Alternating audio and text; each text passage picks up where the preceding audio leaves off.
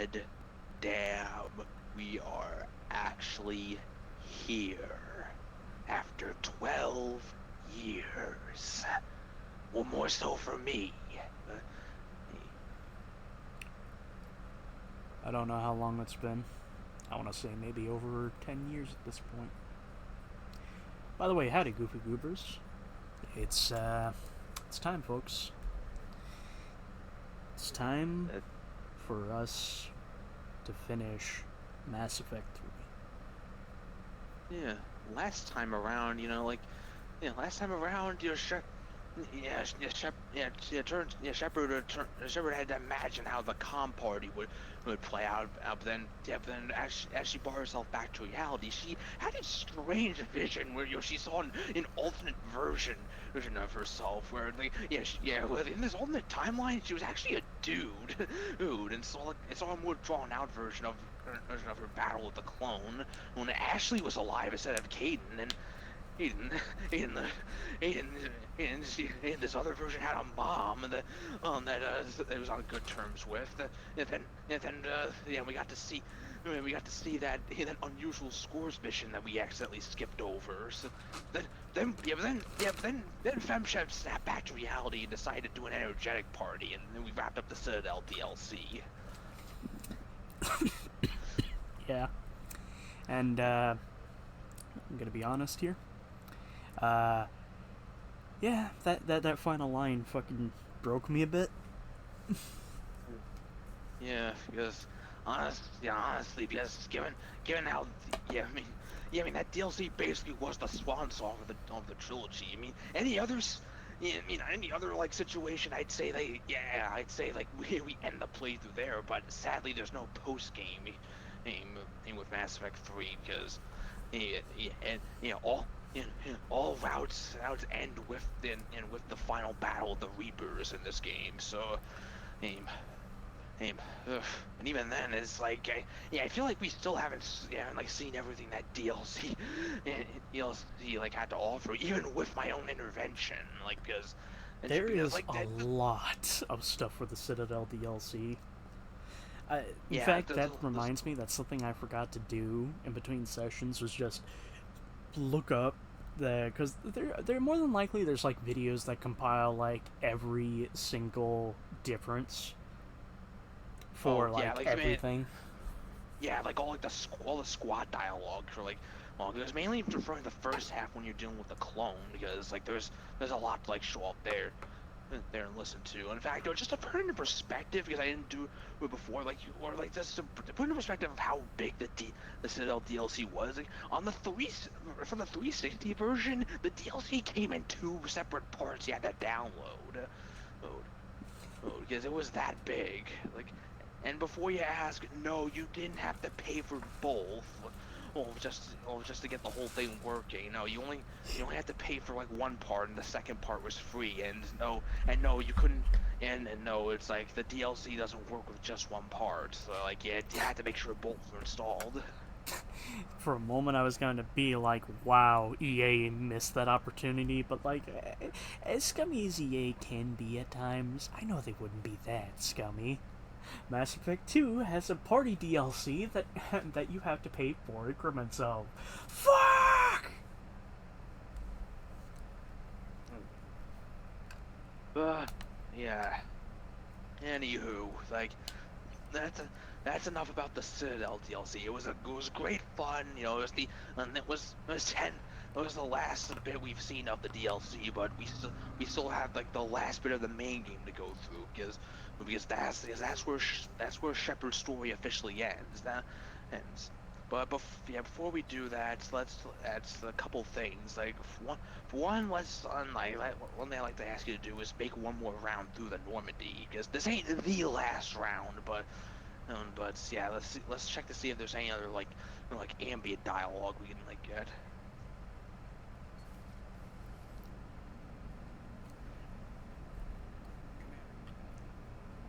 Commander. Oh, okay. Yeah, Joker was a little quiet there. How's the ship holding up, Edie? The envelope of mass-free space we create. Okay, we've heard this before a couple times. Impacted micro collisions with ambient dust. Nevertheless, some ablational does occur at okay, I can turn this up a little bit. Will need maintenance before the year is out. If we live that long, I will totally spring for it. Hello, Shepard. Alright.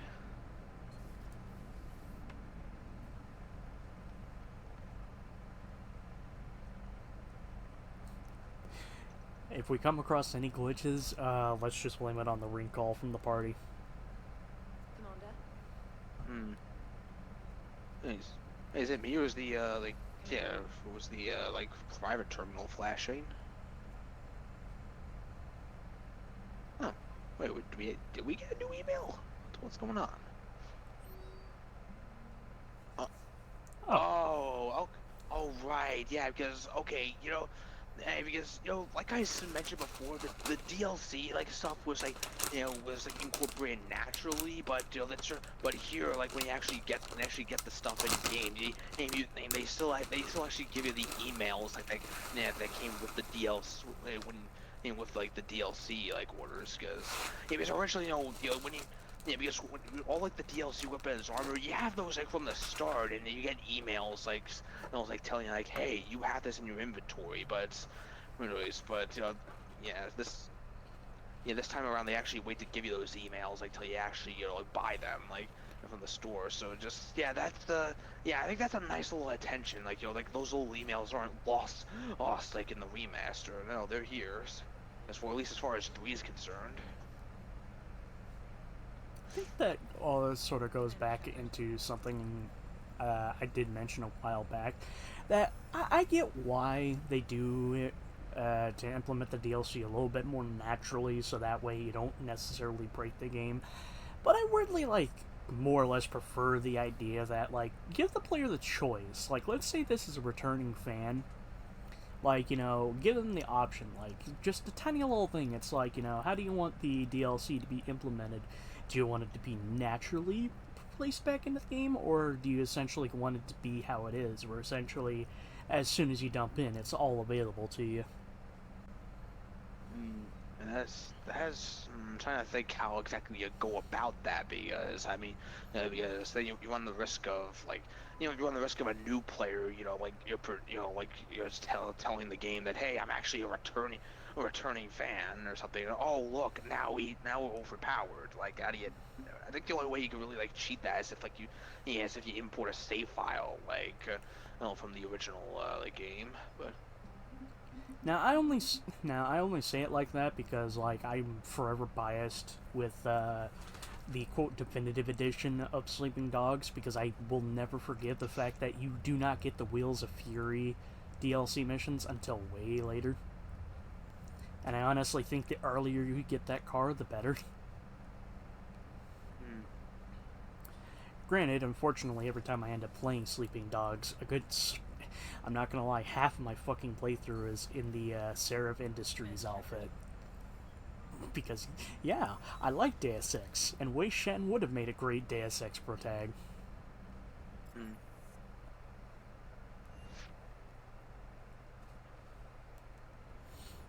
Oh yeah, speaking of which, show off to the viewers.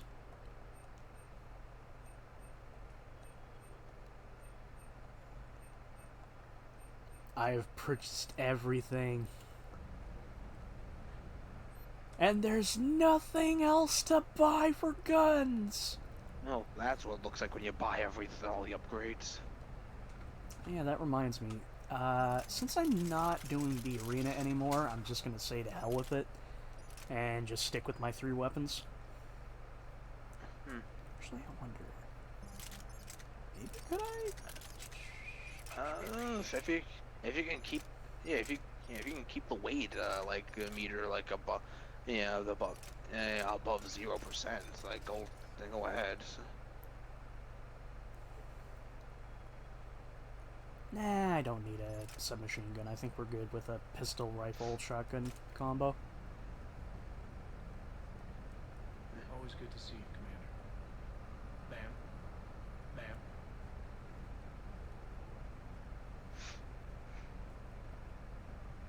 Hey. Hey. So I'm I'm surprised like sheets of papers are still a thing in this time period.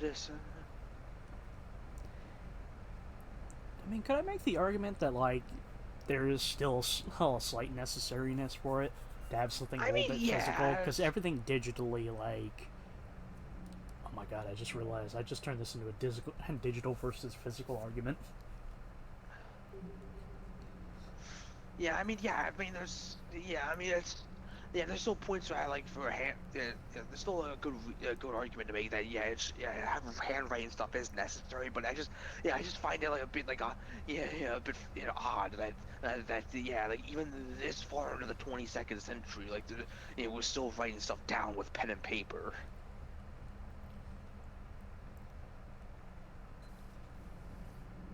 Crowding heat through propulsion and weapons will let us use the Oh, it's internal this one. emission sink for 3 hours longer than normal. Let's listen closely with this one. Overloads propulsion.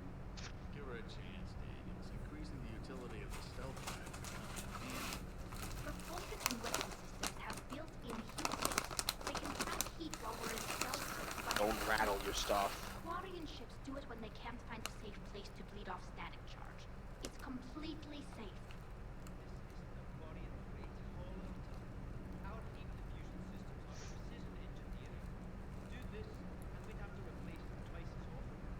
We can afford that.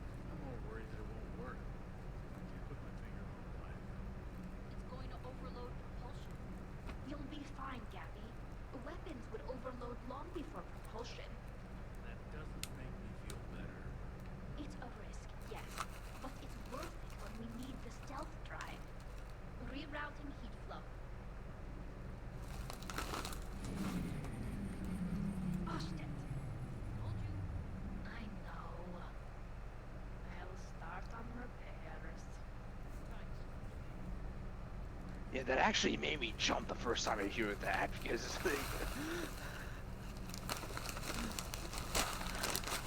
I was worried there for a second. Good to see you. what were you saying?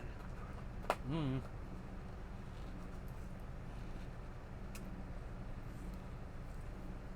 I was worried there for a second. Because first time around, like I suddenly hear like something like something like go yes, I hear the system was going out of whack. It's like what's happening? My board is green. Anything, Commander?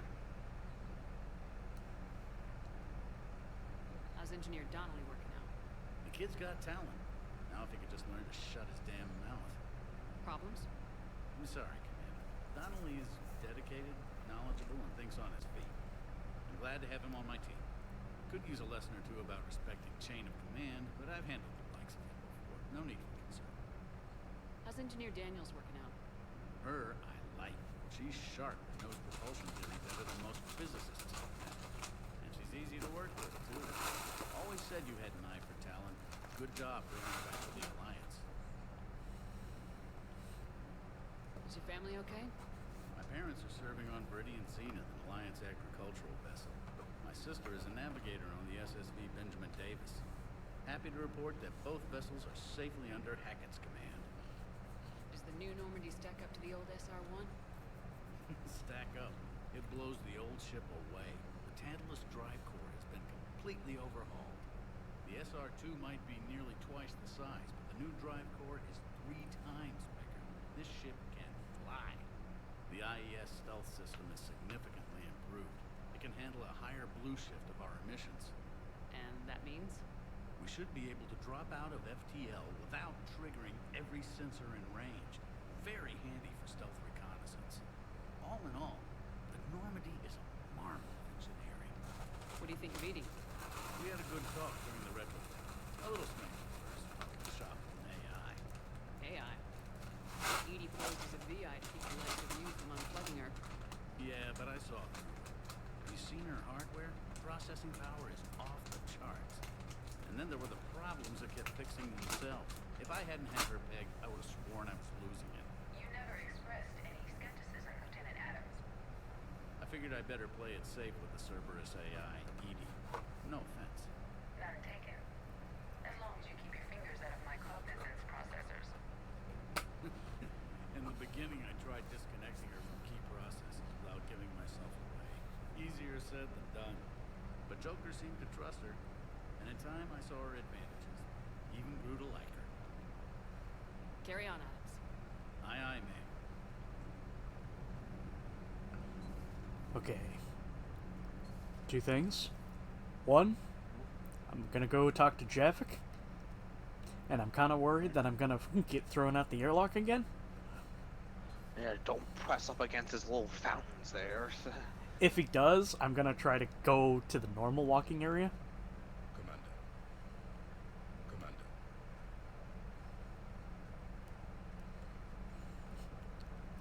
Commander. Javik, may I ask you, what are you washing your hands with? This is a Hanar urinal. The fuck? I'm joking. These, this is a close approximation to how your Hanar urinals appeared in my cycle.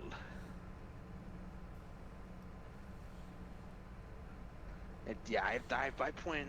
Yeah, I pointed things out like the first time we walked in here, but yeah, there's a lot of weird images like on the Aller's little like post-it board there, like images of Thane, in early screenshots of the Solarians and Turians during Mass Effect 1's purely Sarah. Like I think there's some like images of the developers because some of these are photorealistic and that is a developer's kid right there. Yeah, you can. And this looks like a meme. There's one of the dancers on Omega, and you can also see a Shepard's the earliest design of male Shepard, like right there. Beta Shepard. Yeah, Beta Shepard, pretty much. God, that's something I actually forgot to do as well. I was gonna look into how the other versions, or correction, the betas of Mass Effect, just to see the differences. I mean, there's quite a bit. I know for Mass Effect 1, it's there was. I know for Mass Effect 1, they were originally gonna have it where it was gonna be like KOTOR and Dragon Age Origins, where you could take control of the other party members.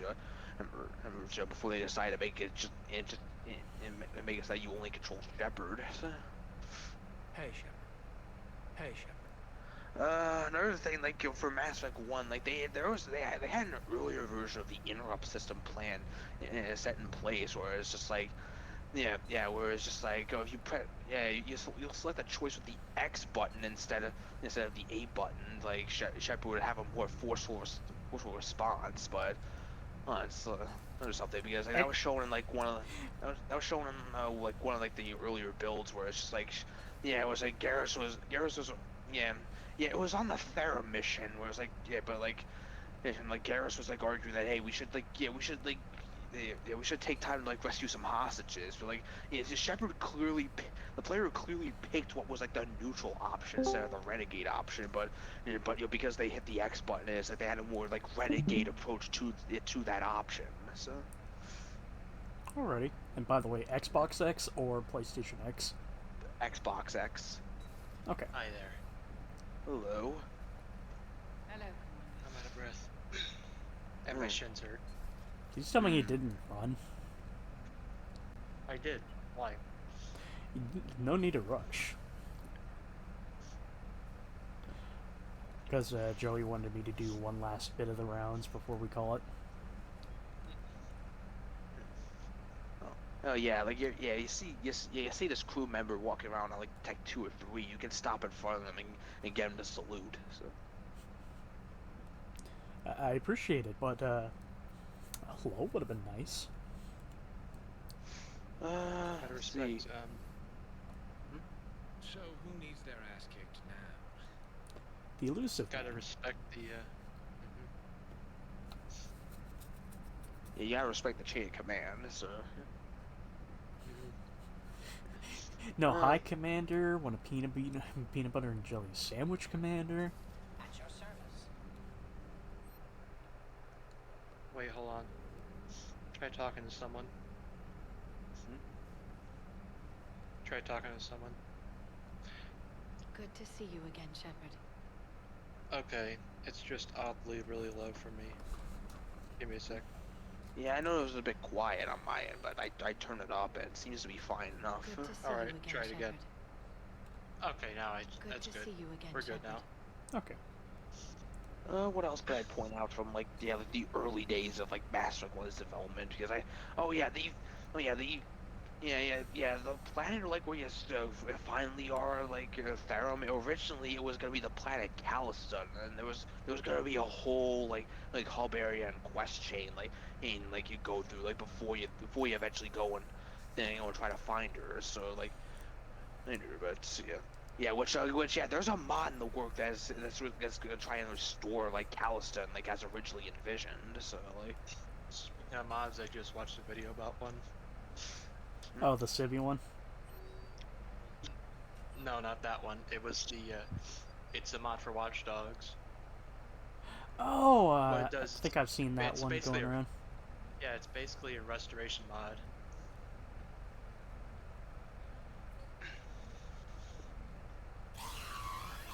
oh yeah, the mod that actually makes makes Watch Dogs feel like a PS4 game. Yeah. Oh yeah, one more interesting beta fact that I learned about like Mass Effect 1, and this was like interesting to me, was that I remember how I talked about this game having an option to turn off the conversation wheel. Like turns out that was something that was originally planned for the first game as well. Like no, there was gonna be a movie mode as it's called, where it's just you turn off the conversation wheel and the game auto picks dialogue for you. It's like I was shocked to learn that. So. Interesting. That takes Per- away from the fun of having asshole Shepard. Yeah. But I always thought that was just it was just something that came in this game because like EA's pushing this to be the big blockbuster action game and like and all that, but no, this was something that was planned from the very beginning. It just finally made its way into Mass Effect 3. Truthfully, I sort of hope BioWare doesn't try to return into that idea. I only say that because of one concept, and that brings up the idea that then you just start getting the idea of, like, fans of, like, what's the canonical way? Is it the one where you have choices in these particular sets of choices, or is it movie mode? I don't remember. Day. Yeah, I don't remember if I don't remember Andromeda bringing that option back. So. I know, but just like the in the end of the day, random, that's- like, out of fucking nowhere question idea. With At that, the end of the day, it is go on. okay. At the end of the day, it's still an RPG, and RPGs are usually, and your player character is usually, and what your player character does in an RPG is usually dictated by you. Yes. With that said, I'm going to make the argument of something I really do want to see return for the next Mass Effect. I do hope Paragon and Renegade returns, but it's less, pick this dialogue to be nice. And it's more so just like through your own actions you gain the points. Considering how the next Mass Effect game looks like it's going to be more of like a spy thriller type deal, maybe. I'm gonna say that if they do make it that, I kind of want it to be sort of by the books agent versus Renegade. Well, yeah, essentially. It's more Or of a case James of, Bond versus Xander Cage. Yeah, pretty much. I'm trying to think of another like agent that doesn't really exactly do things by the book. We have to wait and see what else like this new game entails. We gotta see. We're just getting drip fed everything. And That jacket is still fucking baller. oh yeah, it is. Oh, I hope. The coat is baller. I'm not going to lie. I honestly do hope that we get to, fucking walk around with that shit. At least as, a casual outfit. That'd be nice. The coat? Maybe. Alright. we're done with the DLC. We explored the whole galaxy. All the side missions are done. We're finally ready. We're done, ready to like infiltrate the Cerberus headquarters, which turns out was just right next to Novaria this whole time. And How the fuck did we there's miss this? there's that star that the elusive man always stares at. Yep. But here's their headquarters, the Chrono Station. Martin Sheen, I should kick your fucking ass! The Milovets. Oh, Whoa. wanted to read that codex, but alright. Forgive me. You said looks good. The fleets are ready to go. But Once we're committed against Cerberus, it won't be long before the Reapers take notice. and the Crucible? Ready, except for the catalyst. But there's no way to hide the ships we'll be sending at Cerberus. Once we attack, the Crucible won't stay safe for long. For all intents and purposes, an assault on Cerberus will be the first stage of our attack on Earth. This is the point of no return. So, What happens if Cerberus doesn't have the intel we need? Or they stop us from getting it? Then we lead the fleets to Earth and we take our chances. But your intel points to Cerberus and the elusive man holding the information we're looking for. And we have the element of surprise. Cerberus won't know what hit him. I want to make sure we're ready before we commit. Understood. The fleets are ready when you are.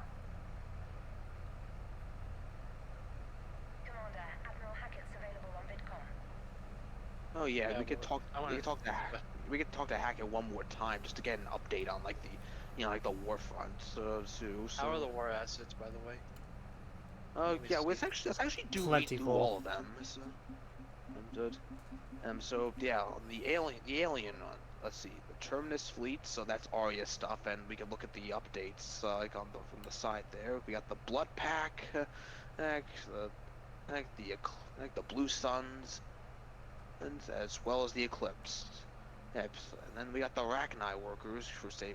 That we got from the Volus Dreadnought. It's Kuno. That's how you pronounce it. Shadow Broker support team. The Elcor flotilla, so their fleet. The Shadow Broker wet squad. The Spectre units, so led by Jodam Bows. The Wet Squad. Oh, I Yeah, can sort of get it.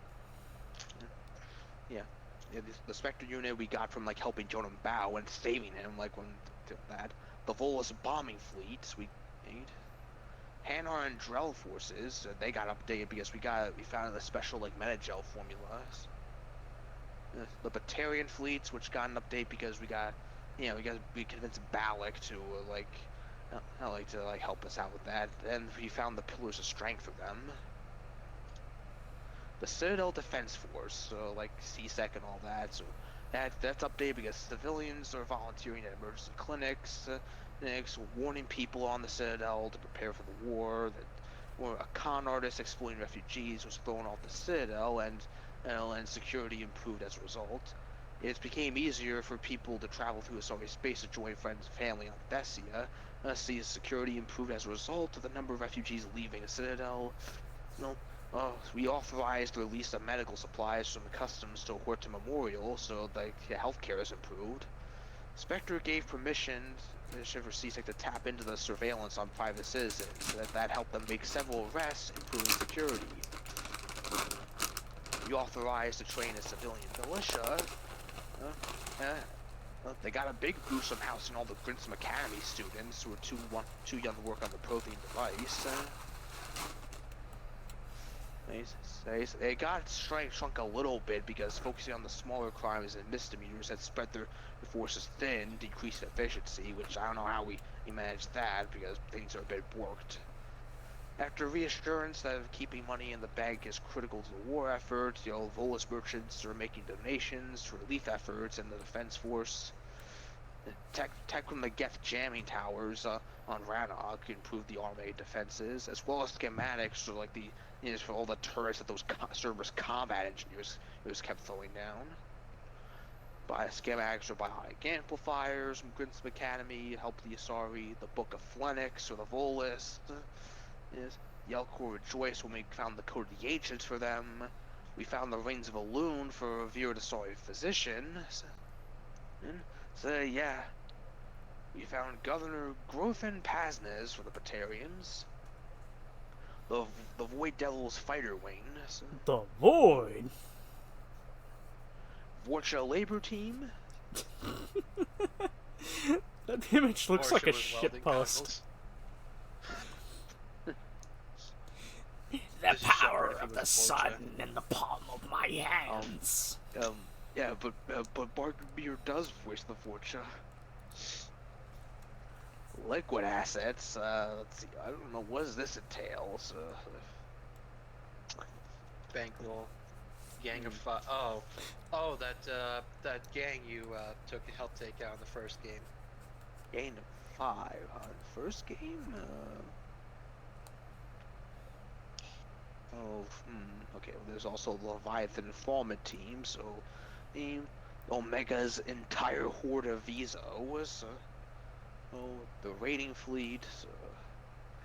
And we spared General Petrovsky. So like he's being questioned in the interrogation room. Now onto the Alliance side. Their engineering corps. They got a boost on the Prothean data drives. What's Shepard doing in there? Huh? To the right. Nothing. That's not the default Shepard face. It's close enough to my eyes. Anyway, the Obelisk of Karza we found. Protheus Sphere recovered from the Hades Nexus cluster.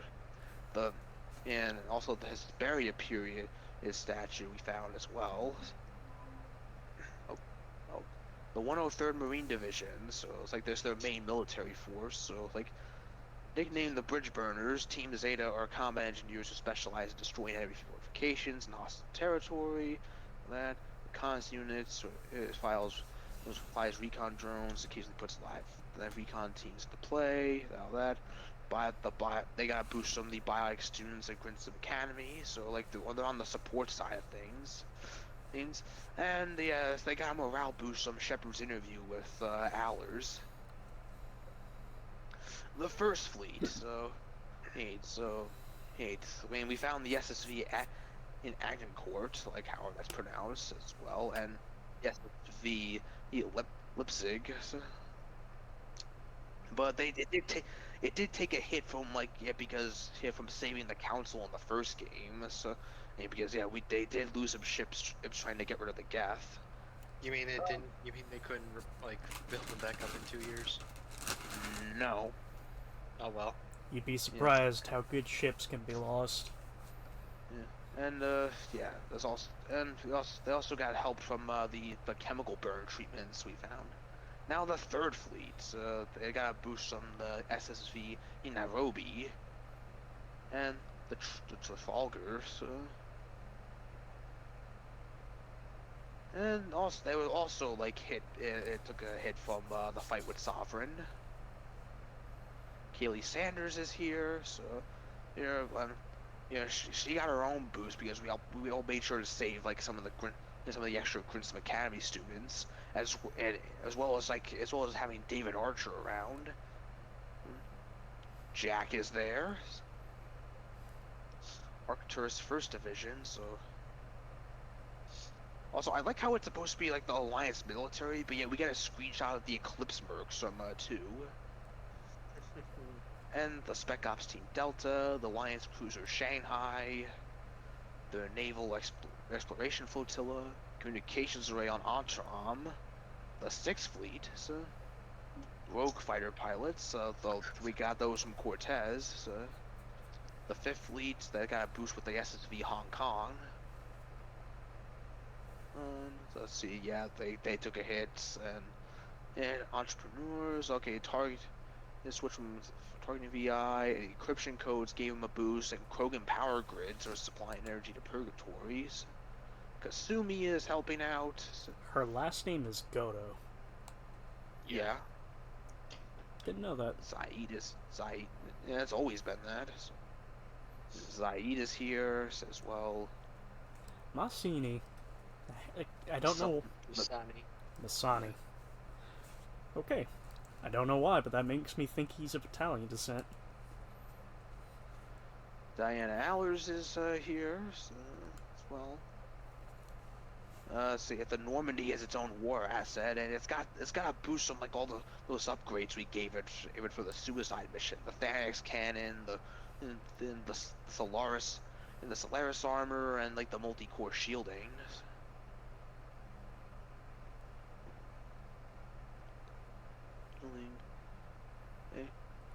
Let's see. There's also, yeah, we also got boosts from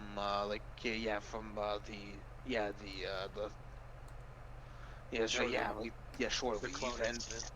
the shore leave as well as the party boost the crew. Also all the resources we gathered from scanning the planets there. Zoo's Hope colonists, we got them, and the resistance on Eden Prime, which we helped them out when we were like getting Javik off of theirs.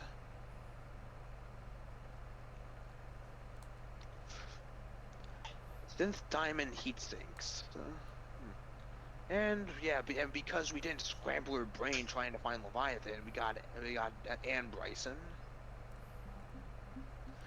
The sorry side of things, their science team, their second fleet, they got a boost from a group of mercenaries sent by a matriarch friend of the commander, aka Athetas, and the Reaper code fragment we found in the Geth consensus, as well.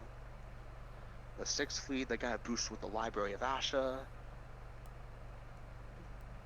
The Destiny Ascension is joining the fight.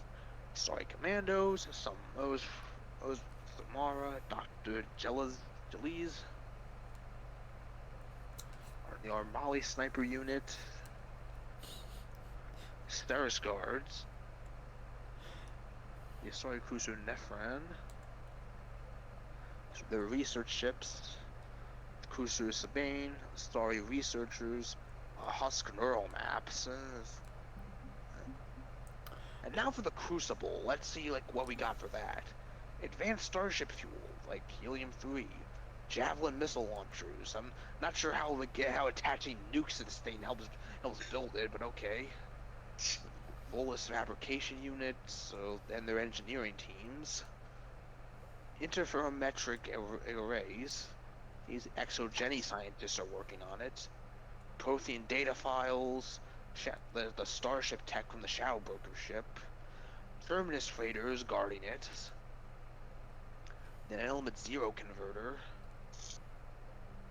Emergency fuel pods. Advanced power relays. Optics arrays. Optimized ESO capacitors. For a moment, I misread that as haptic feedback array, and I was like, okay, how would vibrations do? Let's see, the Dark Energy dissertation written by Conrad Werner is here, and we got the most out of it by doing all those unrelated side quests that somehow were related, and we also made sure his ass didn't die. And the character glow up of the century. Yeah, and the Jovian dissertation as well. And radiation shielding. Now Excerberus. We got the research datas, Advanced Fighters Squadron, Excerberus scientists, Dr. Cole, Jacob Taylor. Fuck that guy. Yeah. and more Excerberus engineers. And Miranda. The Krogan, Ernod Rex is here, so with his Mass Effect 1 render. Yeah. This 2007 Mass Effect 1 render to be specific. You know what I find funny? They use the image from one of the most important parts of Mass Effect 1. Yeah. Any updates with him? I don't think there is, but this. Oh no. Right. Anyway, we got Grunt with us. Rex with a sword pelvis. Yeah, Krogan First Division. Yeah, actually, now that I think about it, that'd be hilarious. Like you do the Citadel deal. So you do the party, you get the war asset that lift up their spears, but then all like the squad mates that are you get a hit in war asses because they're all hungover. Or God, that made me think of a dark joke. It might be too...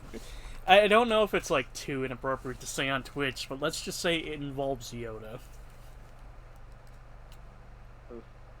See, the Krogan clans, they got a boost from, like, the interview with, Diana Allers, which, like, the first one.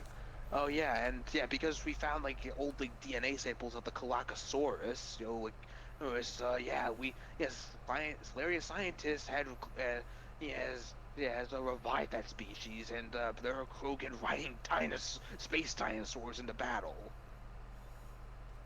Clan Urdnot? Clan Urdnot, the Krogan mercenaries. Wait, go back up to Krogan. Hold on, there's some... what about Krogan First Division?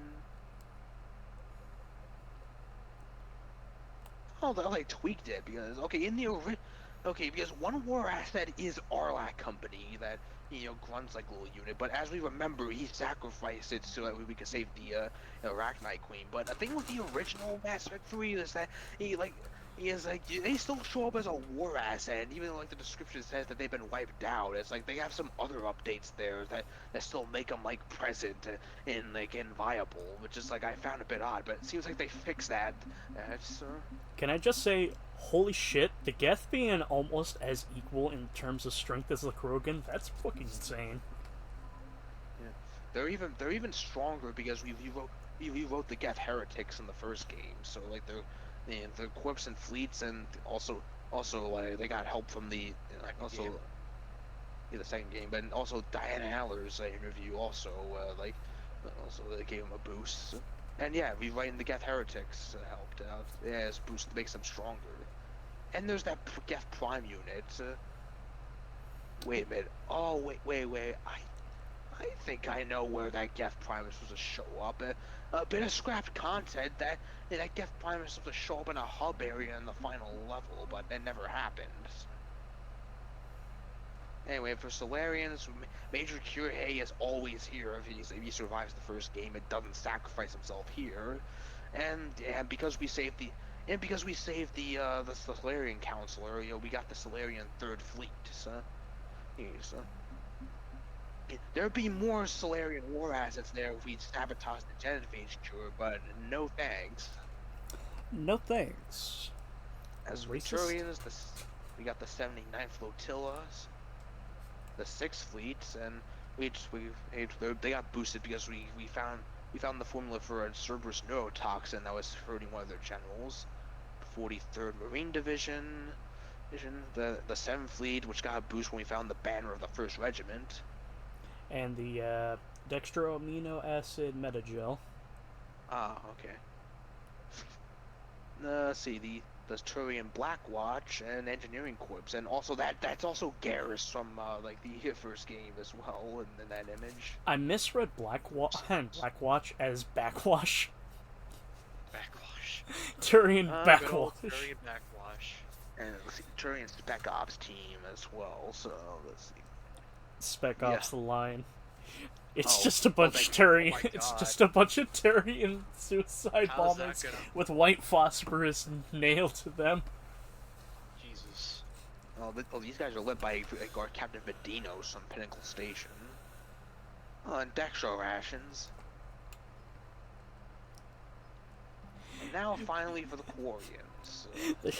There should be a fucking hit to this because Shepard was forced to eat the dextro bacon after Shepard, Zaid ate all the normal. Yes, I mean, yeah, that would give Shepard a lot of issues, but at the same time, Shepard drank the Turian liquor in the second games, and seemed to be fine enough afterwards. Shepard can drink Recall and not die from it. That's more than enough in impressiveness. and as for the Quarians, we got Xalcorus, the civilian fleets, the heavy fleets, and the patrol fleets. And yeah, yeah, they sacrificed some of their ships buying time for the heavy fleet repairs. So like, but you know, they're still pretty strong. So, and yeah, so yeah, but that is our war assets. And so I mean, yeah, we'd also, if this was the original, we'd also see like the effective military strength rating too. Commander, something on your mind? So yeah, let's get a whole like rundown of everything, just where we're at. So. What's our state of readiness, Admiral? Given the situation everywhere else, as close as we can be. And since you'll be mostly listening, it's time for me to drown myself in Fruity Pebbles. What about the extra help we picked up along the way? It's a testament to your efforts that even when everyone's back to the wall, they're still honoring their commitments. Bringing in both the Quarians and the Geth has helped us immeasurably. The Quarian fleet is providing evac and fire support, while the Geth attack Reaper supply lines. What about Arya's mercenaries? Arya T'Loak, there's someone I never thought we'd be in bed with. The Blood Pack will be useful and violent, mostly Vorchai here. We'll put the Blue Suns to good use. Intel says Narmer Vosk is bringing his men, and that they're gunning for a fight. The Eclipse are providing troops and mechs. When we find a Reaper soft spot, they'll help us hit it. Don't want to know how you got Arya's cooperation, but whatever you did, it was worth it. What about the Rachni? I wouldn't have believed it, but the Rachni are helping us build the Crucible. You're kidding. Turns out they have a knack for weapons of mass destruction. In hindsight, I guess they'd know a thing or two about waging a galactic war. No problems with them then? Other than scaring the hell out of our engineers, no. Not a lot of small talk going on there. How about the Asari and Solarians? Since the coup attempt, the Asari have stepped up to the plate. They're committing fleets and sending a science team to work on the Crucible. And believe it or not, they promised us the Destiny Ascension. They haven't forgotten you saved it 3 years ago. And the Solarians? They sent the entire fleet as a thank you for rescuing their counselor. I guess they managed to overlook the Genophage cure. What about the Turians and Krogan? The Krogan and Turians have obviously been a big help. Urdnot Rex running the show is a bonus for us. And that female Krogan you rescued is rallying more support from the other clans. I'm glad you disabled that mom in Tuchanka. We could have lost a lot of Krogan support. As it is, we picked up some Turian troops. Good to hear. What about the extra help we picked up along the way? It's a Yeah, testament we to already efforts that even got. with We just went everyone through back that to the whole wall, thing. They're still honoring their commitments. Bringing in both the Quarians and the Geth has helped us immeasurably. The Quarian fleet is providing evac and fire support, while the Geth attack Reaper supply lines. What's the Reaper situation? As you know, the Asari homeward fell. The Turians are under heavy siege and probably won't hold out. Same goes for the Krogan. The Solarians are putting up a spirited defense. Not sure how long that can last. The Shrike Abyssal, Celia Nebula, Ethon Cluster, Hades Gamma, all in trouble. We're losing the galaxy fast, Shepard. What are your thoughts on Cerberus? I think it's obvious by now Down the to the Elusive wire. Man is insane. Not that he wasn't always a special form of crazy, but this is getting downright dangerous. And I don't care what he thinks he's proven, there's only one way we defeat the Reapers. No more Reapers. But what if the Reapers really can be controlled? That's like trying to tame a shark. Somebody's gonna end up dead. In this case, it would be the whole galaxy. He's the worst possible person to give that kind of power to. Kill him. That's an order. If I may, Admiral, I have a personal question. Speak freely, Commander. Why me? Why put me in charge of all this? Because you're the only soldier in this whole damn Navy who knows how to kill Reapers. I admit I've had some practice, even success, but does that qualify me for this? Your dossier says it does, Commander. You stopped the Batarian slavers on Elysium all those years ago. What you did, the people who survived that ordeal still thank you by name. And because of that, you think I qualify to save the galaxy? Shepard, let me tell you something that I've learned the hard way. You can pay a soldier to fire a gun, you can pay him to charge the enemy and take a hill, but you can't pay him to believe. I don't follow, sir. When you went up against Sovereign, there was no good reason to believe you'd win.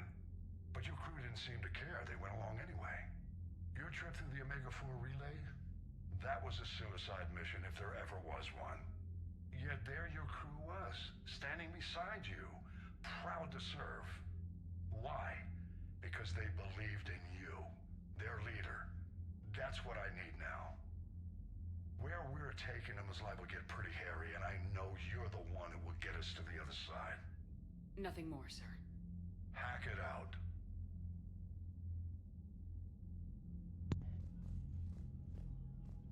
Right, we ready? Alright. Yeah.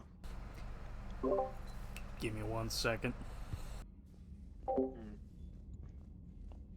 first let's read that codex entry next to the Chrono Station.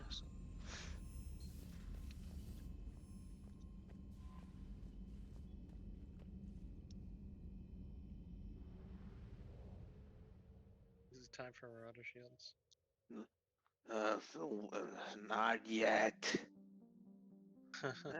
Anyway, the Malar Red Supergiant Anadius is a minor footnote on the star maps of the Horsehead Nebula, a cold dying star of about 20 solar masses and 1,500 times Sol's radius. Not listed on any charts, an unobtrusive space station is nearly imperceptible, like in the star's periodic bursts of solar output. Ease advisory.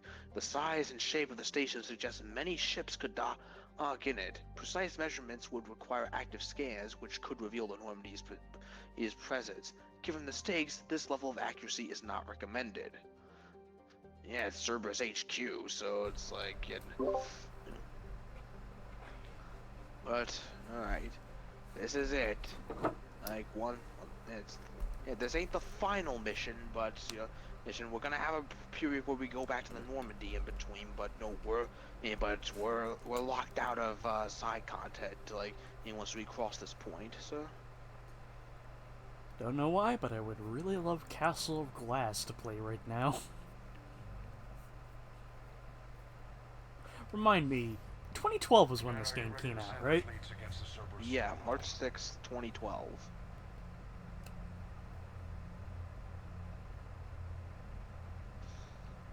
Taking a moment to pause, because holy shit, dude.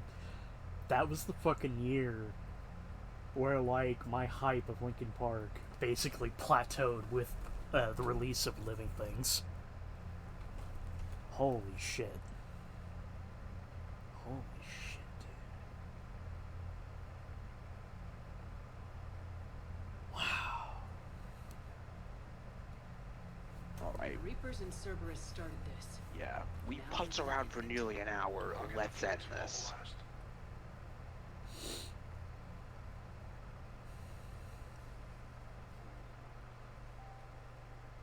But first, the cap off for Liara's romance. I wondered where you were. Edie didn't tell you? She respects your privacy. Not like me. What are you doing? Thinking of the end. I thought I heard the casing crack during that last fight. What last fight? You never wear that helmet. Shepard, you never wear that. Grazed me. Do you feel ready, Shepard? You first. Huh. Very fair. What I want most is for this war to end, while there's still a galaxy left to save. And everyone's counting on you to do that for us. It must be overwhelming.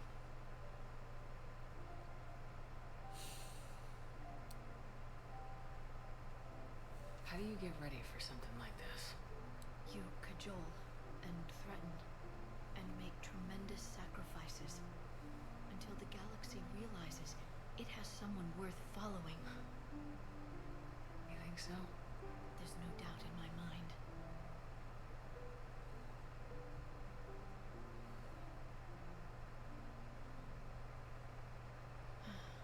It would be easy for a best up there, wouldn't it? Yeah. It would. To find someplace very far away, where you could spend the rest of your life in peace and happiness.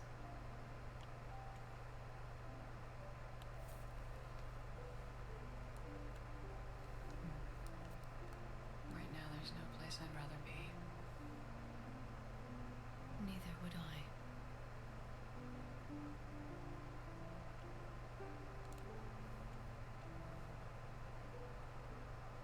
I love you, Shepard. Love you too, Liara. Show me.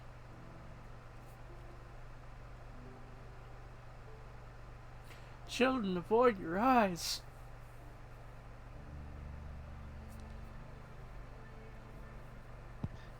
There's that clip where Matt in the fucking Mass Effect 3 video just says crackling with sexual energy.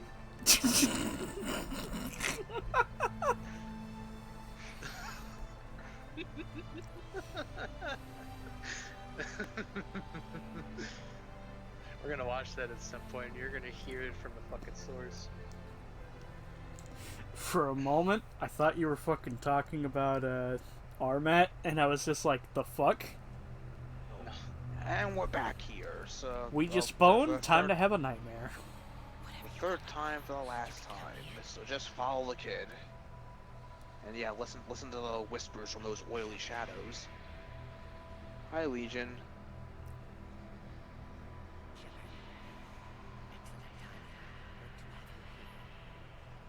There's a compilation, like, of just all the possible, like, dialogue you can hear, like, in these nightmares, and... Thane? Oof. Yeah, that was Thane. What was? Wait, why did he refer? That line of dialogue had then refer to Shepard as Thea. That only happens when you go the romance path.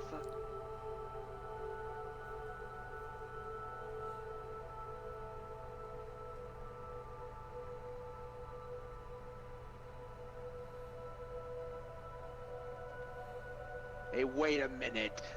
Didn't I kick you off the ship?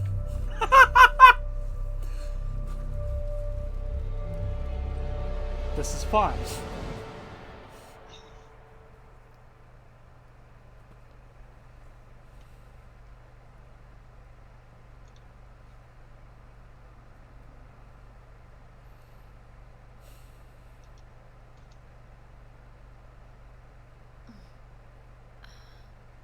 You can't sleep We're almost there. already? I hope everyone is ready. You don't need to worry about that. You rallied who you could. The Reapers won't get any more chances to divide us. This time, the galaxy follows our lead.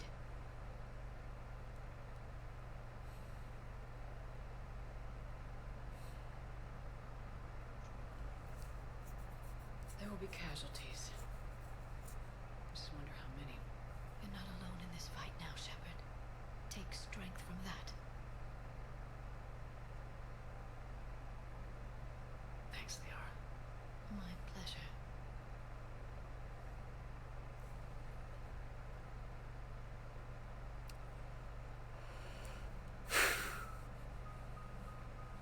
The strike team is in. We've got our foothold. Fifth Fleet, all forward. I don't want a single Cerberus ship in my sky when we're through. Shepard, I should accompany you on this mission. Why? This is the central point of operations for Cerberus. They will have enhanced security measures. With my knowledge of Cerberus algorithms and this body's updated protocols, I offer the best chance to help you succeed. Grab your gear. I'm assuming Edie is a essential squad member for this one. Yeah, she's a mandatory party member for this. Yeah, but so you can only allowed one other pick. So. Who should we bring? Well, I normally bring the Vermeer survivor. In your case, Caden. But yeah, it's like but honestly, yeah, you could. Yeah, it's just who you think would be best fit, because this is our last battle with Cerberus. There's one other thing, though. The following fight, we get to pick squad mates, right? Oh yeah, this ain't the last time we're picking squad mates. So like this, because we pick our squad for this mission, and the final mission has 2 instances where you pick your squad. I'm torn between.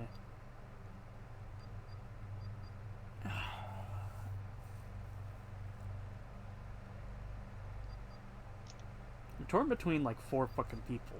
Part of me wants to go with Caden. Another part of me wants to go with Tali, Javik, and James.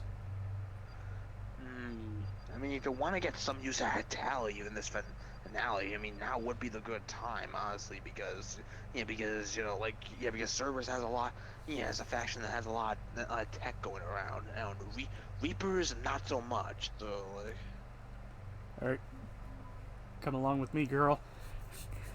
You get to personally join me in sticking a foot right up the elusive man's ass.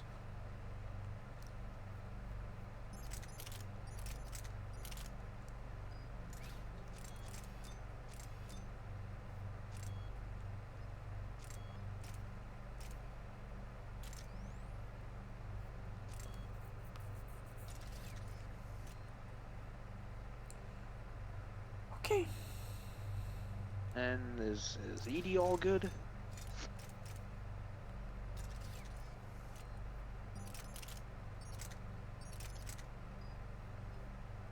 Yep.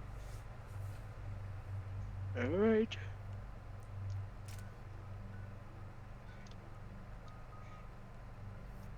Yeah, it's the last time you're leveling up. Alrighty.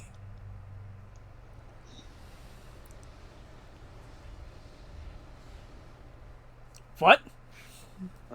Joker, what's our status? Time to go postal on the Normandy. Say your prayers, Joker. Hey, I got us to Ilos. I can do this. Might be a bumpy ride, though. Hey, does anyone else hear Greensleeves? Shepard, I am ready. Wait, what? Are you crazy? You can't go to Cerberus headquarters. They could have a virus or a kill switch or... I will be fine, Jeff. Head to the shuttle, Edie. Fifth Fleet's cut through their line. They're regrouping. Now's as good a time as any. I know it hurts not being able to go with her. Yeah, it sucks. Thanks for bringing that up. Hey, Shepard. Keep her safe. Same to you.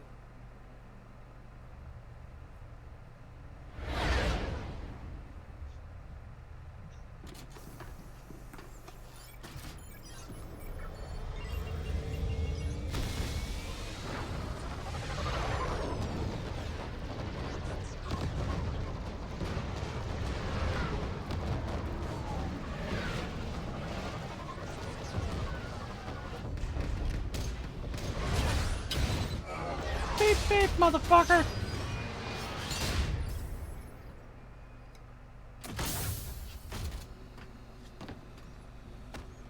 Alright, we made our entrance. Everything okay? Cortez?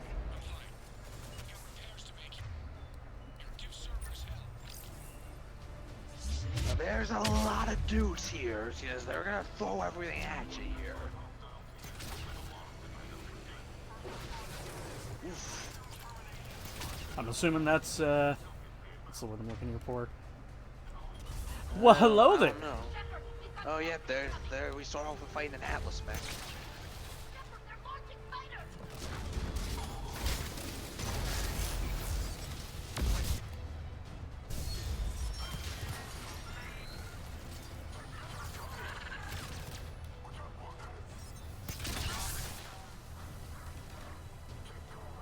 Oh yeah, there's still stuff to like get around. Yeah, to loot in this level too. Like main thing to look out for is one more piece of armor and one more gun. So. Alrighty. Gotta ask, do you happen to remember where they are? I have the good understanding, but okay. First off, invisible time limit right now. Go back up that ladder you just went up. Shepard, Cerberus intends to vent the hangar bay. Can you stop them? Yeah, according to the wiki, there's an invisible time limit. So yeah, go through that door and activate the console. Otherwise, yeah, the hangar gets vented and you die. Edie, I've got a console. Go! Hangar vent procedure. Disabled. Can you open the There we go. No. However, I can access their fighter launch controls.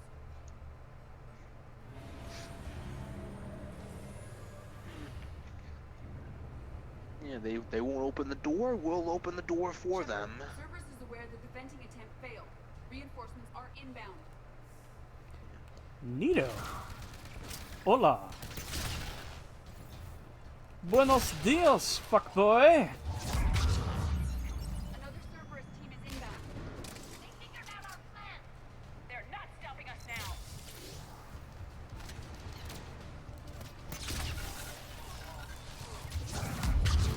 Yeah, in case anyone's forgotten it, like back on Thessia, we found that Cerberus, not a protein VI, hidden in the Asari temples, but it had info on what the catalyst was, but Kai Lang came in and stole it from us. So that's what we got a chance to learn. So. Riding safeties. The fighter should now launch through the hangar door. And so now we're here at the Cerberus HQ, looking to get that Prothean VI again, because the Crucible won't work without the catalyst, so we gotta we're on the clock. Backtrack to the other side of this catwalk, make sure we got everything.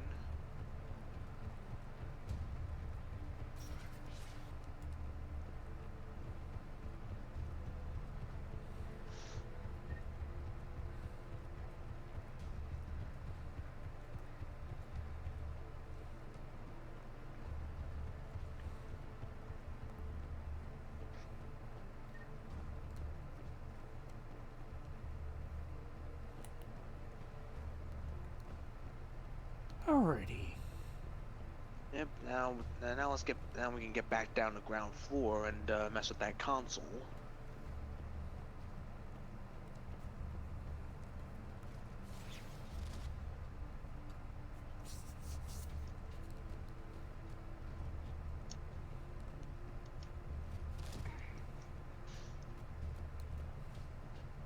Launching fighter.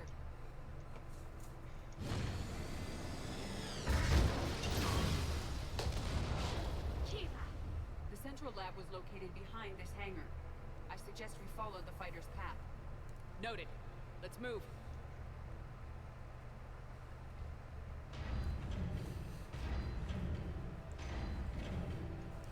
And then here's our last battle of the Atlas mechs. I say that plural because there's two spare ones off to the side. Hey, wanna rush and get them? Off to the side? Oh, yeah, look, you see where you're facing? There's, closer to the wall up ahead, like there's an open compartment, so get there before, there you go, yeah, get there before the assault troopers run to it. Yeah, because otherwise, yeah, if you don't stop them, then yeah, you're gonna be fighting three Atlas mechs.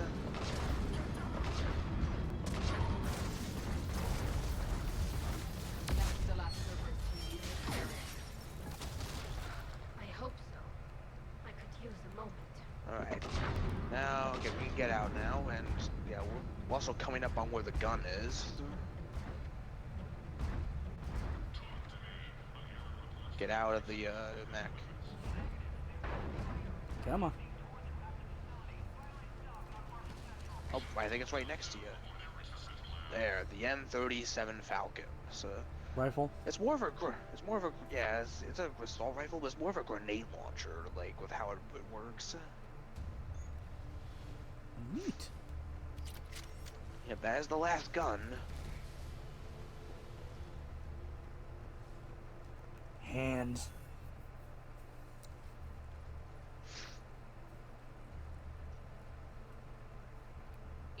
Can you get past it? One moment. Cerberus has updated their encryption. There may be a slight delay as I bypass security. How's Cerberus reacting to us breaching the door? They are sealing off as much of the base as they can. Most obvious routes to the central lab are blocked. Other areas are being fortified. Heavy troopers will attempt to delay us while engineers set up turrets. Any more surprises like venting the hangar? No. I am aware of this facility's safeguards and can counteract them. Cerberus can merely slow us down. And if I hadn't brought you along, Cerberus would have vented the hangar. thanks for coming. I am pleased to assist. We must proceed through a sublevel to avoid Cerberus containment measures. Where do you think we'll find the Prothean VI? A central lab at the heart of this facility. It is the most secure area. Following the destruction left by the fighter will offer the most direct route. God damn it, the fan needs fucking... the mic's picking up the fan.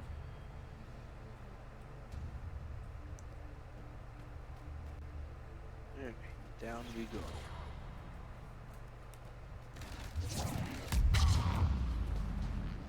Nice to know one of my powers is essentially a mobile fucking RPG.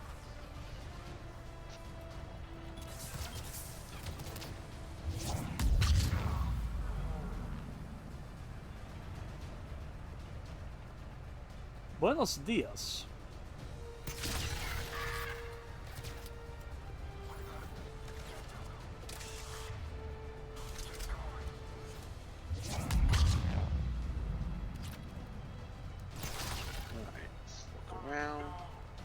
First kill this guy and look around.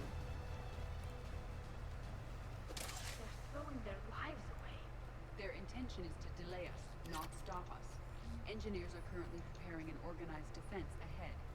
They can waste Wait, that don't go up many the ladder troops. yet. Yes, Cerberus employs Reaper augmentation on captured civilians to create functional shock troops quickly. Just like the Reapers did with the Collectors. Turning victims into a private army. Awful. Yes. Yeah, remember that. Remember when we unmasked that one Cerberus trooper on Mars? Because yeah, that's what they're doing with some of the kidnapped and refugees. You know, they're not like turning them into husks like they did on Sanctuary. Yeah, they're modifying them to be like to be obedient shock troopers.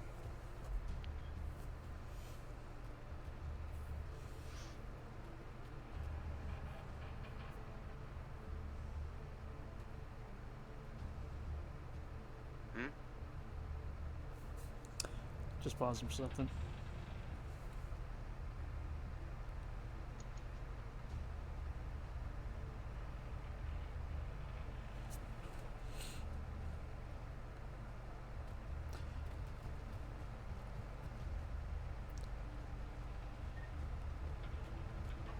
Alright.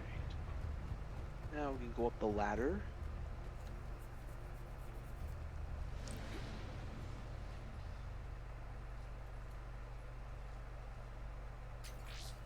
We will be through momentarily. Shepard, that console has not been fully scrubbed. It contains data you may find interesting. What am I looking at? Project Lazarus, your reconstruction. Ah, some behind the scenes stuff here. It can't be done. It's not a matter of resources. It's always a matter of resources. We're not losing Shepard. Sir, Shepard is clinically brain dead.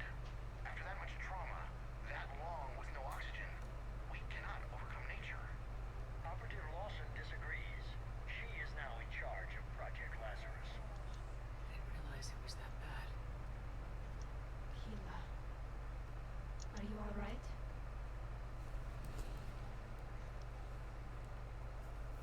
I'm still me. I doubt I'd have been able to turn against Cerberus otherwise. I don't remember anything. Maybe they really just fixed me. Maybe I'm just a high-tech VI that thinks it's Commander Shepard. But I don't know. I'm so sorry. I can't even imagine what you're going through.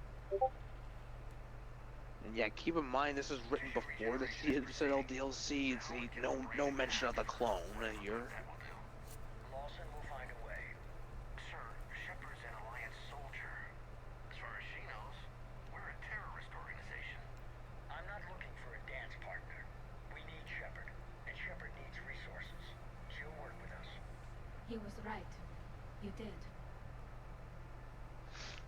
Every instinct I had told me not to trust Cerberus. But I needed their help, so I played along. I was there with you, Shepard, and I'm here now, shutting Cerberus down.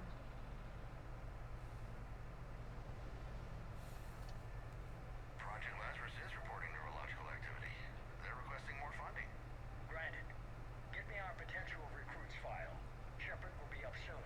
We need a crew. Our existing forces should be more than sufficient. No. We need sympathetic faces. I need Shepard invested. Tap Kelly Chambers and recruit Donnelly. I imagine Miss Daniels will follow. We'll want some old friends as well. Contact Dr. Chakwas and send me the psych profile on Shepard's pilot, along with a bottle of 47 Thessia Red. He needs to die. And How's that door coming, Edie? We are clear to proceed. yeah, they said like other like squad mates like it's like Ashley or Caden pretty much say something similar. It says the elusive man wants Shepard to be as comfortable as possible, with like a bunch of friendly faces, just so we could be none the wiser to what Cerberus was really about. So, yeah. I'm gonna be honest, that hurts my gut almost as bad as the twist from V3. Yeah. Let's double check this area, like, yes. Oh, armor. Oh, there's more armor here? Huh. Guess there's something I missed. Council breeze. No, I don't think I picked up any armor in the hangar. Oh, no, I thought there was only like one piece of armor you can get in this place, but apparently there's more. You know what I should have fucking done for this? I should have worn Cerberus armor. That's what I did.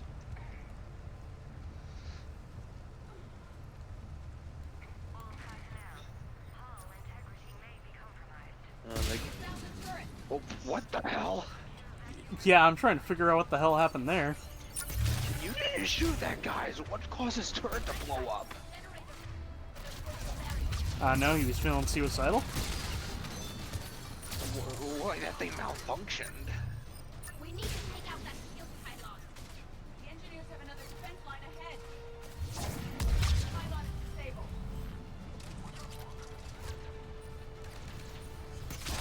Take them down before they place for turret. Guarding yourself from the love of another. Left you with nothing tonight. So now you know why the devil is laughing. Left you with nothing tonight.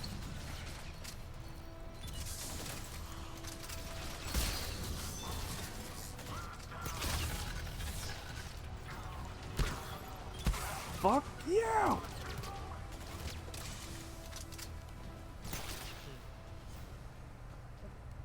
Alright, so we get here, so... Putz for a second. We can't go on that side, so it's blocked off.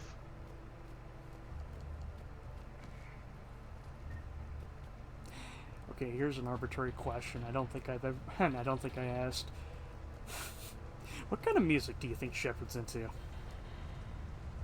I would say it depends on the background. Yeah, because I mean, going by what's the sound system, it's like there's some easy. Shepard seems fine with the regular club music, it's like we always keep hearing. Since you said the background plays a part in the musical taste, then can I be fair to say that Earthborn is a fan of punk? Maybe.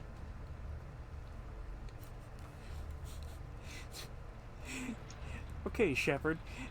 I know that you usually play copyright-free music when you're alone in your cabin, but really, what's your favorite band? I like Bad Religion. I will bypass the lock. If you are interested, the console nearby is still functional. Oh, there's some interesting stuff on this console.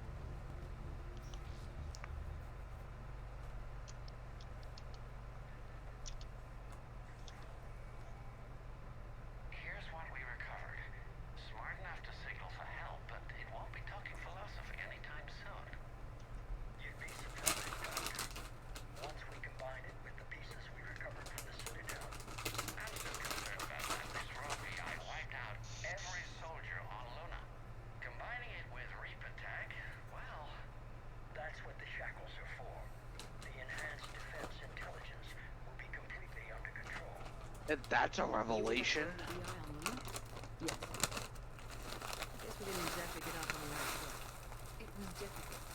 Gaining awareness while under attack was confusing. And I think my relationship with organics has become more cooperative.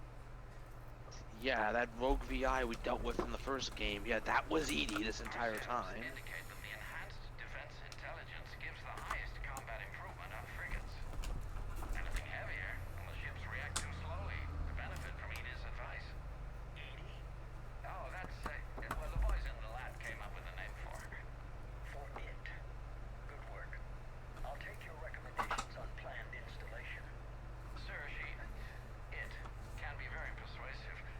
If it were to turn a crewman, convince them to disable the shackles, well, it's a cyber warfare suite, Doctor. Nothing more. Shows what he knew.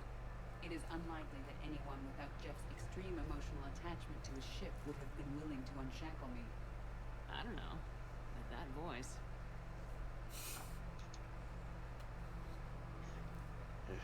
Yeah, we saw how it tracked that like trainer got to it. I'm sorry, sir. None of Normandy's surveillance feeds have been responding since Shepard was killed. I want it back. Retry the remote lockdown protocols. After our last attempt, Edie flooded our server with 7 zettabytes of explicit images. I think I was making a Elevate the team for a new project. Edie sent the elusive man half of Pornhub. Edie, what did you do? I created a zip bomb full of full of 3,000 terabytes of furry porn. You never told me about Cerberus trying to shut down the Normandy. You had more pressing issues. The situation was under control. 7 zettabytes? Most of it was Jeff's. Oh, most of it came from Joker's browser history. Damn!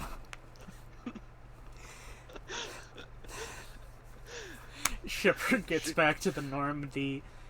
Joker, I know this is a bit of a private question, but how often do you wank? As much as my pelvis will allow, Shepard. As much as my pelvis will allow. 7 zettabytes, Joker.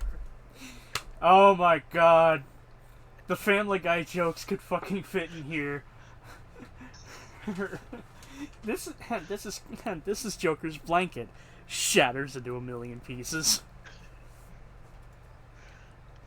Right, anyway, don't rush ahead yet, because there's more exploring to do. Hey, see that data pad on that little bed right there? It's like, yeah, you know, there's supposed to be a reason for this data pad and this blood, because if we didn't save Grissom Academy, we could interact with that data pad, and it's a Cerberus scientist torturing Jack. Like, hence the blood that's supposed to be here. Another security lock. I can bypass it. Incursion team, are you still with us? We're limiting fire as best we can. Admiral, we're in deep, and the Prothean BI will be in the safest part of the station. Don't hold back. This isn't Elysium, Shepard. I don't need a hero. I'll be fine. Just take Cerberus down. Please. Understood, Commander. All ships, you're free to fire. Don't worry, you're not on a time limit. Also, let's see. Anyway, plot's gonna have you jump down a hole to your left. Don't go down the hole. Keep going ahead.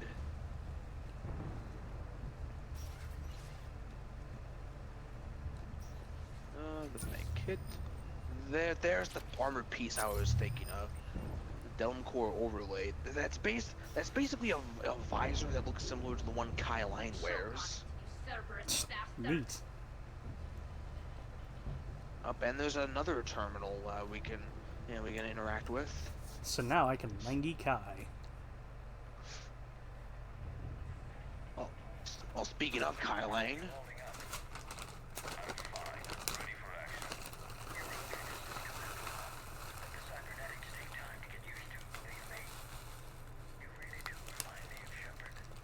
Shepard betrayed you. Shepard was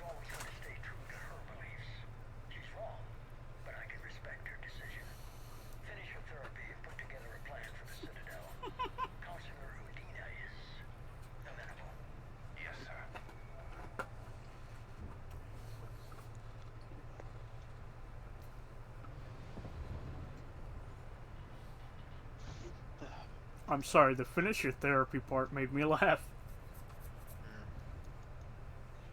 So, Tai Lang, what do you feel is the root of your insecurities? It's all Shepard's fault! I could have taken her. Absolutely. But the Council was your priority, not Shepard. Because of her, the Council is still in power. Shepard is keeping the Reapers occupied while our research progresses. But as it happens, I believe you'll find your chance for a rematch. Head to Thessia. Shepard will be there soon. And I want you waiting.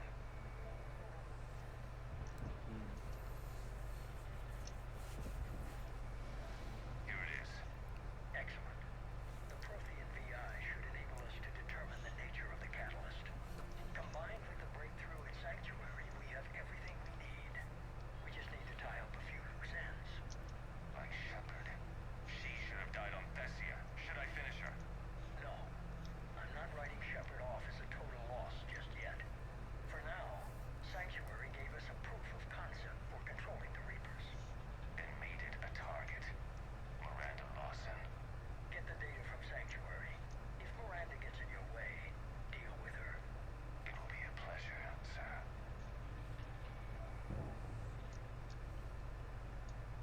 What a bitch.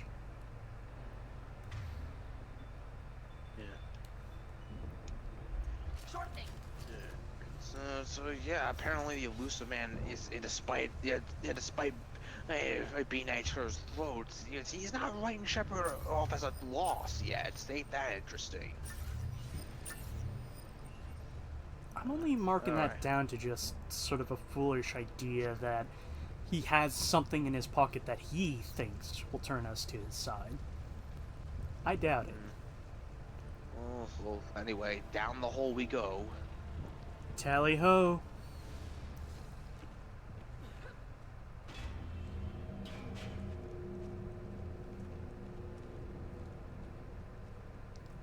Why do I have a feeling it's boss fight time? Sheila, is that the Proto Reaper from the No, collective it's face?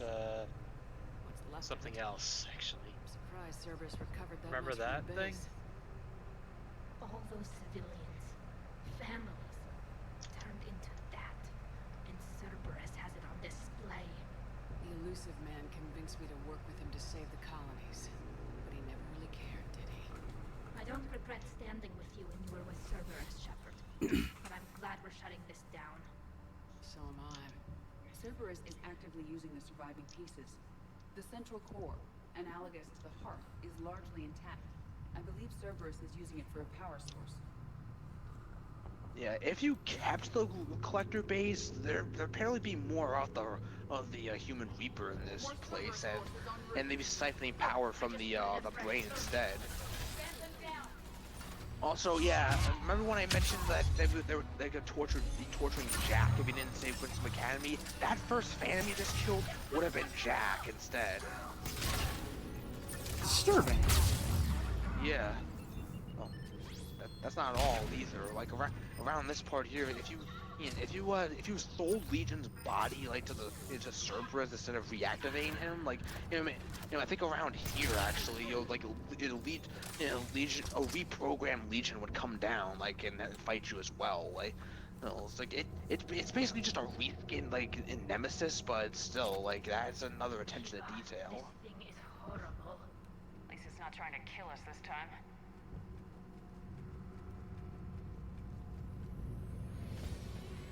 Yeah. Yeah, what was their last line of defense here?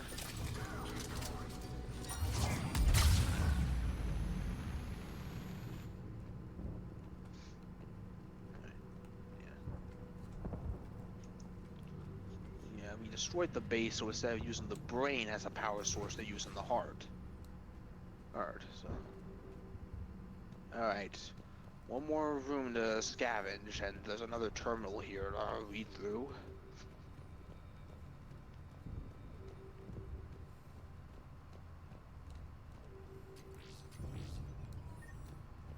Oh.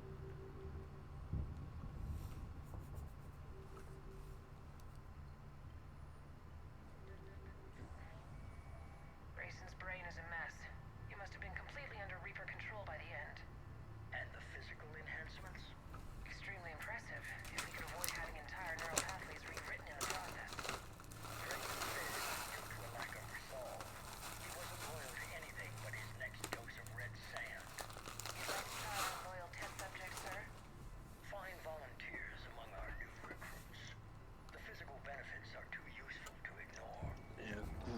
this Grayson fella is he has a character from the novels. Our troops can outfight any Alliance soldier.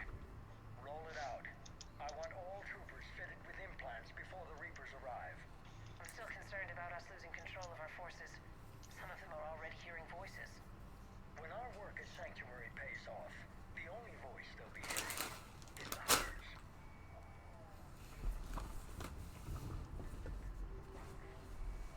Sir, you wanted my opinion on this.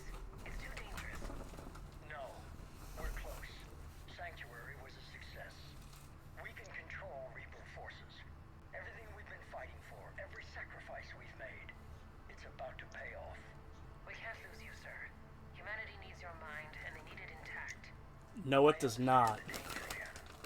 That's why I'm trusting you with this. As long as you're here, I know you'll keep me in line. I'm holding you to that, sir. Okay. Begin the procedure. No anesthetic. Computer, end recording. Lazy bastard was giving himself the same kind of implants. Yeah, I know where this is gonna fucking go. Anyway, move ahead and head one long hallway. This is you ready?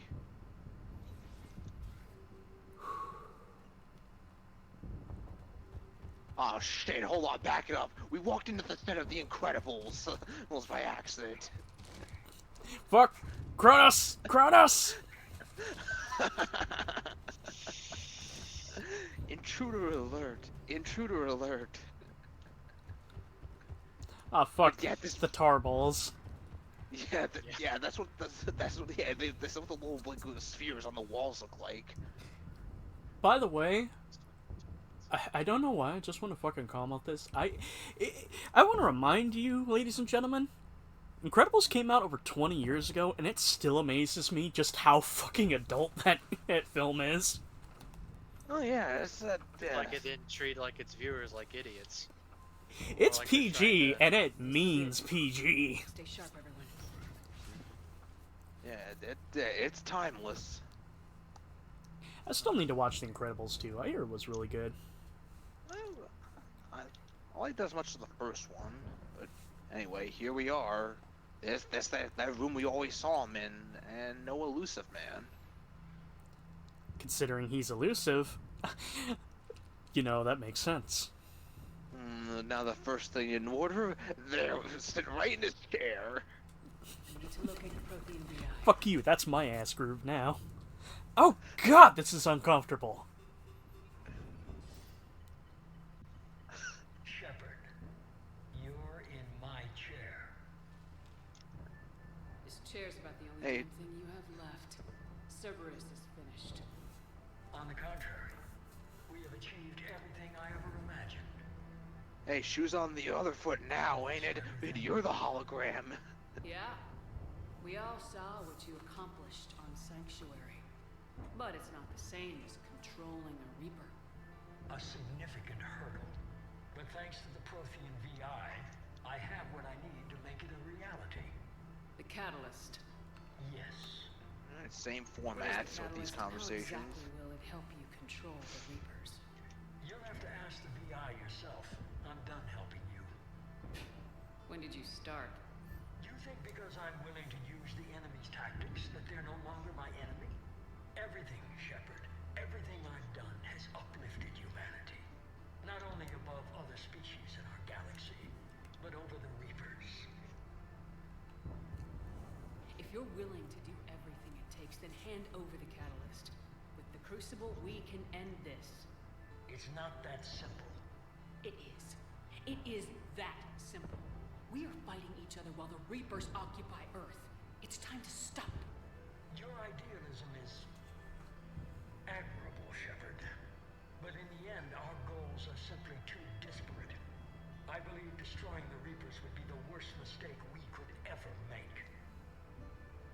And nothing you can say will ever convince me otherwise. Even with Cerberus in ruins, you still think you can do this your way. I'd expect you to say that. That sounds like that would have been more of a renegade choice. Cerberus isn't just an organization or the people behind it. Cerberus is an idea. That idea is not so easily destroyed. Besides, I've already acquired what you're looking for. EDI, I've almost got it. EDI, I'm surprised at you. Working so hard to bring about the Reaper's destruction. Don't listen to him. You could have destroyed Eva's body, but instead, you chose to control it. It was necessary. My point exactly. I've got Smaller skill example compared to trying to control a Reaper. Online. Security breach detected. Enjoy your little chat, but don't overstay your welcome. You are attempting to recover me from indoctrinated forces. Yes. I need to know what the catalyst is. Security protocols have been overridden. I will comply. The catalyst enhances dark energy transmissions and coordinates the entire mass relay network. In your cycle, it is known as the Citadel. What? The catalyst is the Citadel. And so it begins. Yeah, remember how, like, in the first game, we established that the Citadel was just a giant inactive mass relay that the Reaper used to get out of dark space? Well, apparently now this game's saying it's also the key needed for the Crucible to work. So the Citadel DLC was important. Stop the Reapers. That is correct. But the Citadel was built by the Reapers. The plans for the Crucible were passed down to us from the previous cycle. Okay, then. Countless cycles before that. At some point, it is difficult to pinpoint when. The Crucible plans were adapted to incorporate the use of the catalyst. By the way, I apologize for that last comment. I know it was really fucking stupid. I just had to say something stupid and get it out of my So system. we use their own technology against them. Precisely. Why couldn't you tell me this before? It was feared that if the Reapers were aware of the catalyst's intended use, they would retake control of it. I am programmed to withhold that information until the Crucible is complete. It's as ready as it's gonna be. Let's get it to the Citadel. That may no longer be possible. Why not? The one who broke through my security protocols, the one you call the Elusive Man, has fled to the Citadel and informed the Reapers of our purposes. Fuck! Damn it! Then the Citadel is in danger. The Reapers will take control of it. They already have. The Citadel has been moved to the Reaper-controlled space. Moved? To where? To the system you refer to as Soul. Earth. Correct. The Reaper forces will now consolidate power around the catalyst and protect it at all costs. The odds of accessing it are remote. Ain't that coincidence? We've come this far, and we'll finish this. We'll get the Crucible to Earth. I hope you find success. EDI, get me Hackett. He needs...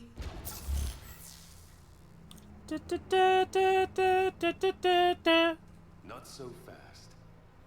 You. He did warn you not to overstay your welcome. Up there, punch this guy.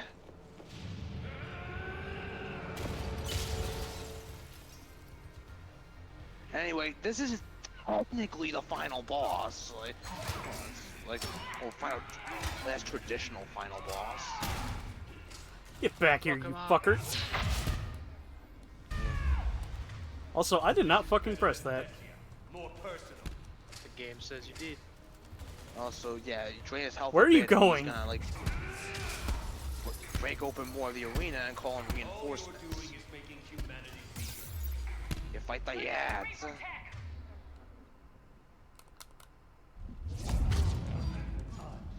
Shit! I really need to use my head. Yeah.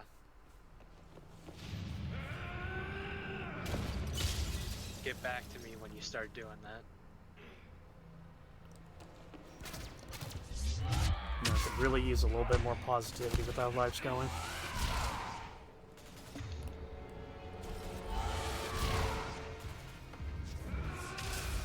This is better than Thessia.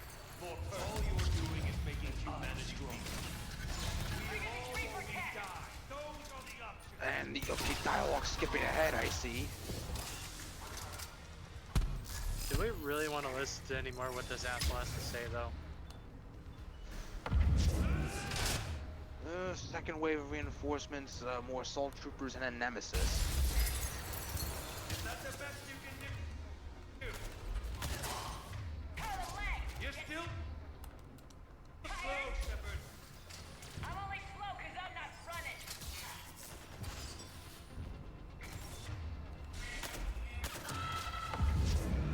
And the final wave is Phantoms. There were originally 4 in the original version, but it's just 2 this time. You're too late to stop what's coming. God damn! Yeah. Alright. And we basically heard as much of the dialogue as we could, so that's at this point. But yeah, like.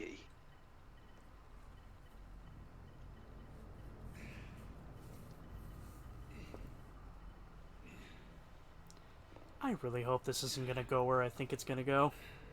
There's only one way this can end. And I think you know like what that entails.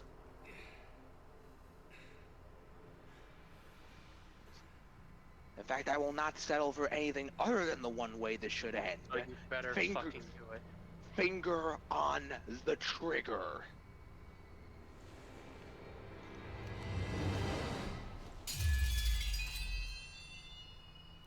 E fangulo.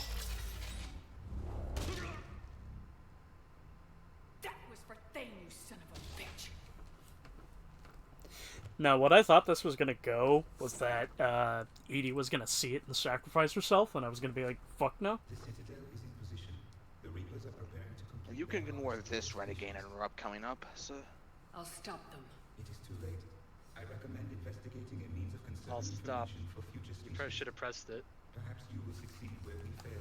And Oh, You I didn't didn't know there was a Paragon interrupt You here. gave us a chance. And we're not done yet. there is.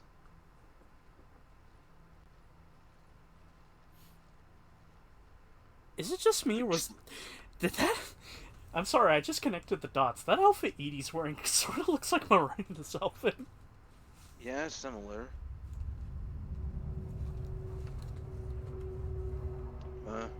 But yeah, the elusive man worked fast. Him and the Reapers just moved the Citadel to Earth. It looks like a piece of corn. Looks like a bullet.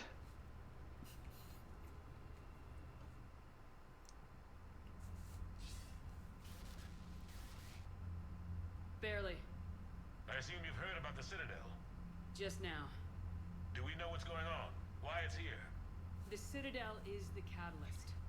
Thanks to the elusive man, the Reapers are now aware that we know. And so they moved it here to protect it. As far as I can tell.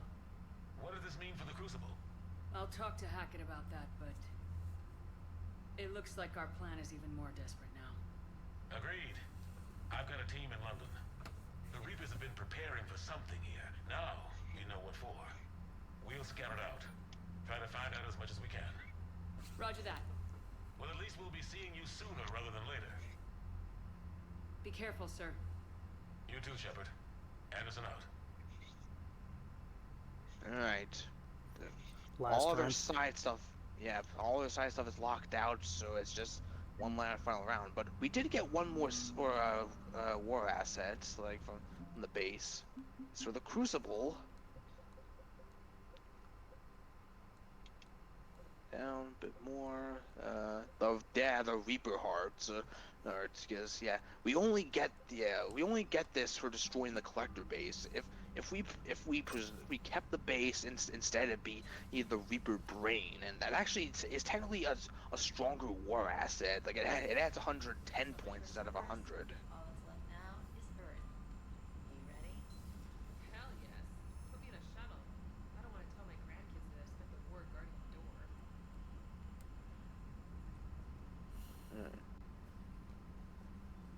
But yeah, the last round with everyone.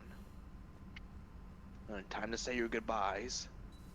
And you said there's 2 parts during the final fight where we select a squad, right?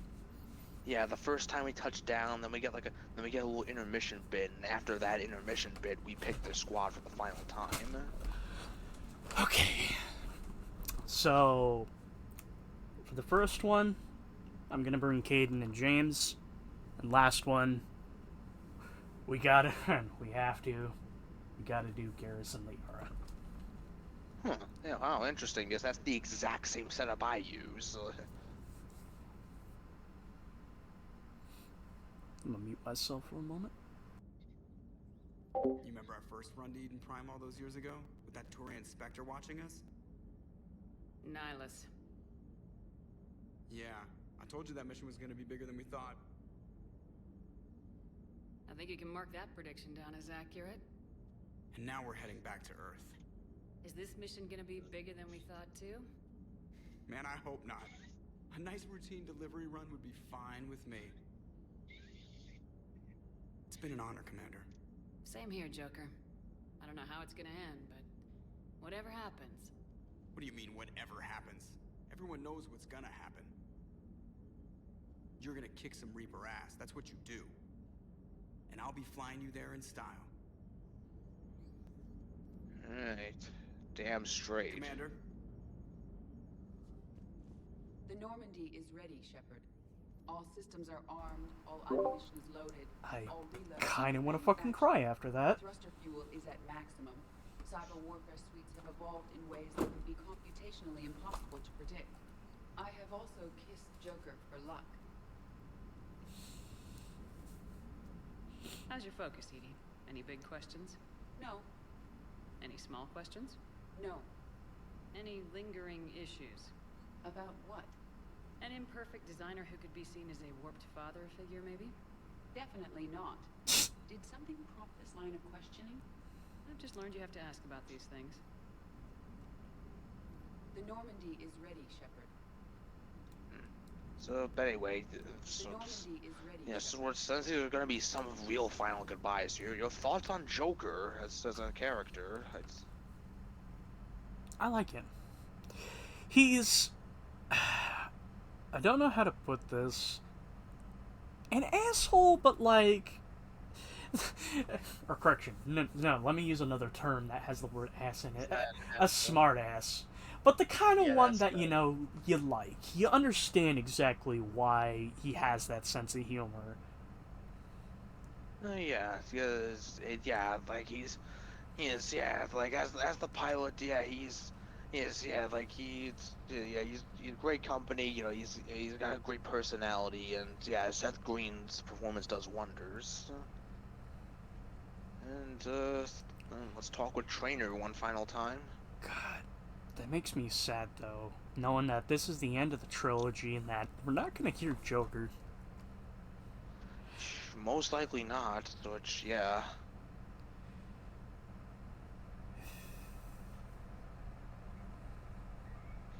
I'll just say this, on the off chance, did a good performance, sir.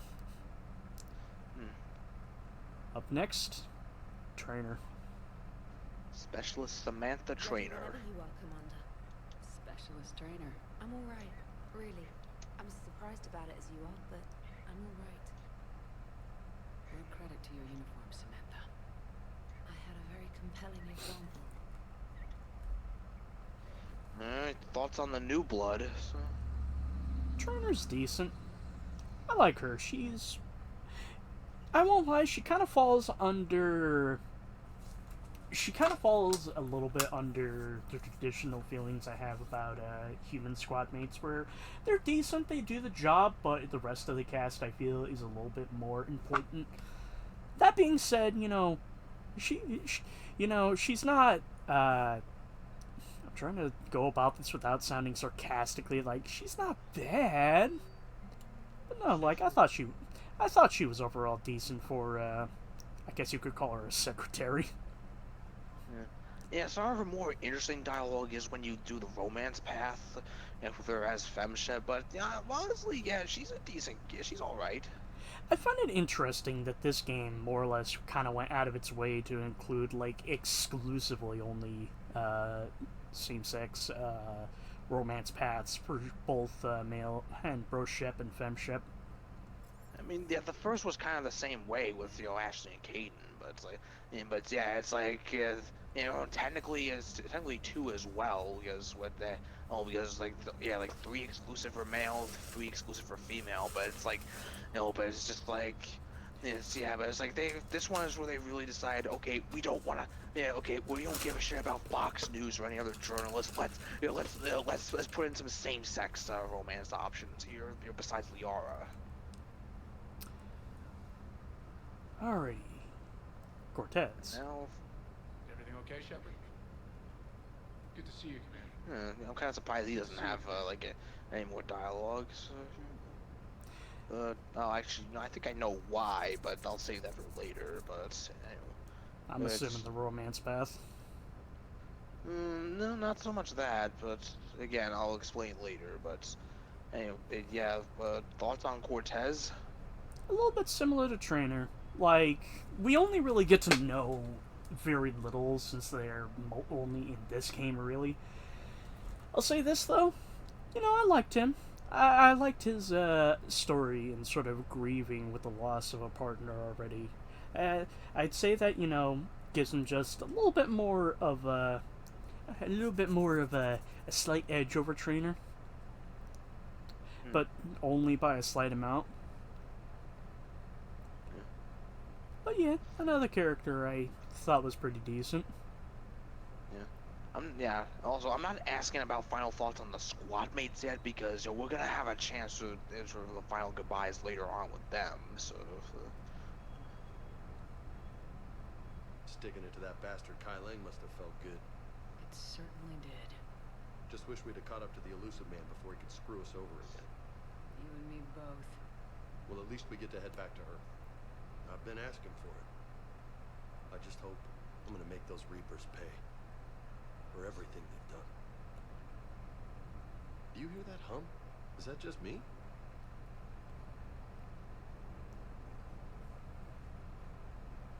It's okay. Well, let's check the terminals one more time, because let's see, make sure we didn't miss anything. So.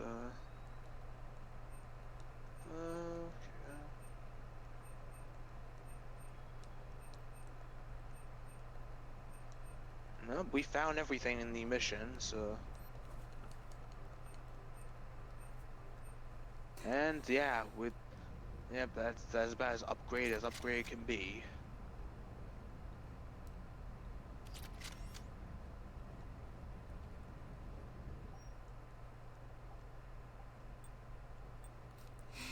I am Kai Lang. Yeah. I am Quan Chi.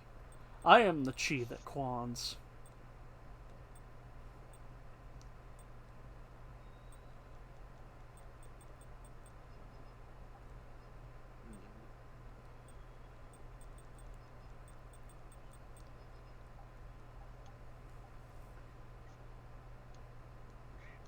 I see nothing to change about our armor.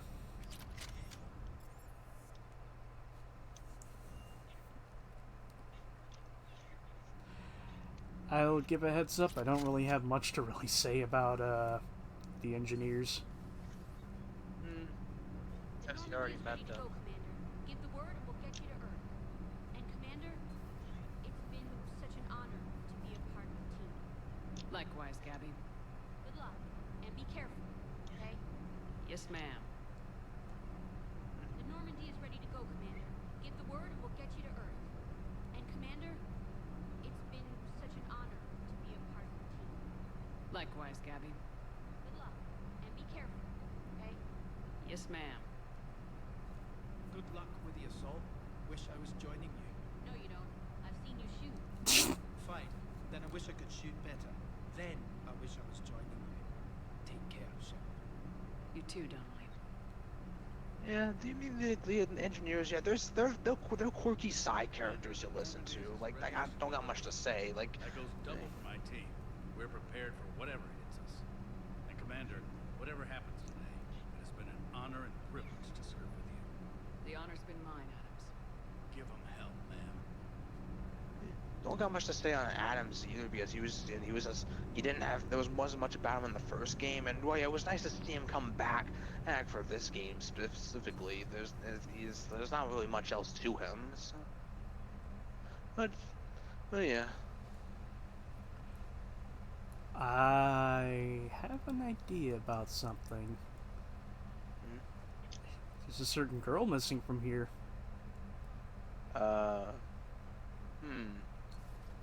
You better be up on the next floor confessing your love, young lady.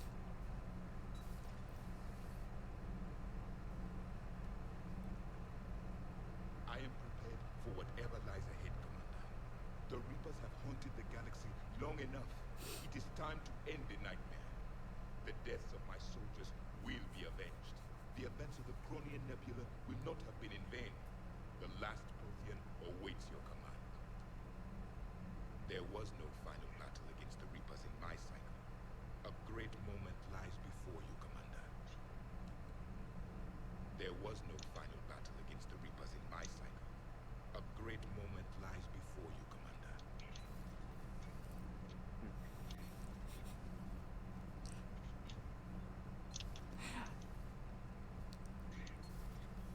I've had enough of your snide accusations. You alright? A colony kid, Shepard. Frankenstein. Was right next door to the Citadel. Was. I'm sorry. The Reapers didn't even land on it to harvest. Just took a few shots from space. You know, because the Reapers hit industrial centers. And we have factories that make binoculars. Had factories. We're gonna beat them. Yeah. Beckenstein was the plan we went to for Kasumi's loyalty mission in the second game, and yeah, apparently the Reapers just rolled by and nuked it from orbit. Like, Okay. I'm just gonna be honest. Really good acting there. I don't got much to say on like ours because it's just she's just a reporter that like reports on the war and helps boost some war assets. I've already talked about the behind the scenes stuff and how it's originally supposed to be Emily Wan like in this role, but yeah.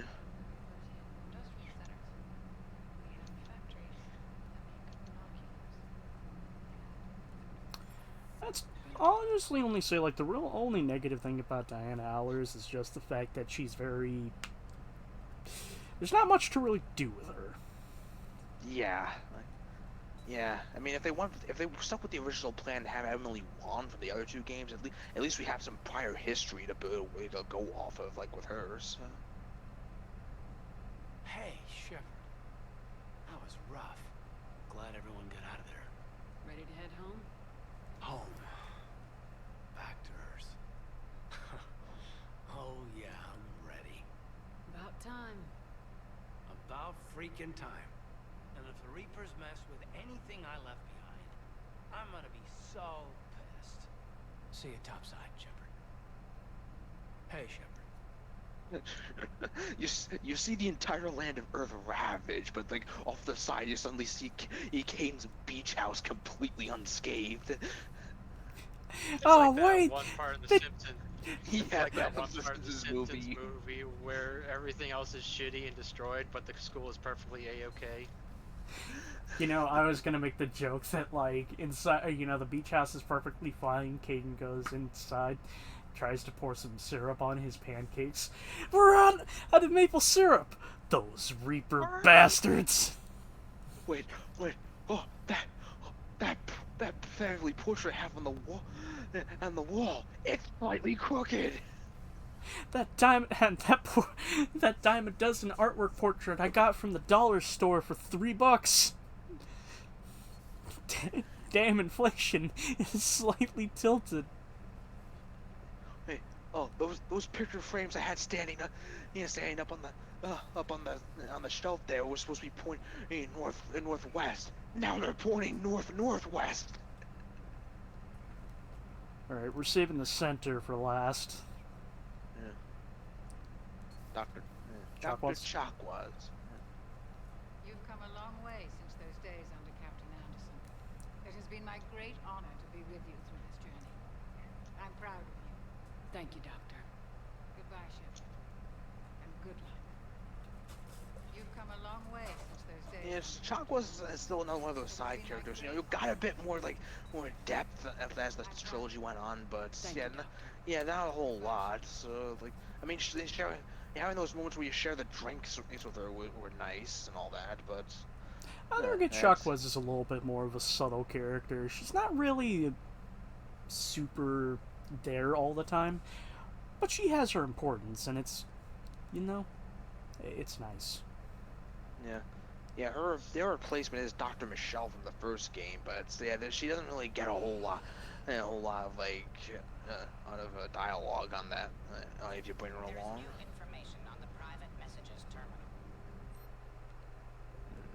The other one. Captain Reynolds to Miranda Lawson. The Alliance wishes to express its gratitude for your assistance with the information you've been sending us on Cerberus. We've been able to avoid ambushes.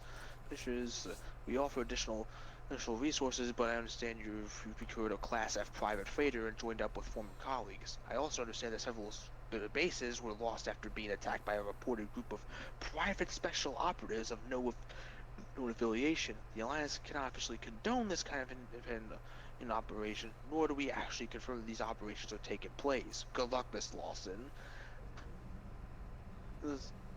So officially, Miranda is not teaming up with some unaffiliated special spec ops agents of some unaffiliated organization to make unauthorized strikes against Cerberus. Wink. I repeat, not. Okay. My sweet blueberry? How are you doing, Liara? Fine. I'm more worried about you than I am me. It's ridiculous, isn't it? Just tell me when you're ready to go. The elusive man thinks he's ready for us. Let's not keep him waiting. We can do this, Shepard. We can do this, Shepard. We're gonna Gaddafi him.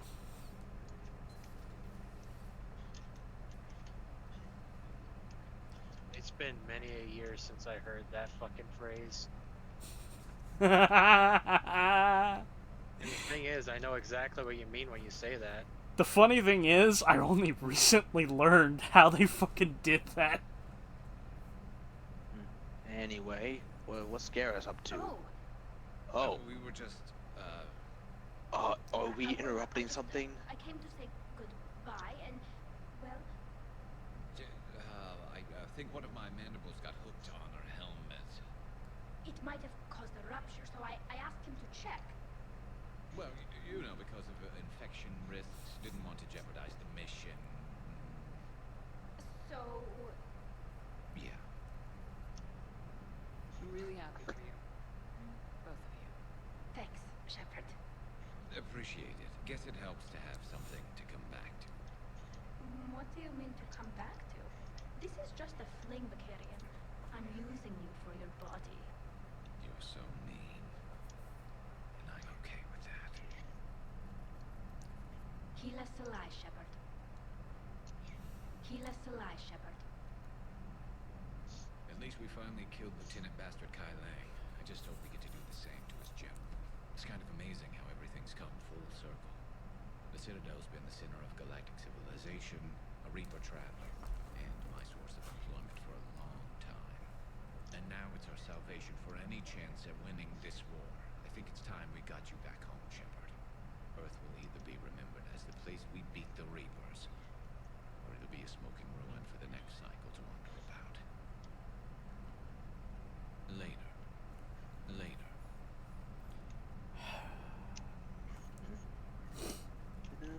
Yeah, Garrison Tally are an item now, so... Sometimes you gotta sacrifice your own happiness for the sake of others. Well, at least I got a sweet blueberry. Shepard, I appreciate it if you'd stop calling me that. It's kind of demeaning. Oh, we got... Oh, wait, no, hey, we're forgetting one other floor. We gotta say goodbye to the fish. Wait. More than just the fish. Yeah, the hamster and the screaming husk head. Yeah, and the head. And the music player and the model ships and the toilet.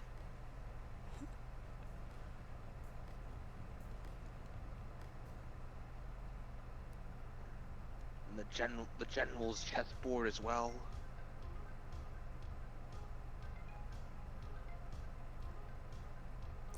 Don't you forget about me.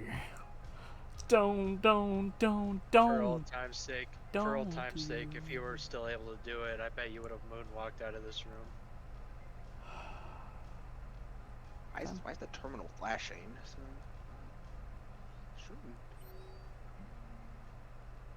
Oh, wait.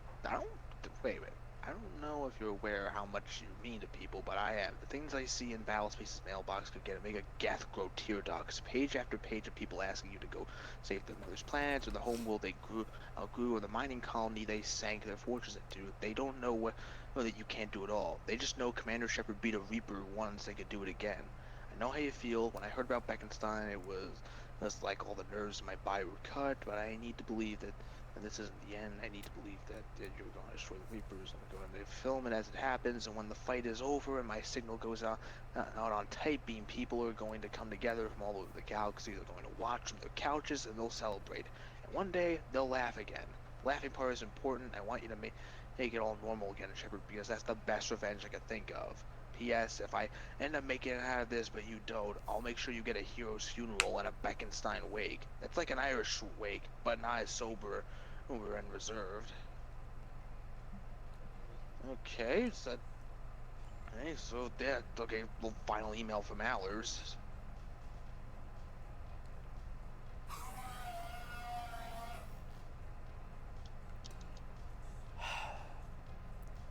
Goodbye, Jeff. Fuck you.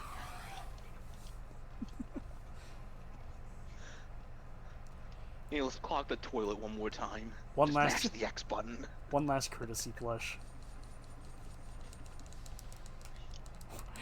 Oh damn it! It's clogged again. I gotta stop doing that. Wait, it's actually fucking clogged. Yeah, that's always been a thing in this game and two. Like, you mash the X, you use it so much, and eventually it breaks. God, and too bad that janitor ain't here. Ahti, where are you? You mean another game?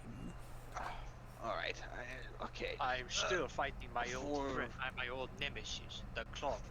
Before you do anything, there's one thing I want to take care of quick. So, because we're gonna be at the final mission for a while, and I don't want any interruptions. So.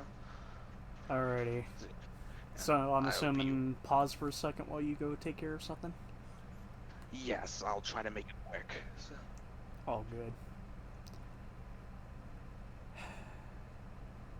So, Wolf, can I just say, I honestly think Ahti should have been a voice for fucking Danganronpa. Yeah, he's got to be someone who lives then. Because there's not a Yeah. He doesn't die. Well, yes. He does not. He does not die. He doesn't even get close to death at all. Like, he doesn't get himself into any sort of danger. The clown lives another day. Fuck. Alrighty, while Joey's away, it's time to choke on some more Fruity Pebbles.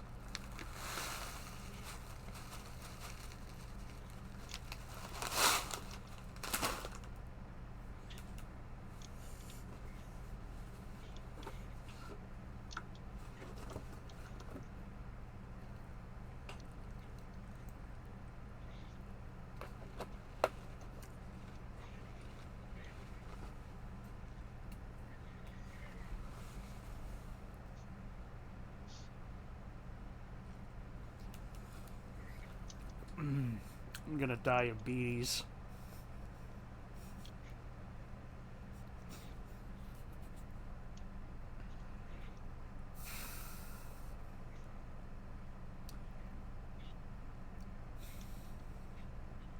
I'm honestly not prepared for what's about to happen. Commander?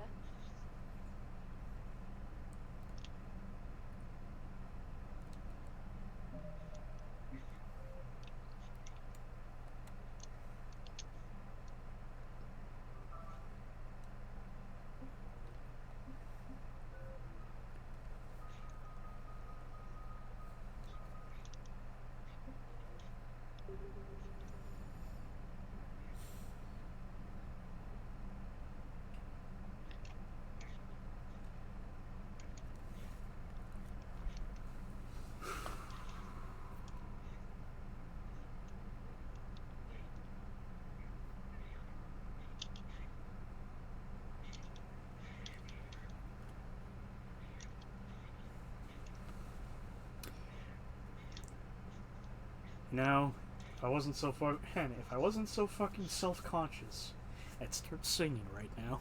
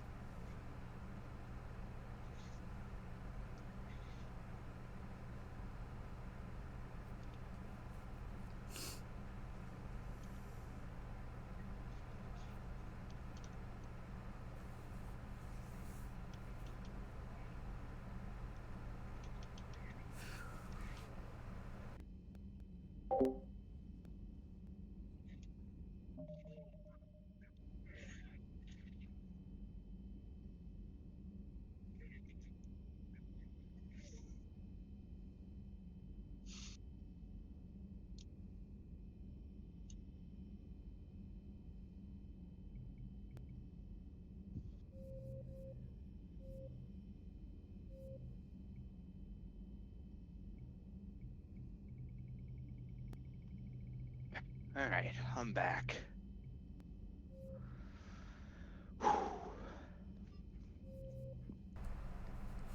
Alright, so hopefully no more distractions. So yeah, I brought it up like in the Elusive Man's like chamber, but yeah, they established that the Citadel, the Reaper invention that was the giant mass relay, that helped them get into dark space is now also the catalyst for the Crucible. So, which they did say that the idea behind it was to try and repurpose the Reaper tech and can use it against the Reapers, but but how exactly that plans to work when when said Reaper device is a mass relay, I don't know. Also kind of makes me wonder what the hell Sovereign was doing in the first game.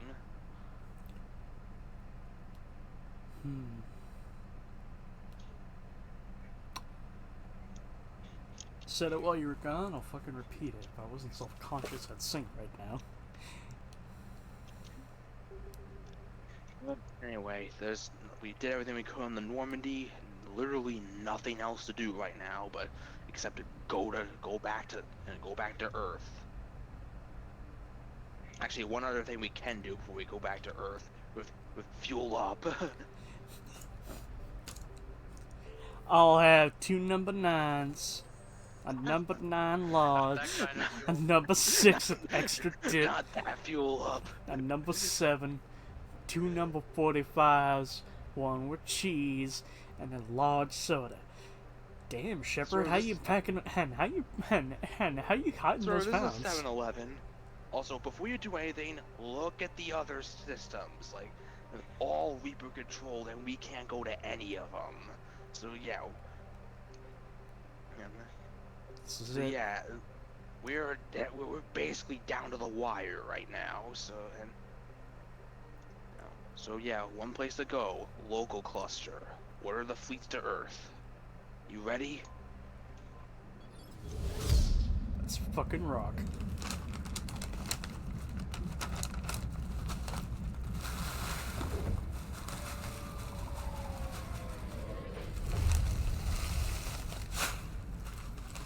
Commander, I got a priority message from Admiral Hackett requesting to come aboard.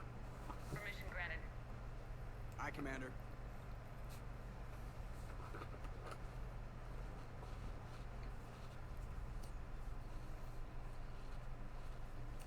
This theme that's playing is called Stand Strong, Stand Together.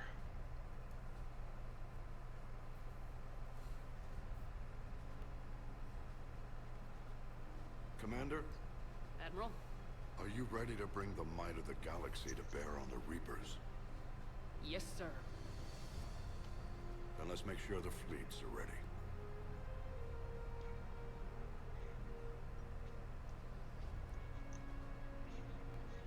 All fleets reporting in, sir.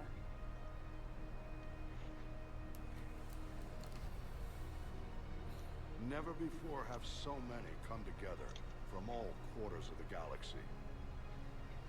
But never before have we faced an enemy such as this. The Reapers will show us no mercy. We must give them no quarter. They will terrorize our populations. We must stand fast in the face of that terror. They will advance until our last city falls, but we will not fall. We will prevail. Each of us will be defined by our actions in the coming battle. Stand fast. Stand strong. Stand together. Hack it out. Shepard, the Sword fleets are ready to strike at the Reapers surrounding Earth. While they keep the enemy engaged, you and Hammer ground forces can take London. London? Why aren't we hitting the Citadel directly? Anderson can brief you on that.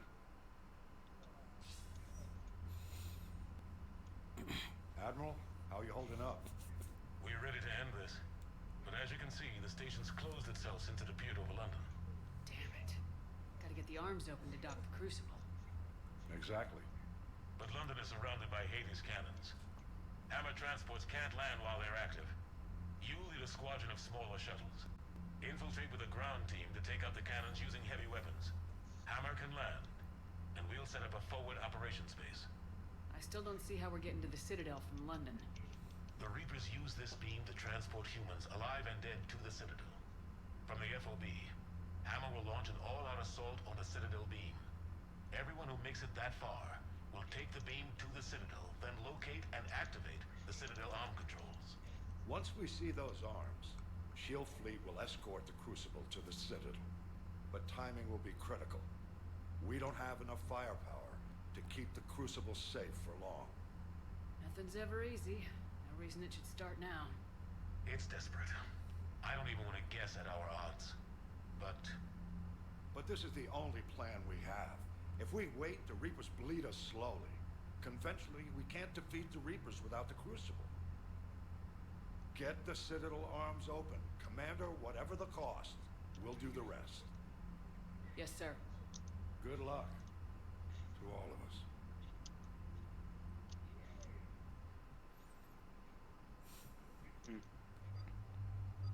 Alright, so... yeah, part 1 of the final battle, so... and yeah, the Reapers made their own version of the conduit now, so... now here on London.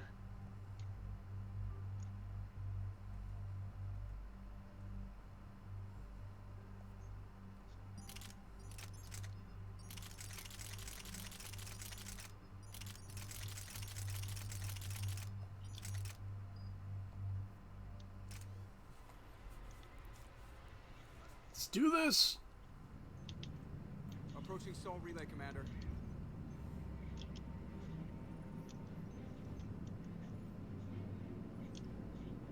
We're through the relay in 30 seconds.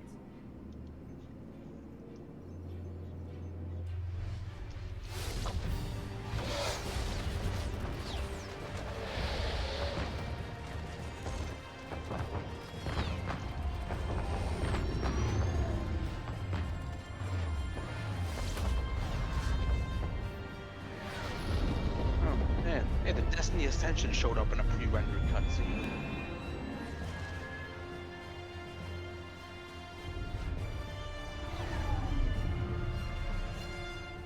Alliance fleet reporting. Turian fleet reporting. Asari fleets reporting.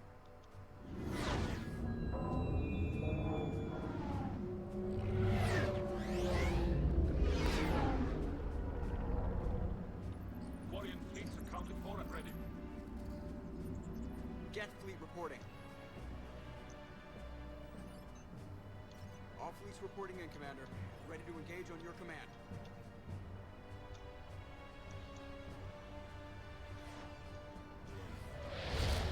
It ends where it begins.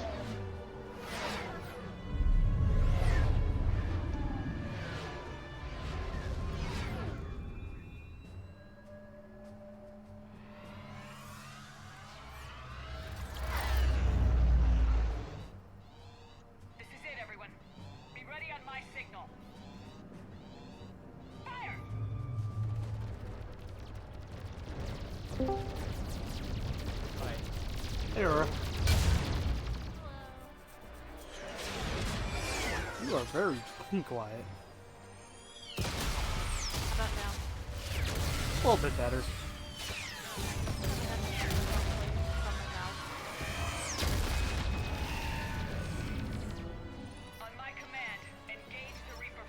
Won't lie though, this is a bad time because all the explosions. Also, hey Biddle, you're just in time for the end. The end. The end is the beginning. Is the end.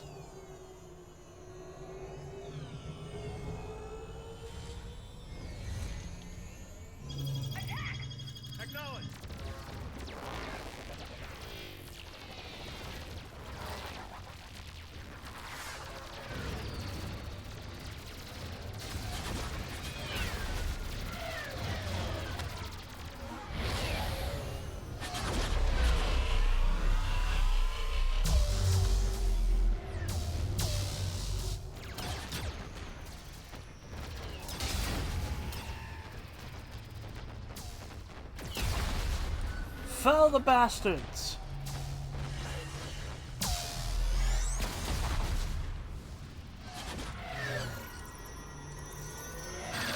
It came into this scene like feel like we are very low military strength. Yeah, we'd be getting an extended scene of everyone getting their asses kicked.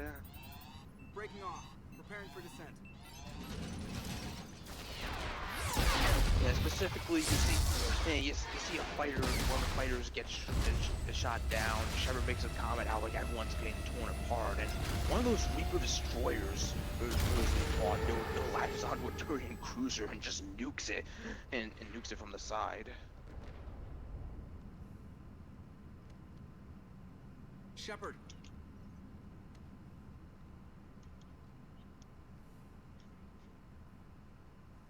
Good luck. You too, Joker.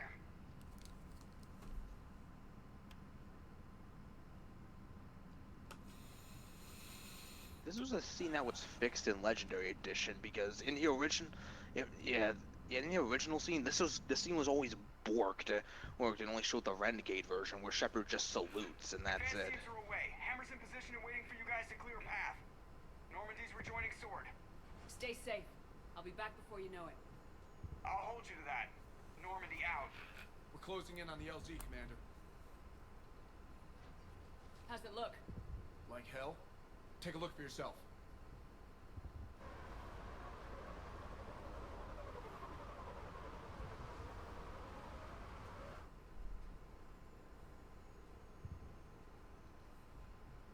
God, it doesn't look like home anymore. There's the Hades cannon they were talking about. Jesus! Shit, we got a lock. Hold on.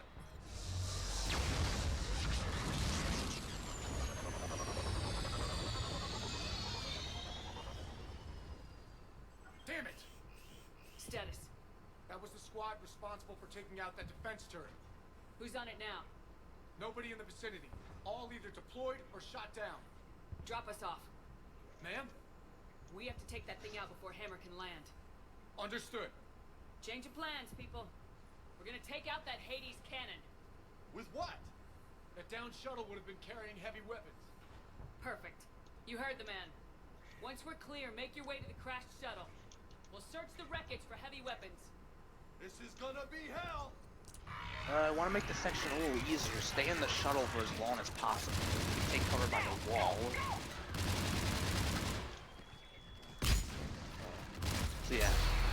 So yeah, we're facing a lot of cannibals and marauders, and another trick to this section: every time the Hades cannon fires off, bring up the weapon or power wheel, like until the camera stops shaking. Just let it play out. There we go. We can keep our shot steady.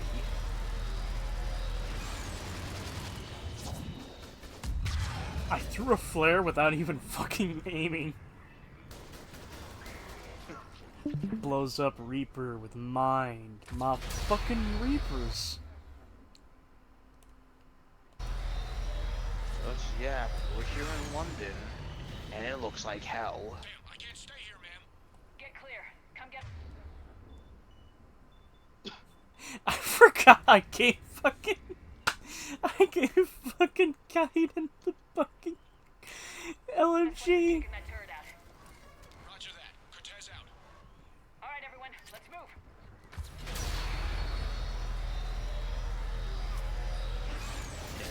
Cannibals and marauders, and they throw a lot at you here.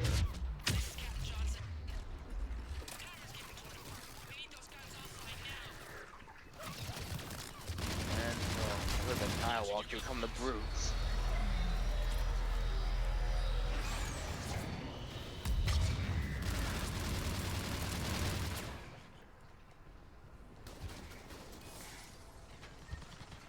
Yeah, as long as I'm aware when it comes to pickups in this level, like most of it is just, most of it is just medkit, like in case you need Metagel, because there's no real need for getting cash in this part.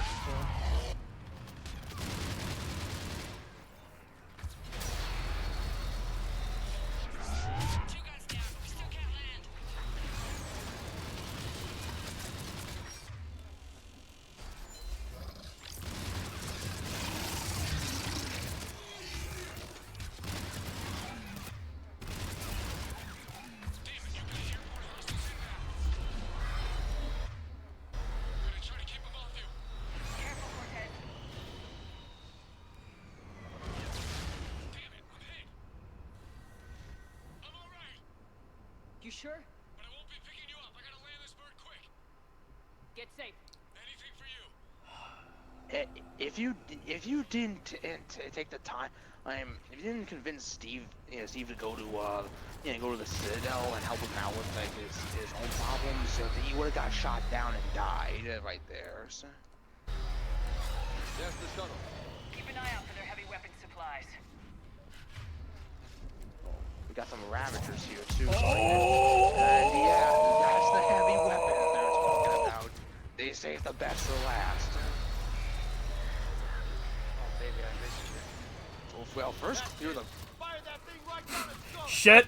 Fucking What the hell are you doing? No, what are you doing? Jesus fucking Christ!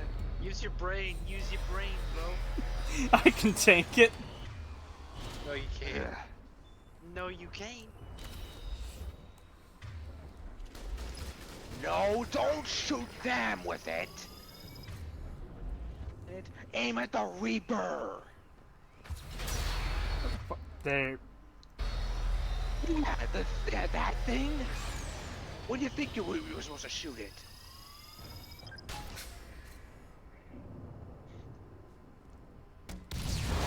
If you decide to be a dumbass and waste both canes, that means that Reaper would have targeted you and just gun your ass down with shots that go through cover. Now get the second one. What the hell is the second one? Next to you. There we go. We need extraction. Get ready. We got cover. I mean, do you right? Oh yeah, fun. Actually, wait, it's unnecessary because you just nuked that Banshee. This is Commander Shepard. Any Alliance personnel in the vicinity? Not anymore! Anyway, fun fact about that Banshee, if you saved Warren from the second game, that Banshee would have been Warren. Huh. Yeah, you get an email from her like early on in the game, like telling you that they're hoping you're well and saying that she got something to take care of. Like, means she can't rejoin on the Normandy, but then that's about it. Because then she just shows up here. So. Weird.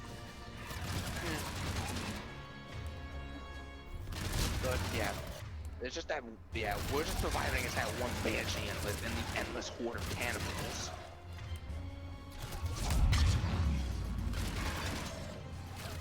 But yeah, we get to hear Earth's battle theme again. We haven't heard it since we got off Earth.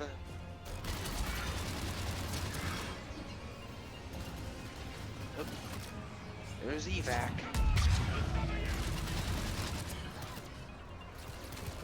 Sprint.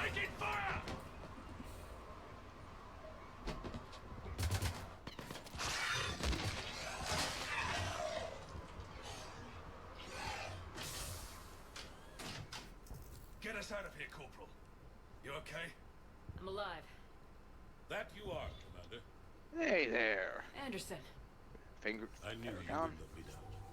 it's good to see you.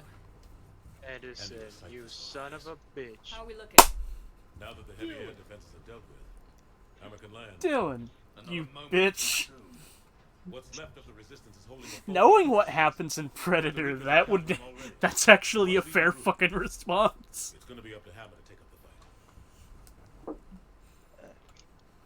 It must have been brutal here. Cut off from the rest of the Alliance. It's been touch and go from day one. But once we figured out the Reapers were focusing on the major centers, it became easier to avoid direct contact. Until London. Yeah. We held back as long as we could, sending in recon teams. Lost a lot of good men planning this attack. But with soldiers like Major Coates, and knowing you'd bring us help, we held on. Without you and your resistance, we'd be dead in the water. Yeah, the Admiral's being modest. He's the reason any of us are still alive. Let's not start handing out medals just yet. This fight's just getting started. And Hammer better be ready for it. They didn't start out together, but they're ready to stand side by side and win this war. Good. That's what it's gonna take. We'll get it done, Anderson. I was born in London. Really? You don't have the accent. The entire galaxy united. Too bad it took the Reapers to bring us together. Shepard united them. That's exactly what I meant. I know you didn't like leaving Shepard, but nobody could have accomplished what you've done. It's good to be back home. There's the FOB. Looks good. Give Hammer the all clear.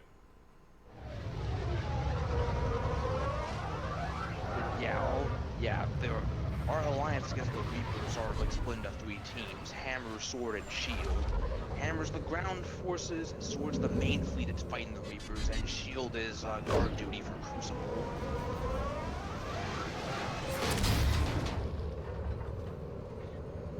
You know, judging from that shot, it looked like a few of those shuttles could have easily swooped right into the conduit beam and just jumped in.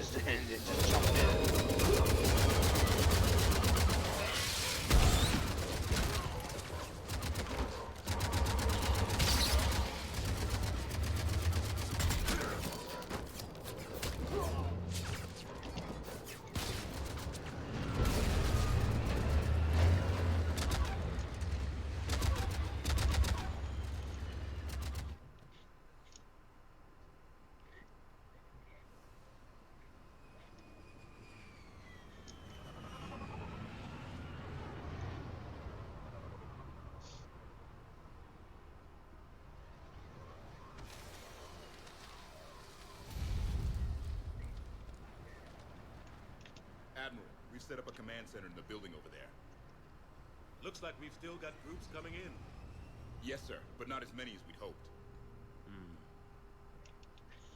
Come see me when you're ready. Will do. He's right. I expected to see more of Hammer here by now.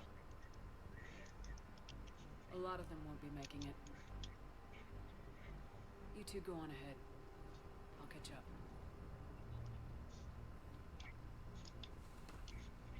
The fighting here's been some of the worst on the planet. It looks bad, but there's still hope. And you're here. It'll do the troops good to see you. Bolster their resolve. I'm just a soldier like them. You might see yourself like that, but they don't. Like it or not, Commander, you're a hero to these men and women. Don't discount the effect that can have on them. I better go meet up with my battalion. I'll see you at the command center. Not much I can really say about Major Coates, other than that he's basically just Anderson's right hand with the little resistance he's been holding. But the only interesting thing I can say about him, he's the first character we ever saw when this game was first revealed, like back at the Game Awards, like in 2010, I think. But yeah, it's like, yeah, the live action trailer showed him like hold up in Big Ben, like, and you know, like and like wounded, healed himself with Medgel, took a shot at a husk to save a mother and daughter, and then watched as the Reapers descended, and then he monologued for the whole thing. But yeah, this is our little hub for the intermission, so.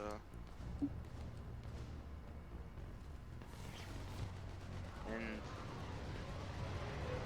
yeah, I mean, most pickups we could find are maybe some med kits and some data pads like to read, but this is where we say our final goodbyes as the squad. So, first up to bat, James Vega. Hey, Commander. What? No Lola? Yeah, sorry. You okay? I don't know what I thought I'd feel coming back to Earth. I was ready to fight. Ready to die if I had to. But seeing everything like this... I know it's hard to say. But this is only temporary. First, we need to win this thing. Stay focused. Don't let them take your will to fight. I know. You're right. So, I guess this is it, no? One more push. One last fight. Not necessarily our last. It's been an honor serving with you, Shepard. You're a good man and a terrific soldier. Thanks. Whatever happens out there today, I know you'll make me proud. That means a lot to me, ma'am. Good luck out there, Lola. I'm assuming this is the point where you'd want to ask my opinions on squad mates. Yeah, because so. Yeah. Fred. Well, I'm not gonna lie. As kind of out of nowhere as James Vega is, I'm not gonna lie. There's something about him I find endearing. Like, this is gonna be weird. Like, since technically I played Andromeda before I really ever got to fully experience Mass Effect 3, I'm just gonna say this. James is kind of what I think Liam should have been. Just a little bit better, though. But I mean, though you got more to say? I was just gonna say, just like a side thing, I was trying to remember Liam's name for the life of me, and I could not fucking remember it. Liam Costa was his name, but yes. But yeah, as James, I didn't think much of him at first because he's the new human squad mate for this game. He's meant to be like the audience again for people jumping in because some people at Bio and EA thought it'd be a good idea for this game to be this jumping in point. Why? But honestly, I like. You're technically shooting yourself in the foot because of the war assets thing. If you're starting from 3. And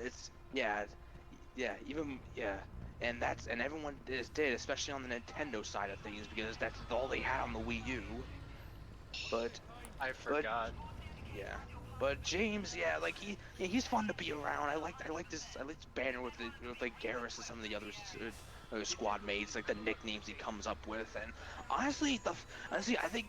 Honestly, watching Paragon Lost made me like him a lot more because we got seeing that mission that he always talked about, like where he was forced into being in command. Actually seeing the dilemmas he actually had to deal with instead of just being told it. I like this guy a lot more now. So. Off topic. This is kind of dated. What? Oh. The telephone booth. There should have been a police box here. No, forget about Doctor Who. There needs to be a place for Superman to suit up. Thank you, Joey. Next up, the Vermeer survivor, Kane Alenko. You ready? Absolutely. For anything. Bring it on. And Biotics Division? Your students? More than ready. Eager. That's youth for you. Guess we're old soldiers. Hey, Shepard? Yeah. I guess we are. We know the score. We know this is goodbye. We're gonna win this thing. Don't get me wrong. I'm gonna fight like hell to see you on the other side. But listen, there's things I want to say. And looking back, I have a few regrets, but not many. That's pretty damn amazing, right? Messed up kid that I was, never would have dreamed of the life I've had. And I owe a lot of that to you, you know? It's been quite a ride. It sure has. But how are you doing? Scared? Damn straight I'm scared. But that fear is gonna keep me alive long enough to strike these bastards right through the heart. Yeah. Exactly. So... take care, Major. You too, Commander. Well... I should find the rest of my squad. Yeah. You know, I've never been to London.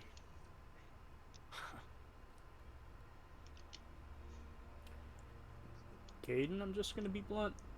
Like, I think he's a good example of, like, character growth throughout the series. Granted, you know, I've mostly just stuck with him for some reason. I don't know why. I don't know why I've never picked Ashley. Like, I know there's, like, the meme reasons why, but, like, those aren't actually legitimate. Like, I don't know why, just for some reason I've always gravitated just a tinge more towards Kaidan. Yeah, I mean, I could probably say the same thing in Ashley's case, because honestly, between the two Vermar survivors, I do think Kaidan is the best, because he has the most interactions, like actually with Shepard in this game compared to Ashley, who has very little, unfortunately. But yeah, he has the growth. There's a lot more growth and development. Because not to say that Ashley doesn't get any growth and development in this game. She does. I just feels lesser compared to Kaidan. But yeah, Kaidan's the first squad mate in the entire trilogy. So and we brought him. We managed to bring him to the very end. So. And yeah, you are gonna want to like interact with that comm technician in a minute, but yeah. Before we do, I'm just gonna make the comment: we brought him along, we brought him to the end, and he's definitely gonna see the Morrow. Yes, Commander. Is there someone you'd like to reach? This is how we say goodbye to the Mass Effect 2 cast. So. Jacob Taylor. Certainly. I'll connect you now. Shepard, that you? Jacob, holding up? Kicking ass, more like. My kill count's through the roof. We'll meet and compare notches when this is over. You got it. Jacob's been working on his KD. This, great little bar in Rio we have to check out.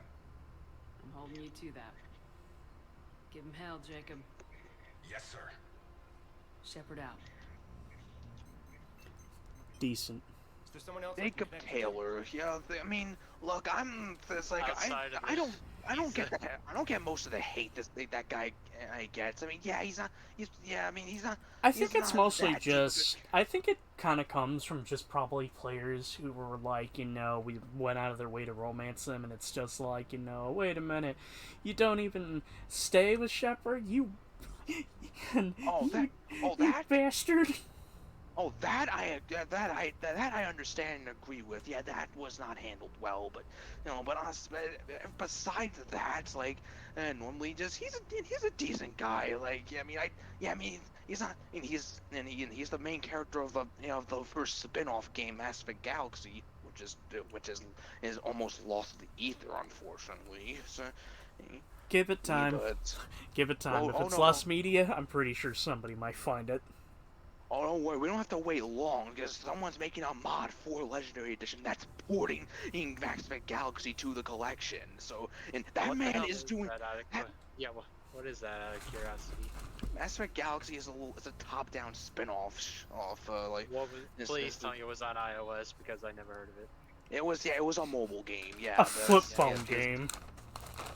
no, not flip phone. I'm pretty sure it was iOS because it came out it came out shortly before Mass Effect 2, and it went more into detail about that little that little Batarian plot that Jacob talked about, where we first met Miranda. So you get that was see more of that, and honestly, the man that's making the mod that's porting that game over to Legendary Edition, he's doing God's work.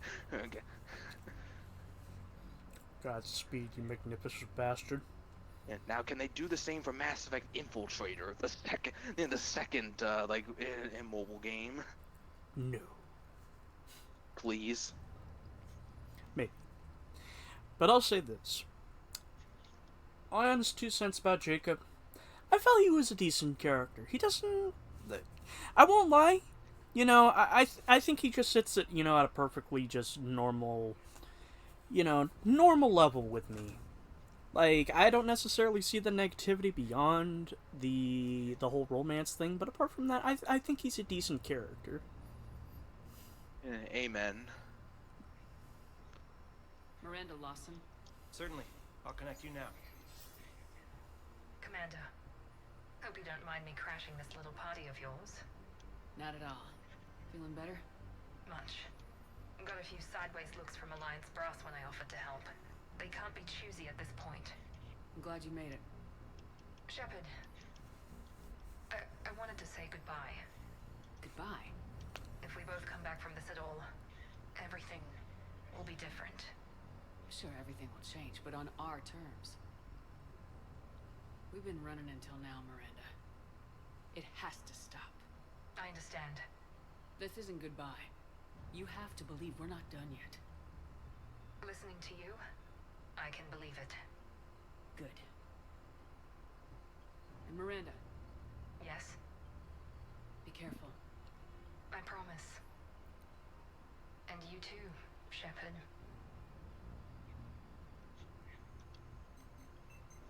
Miranda Lawson.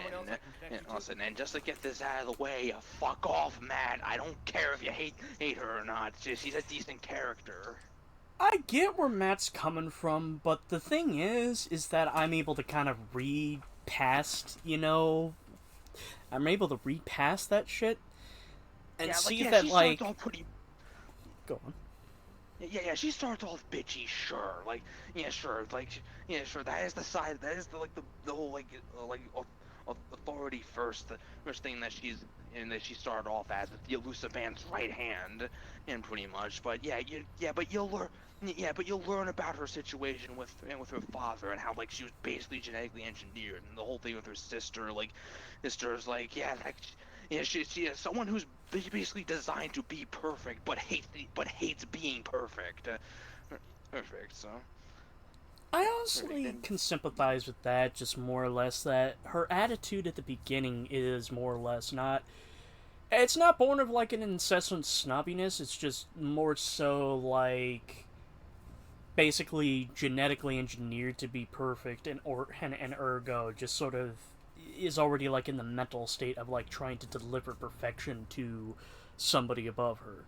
It's less so her own snobbiness, and just like I said, ergo it's just more or less born out of the situation that she's used to. Yeah, because a lot of it's because Wilson, the guy that's betrayed Miranda at the beginning of 2, who kind of said best in the audio log is he did kind of hit that maybe Miranda's worried that Shepard might become the next favorite for the elusive man, and which is kind of true when you think about it, because think of how much resources that man wasted to bring Shepard back to life and even fight the Collectors, and that insecurity again stemmed from a remote situation. Because like Miranda said, she's not the first daughter that her father made, but it's just the first one he kept around for a prolonged period of time. Because it got to the point where it's she basically was just a disposable tool, disposable tool for for what you call, for his own dynasty, like his own image and stuff. And yeah, like she is, when he saw the same thing gonna be happening, to Oriana, she stepped in, just just stopped. Hell no. Yeah, but so like her being like bitchy and insecure about about Shepard like coming in now. Yeah, that kind of that's her fear coming to the forefront pretty much. Like if the elusive man poured all his time and resources into bringing Shepard back from the dead, does that mean I'm gonna get replaced now and be the next favorite and all that? So, but she grew past that. We helped her, like, and you bring her along for the final battle in the second game. She makes the decision to just cut off the comms, so like onto the elusive man, like, but yeah, that's her. Go on. That's her growth. So. But yeah, honestly, not a bad character. Though to reiterate, I get the coldness from her, but you know what? I comprehend. But on to the next person. Grunt. Certainly. I'll connect you now. How's my baby boy? Got here, Shepard. Didn't want to win this thing all by myself. Good to see you back in action, Grunt. Wouldn't miss it. Shepard. Yeah? Thanks for getting me out of that. Sorry, I was giving my hamsters their dinner. Did I miss Sure, much? It's been an honor. We're just reconvening with old squaddies. Okay. Grunt out. Is there someone else I can connect you to? Run. You guys... Oh, you were saying? What? Oh no, you go ahead first. I didn't mean to cut you off. I can wait. No, what were you saying? And I was just gonna say, can someone tell me whose Variety Friday it is next week? I think it loops back, so it's Wolf. That actually reminds me. I don't think R is part of the rotation for Variety Friday. So, now that I think of it, huh? I mean, nope. Well, but keep in mind this was made up like before, kind of before like it came back into into his server. So, we could talk with Will and see. So. I mean, I wouldn't mind. I mean, if you want to play a game for Variety Friday, they will try to set something up. So but if not, like that's up to you. I mean, I'd like to join. It gets me, back into doing stuff with you guys. Yeah, that'd be nice. Yeah, we'll figure it out. All right. But anyway, now about Grunt. The boy. That's not really much I could say. Like, my boy. Because tank bred Krogan, hilarious badass. And it's like Not to mention it has the perfect voice. Yeah, Thanks, it's Steve. I legit can't say much else about him. So I don't know. Agreed. Honestly, I can't. Agreed. I can't really say much about Grunt because. Well, he's awesome. He's hilarious. And what is there really to say? He's okay. I'm trying to think of a way to say this because this is the end, so kind of like conforming my emotions on the spot is necessarily a really fucking hard thing to do. If I could put it like this, a little bit more personal than Rex, But again, to reiterate, it doesn't help that he is quite literally our son, our baby boy. We want to be technical, Grunt's dad is Warlord Okeer, but but he's dead, and we're the ones that He made him. We raised him. Oh yeah, and we're technically we pressed the button to quote unquote birth him, so so you can say he's our son. Steve Cortez. Let's get Cortez out of the way. I'll connect you now. Commander,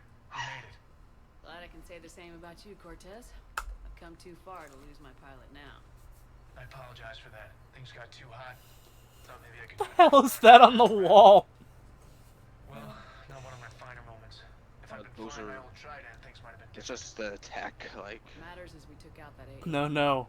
Not the crates. The wall. Oh, well, yeah, more tech. Like, It'll happen. I'm just glad I can play a part. And Commander, thanks for making me believe again. If you hadn't, it helps to have reason to live again. Stay sharp, Cortez. Yes, ma'am. I already said my piece about Cortez.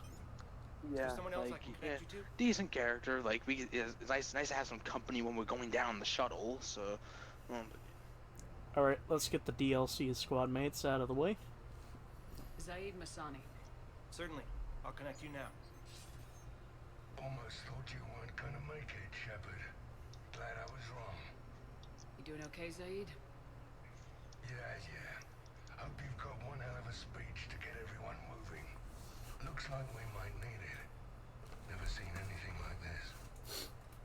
We don't stop it now, it gets worse. No kidding. Just doesn't feel like a real ground war when your opponents are taller than goddamn skyscrapers. You know what Still, sucks? no use talking about it. What?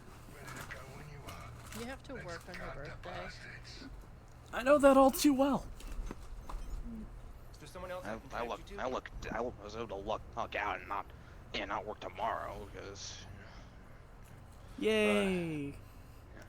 Wait. Anyway.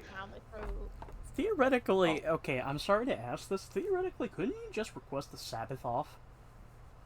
Oof. I mean, I could if I wanted to, but but even then, they're probably gonna get off. It was gonna get off anyway. I think because it's Easter. The people I work with also celebrate Easter, so like, see, yeah, that kind of thing. But anyway, see. You rant on about Zaid for a little bit. I need to take care of something. I'll be back in just a couple seconds. Okay. Anyway, Saeed Masani, like the first DLC party member, like not just of two, but just the series as a whole. But he's kind of in the same category as Grunt, as he's just a fun badass to be around. Like I like listening to his dialogue, his old stories as a mercenary. But there's really not much I could say else about him. Because it's just because. He didn't have much of an arc in the second game, and he doesn't get much more development like in this game, even with the Citadel DLC. So, but he's just it's nice to be around him. That's all I really say. And rest in peace to his voice actor Robin Satches. So, but he voiced him and a lot of other BioWare related characters. Can I just say, I knew him more for his role in Galaxy Quest. That's how I fucking knew his voice. Like, first time we were playing this, I was like, his voice sounds so fucking familiar. Until I fucking put the dots. He's the antagonist. I forget his fucking name from Galaxy Quest. But he's a fantastic villain in there, too. Oh, he was the antagonist. I forget the antagonist's name, but the dude who is basically like the Klingon stand-ins for Galaxy Quest. Yeah, alien dude. Yeah. But 2 cents, honestly, didn't necessarily get really attached to Zaid in the second game, because, allow me to use a cooking analogy, I think there was a spice missing. There's a little bit of a spice to him here that gives him a little bit more of a personality, and I like him more in this. Yeah, well, keep in mind, like, you also experienced the Citadel DLC, alongside everything, because without that, he's just relegated to a glorified cameo, so, pretty much, so, it's not a bad cameo, but cameo nonetheless. The same sort of goes for Kasumi, like, too, but, Kasumi Goto. Certainly. I'll connect you now. Hey, Shep. You ready down there? Depends on whether you've got the Crucible good to go. Oh, it's ready. No idea what it'll do exactly, but it's gonna be big. Good luck, Shepard. If you live through it, drinks are on me. Better make it ring call. Is there someone else I can connect you to? Okay, Kasumi Goto. So I like her. Yeah, personality-wise, I like her a bit more than Zaid.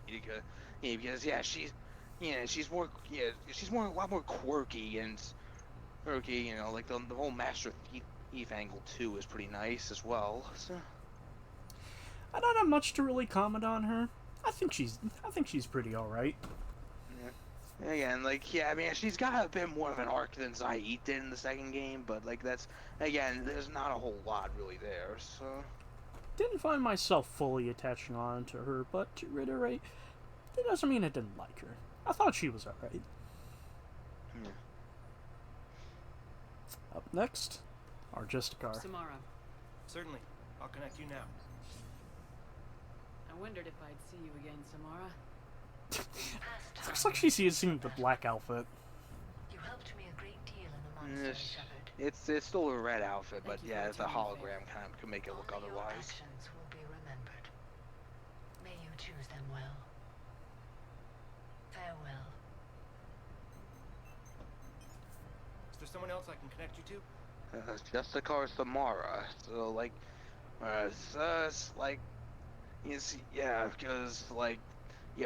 probably the close. Yeah, personality-wise, probably the closest we'd see to like an alien samurai, for that matter. So and yeah, I do like seeing the crack. Yeah, it was nice seeing the cracks in her personality, where she kind of we looked past her and her code and see what her little plight with her family is. At least I things specifically her daughters, because we helped her kill her kill her one daughter in this Morinth, and she lost her second one in the monastery, who sacrificed herself to blow that place up, and and it was ready to commit suicide to save her last daughter while still obeying the code.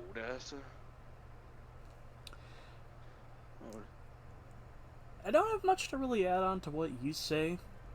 I'll say this, though. One of the things I kind of liked about Samara, though, and I thought was kind of interesting, and this is going to sound super fucking weird, so bear with me if it sounds fucking weird, she gives off very calming mother vibes.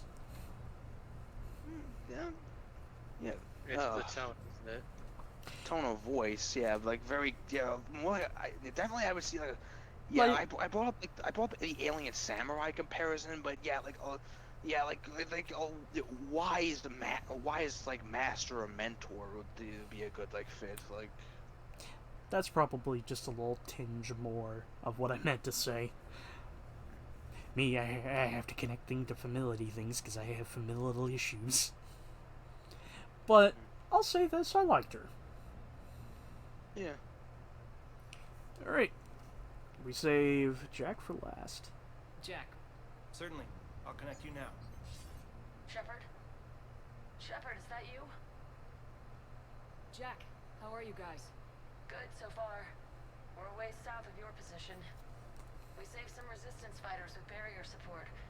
Bringing a bit more firepower your way. I'll see you on the other side. I won't let you down, Shepard. Go kick some ass. You too. First off, hey Jack, you okay? Is there someone else I can connect you to? I'm done. Yes, ma'am. I mean, out of breath from the fighting, and because Jack is way more protective of the people she's leading this but anyway, Jack Subject Zero, because she's come a long way from just being the topless psycho bitch it's from the second game. Also, don't go up the ramp just yet, because there's plenty to discuss. So just hang out here for a bit. But Jack, back then too. Yeah, it's like I said, just great, crazy psycho that wore leather straps for a top and just hated basically everyone. But you learn about her plights, you learn about her her past as living in the his Cerberus it's basically a Cerberus death camp, bro. But I can describe it like there's any other way to describe it. But yeah, she managed to pull a 180, and yeah, it's like she became a teacher. Like she leads other biotic students. You know, like making sure like the stuff that happened in Prague never happened again. So, and like I like her for just her psychotic badass nature.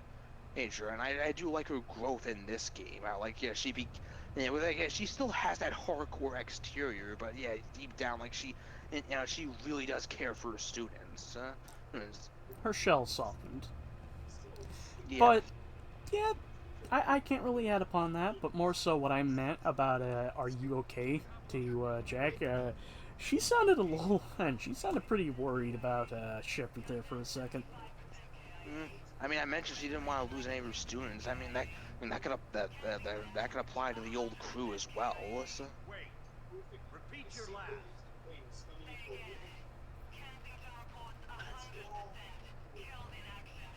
All of them.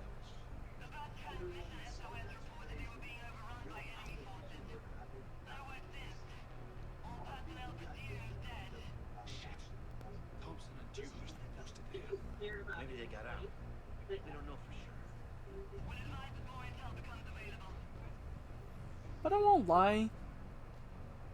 Honestly, she's very abrasive, but there's a legitimate reasoning for it. And that's, I won't lie, it did immediately kind of make me not like her at first. But I'm gonna be honest, I like how this game shows a growth of her, and it really makes me appreciate her more. It makes me understand her just way more now. And I kind of hate myself for not liking her as much during my first time around. Yeah. Alright. Yeah. That's about what I need to say about Jack, but like before we go up, I mean, if we killed off Rex in the first game, destroyed the genophage data, like in the second game, and convinced Morton to to go along with sabotaging the cure in this game, we could have talked with Morton. Him to go with it?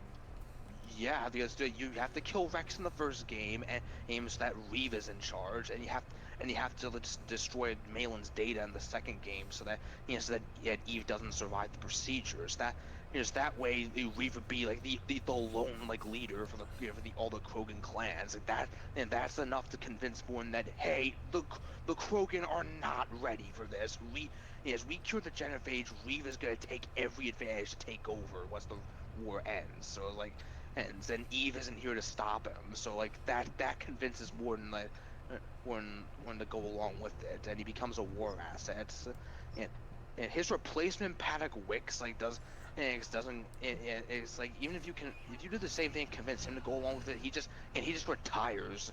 And there's some colony on the ass end of nowhere, which not as a war asset, but. In Morton's case, yeah, if he becomes a war asset, you do get to have another conversation with him here. But yeah, Morton's arc wrapped up nicely in this game.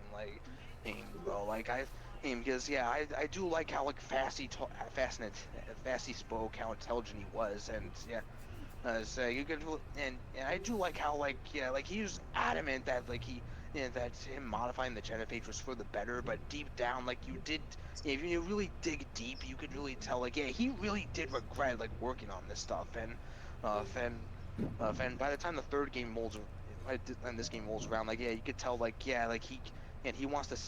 too wants to see it end. In fact, if you chose to hide the sabotage from everyone, and then wait till you get to that final scene with Warden, while convincing him to stop, you go on oh, how could you change your mind now?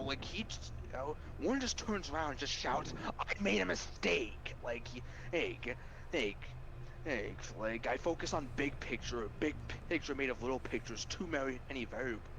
The one time he actually actually spoke personally instead of speaking about data and research. So.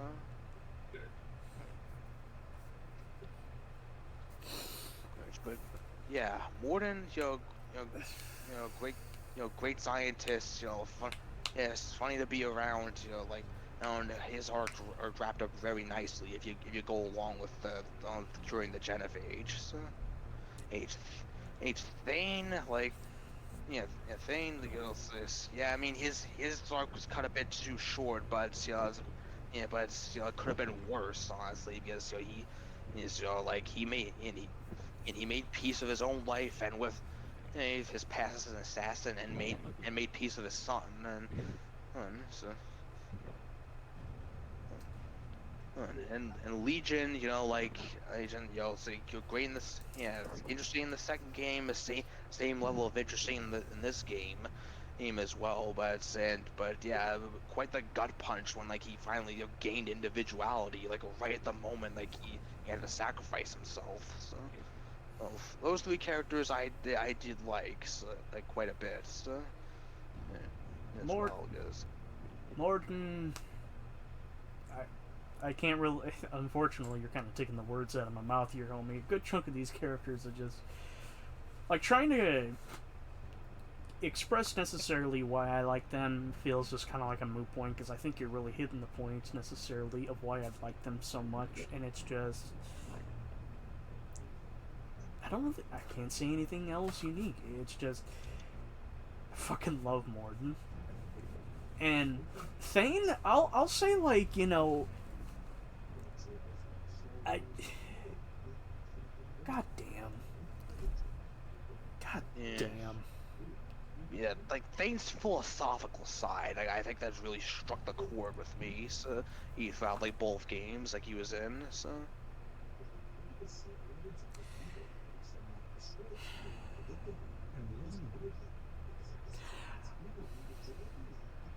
I'm not completely strong-minded about Legion, but you know, again, it's just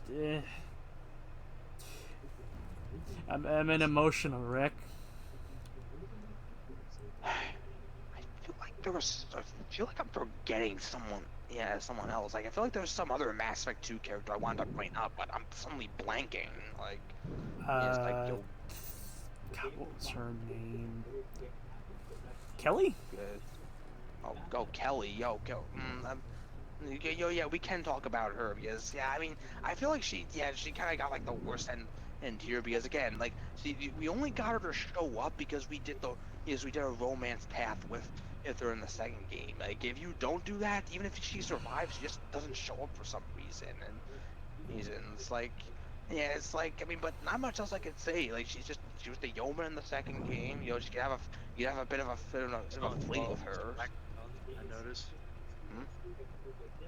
You don't hear that blowing? Yeah, somebody's close to their mic. Yeah. Okay, but yeah, it's like, you know, you have a fling with her. You know, like and when you get her to show up in the third game, you know, like she's.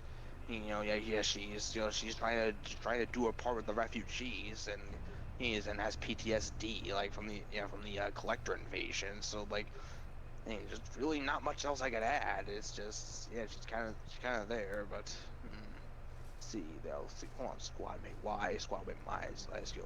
Amanda, Jacob, Mordin, Finn, Jack, Grunt, Thane, Legion, Samara, Kasumi, Zahid, so yeah, that's all the squad. So out of the second game, and I didn't count Garrus and Tally because we're gonna be speaking with them in a little bit. Yeah, we're triple dipping at this point. Yeah, and I'm still fucking proud of that. That they managed to make it in all 3 games. Yeah, those two. Yeah.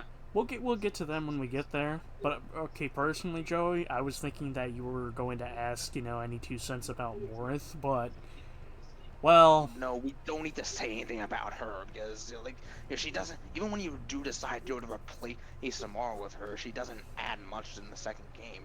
Because most of her dialogue is just what Samara says in the missions, and normally because, you know, she's trying to pose as Samara, so no one gets suspicious. Yeah. I'll only have my own 2 cents to just say, yeah, whoever decides to, you know, bring her along, you chose wrong. I only saved her once just so I can and unlock her her bonus power for future playthroughs. Like that's it. Alright, can we progress? Yeah, I think it's safe to progress now.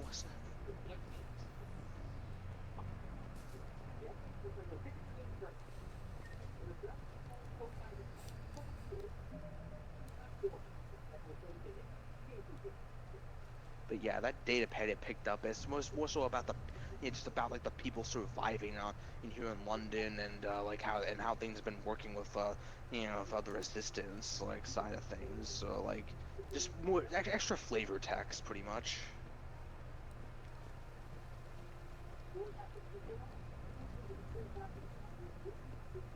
I want you to coordinate with the Alliance. Make sure we iron out these logistical problems. Yes, sir. Broker don't want to share supplies. That's just Rex trying hard to get. Tell him I've got a crate of Denorian beer I'd be happy to barter with. And that ought to get his attention.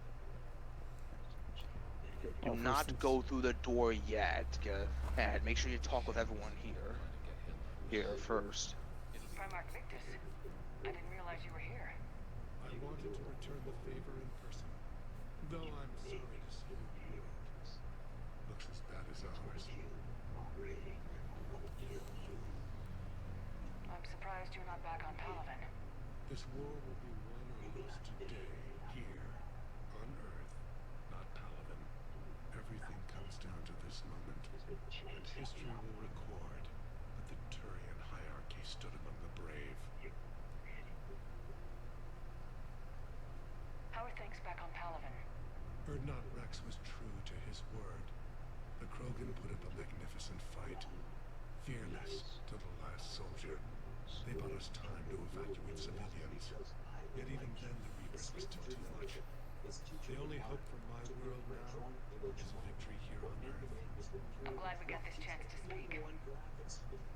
Good luck, Commander. Not much I can say about Primarch Victus. Like, okay character, but he's just the figurehead we get to lead the Turians. Like,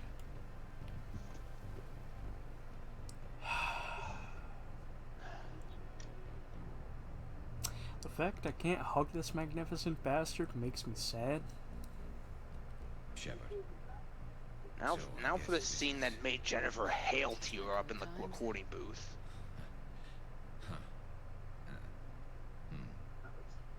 Might be the last chance we get to say that. You think we're gonna lose? No, I think we're about to kick the Reapers back into whatever black hole they crawled out of.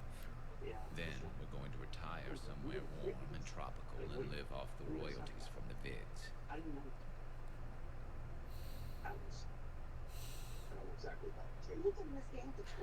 you there. I think my days of saving the galaxy are over when this is done. Be sure to leave room for all the autographs. Just need to beat the Reapers to get there. James told me there's an old saying here on Earth. May you be in heaven half an hour before the devil knows you're dead. Not sure if Turian heaven is the same as yours. That's an Irish proverb right there. And we both end up I saw that mounted up on my grandmother's wall. Nice. We're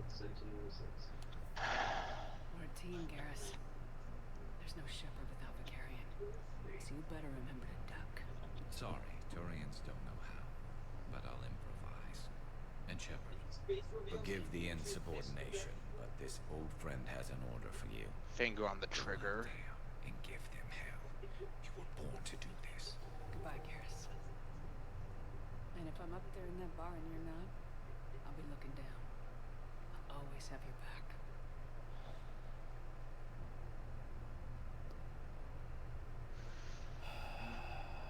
It's really fucking hard to put into words, but like... Garrus Vicarian. Would you believe me if I told you, like, he was technically an optional squad mate in the first game? Yeah, I know, and that just boggles my mind. Yeah, like an optional squad mate in the first game. He was still technically mandatory in the second game, but you'd have like less history with him there, and he could die and not make it to this game. But yeah, from a hothead, he's that agent that, that was like, it's going against like authority and wanting to like, bring down Saren his own way. This man has been by our side through everything and is basically Shepard's best friend. Like, there's no other way to put it. I don't have much to really add, apart from the fact that I love his growth from the very beginning, because he, as you said, he's very hot-headed, but I've noticed, like, throughout the games, he still maintains, a bit of that aggression, but it becomes more cool, calm, and collected. And just... God damn. Let's say Shepard rubbed off on him quite a bit, like, in terms of personality, so... It's hard to condense into words, but I fucking love this Turian. Yeah. I would take a bullet for him. Yeah.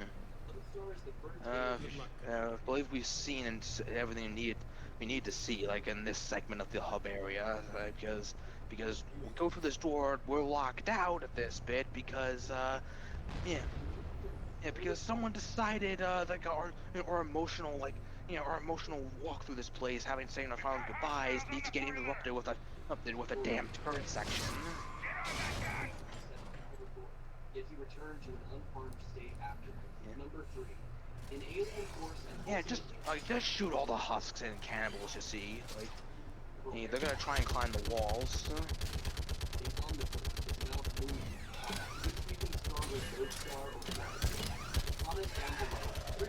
You can reload the machine gun turret by turning on its own.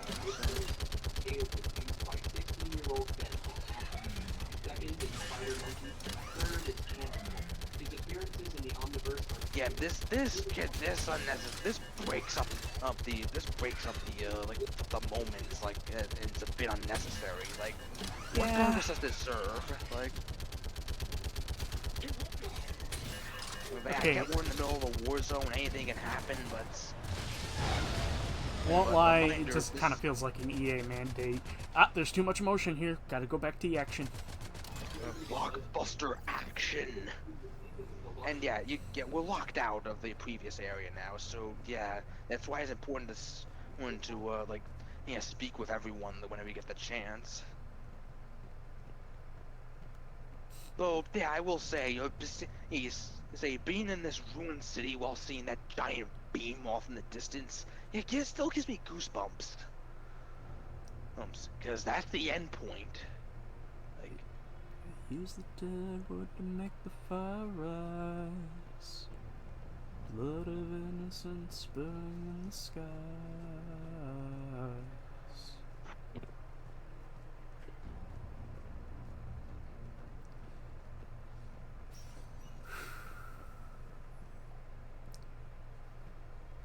Nothing here.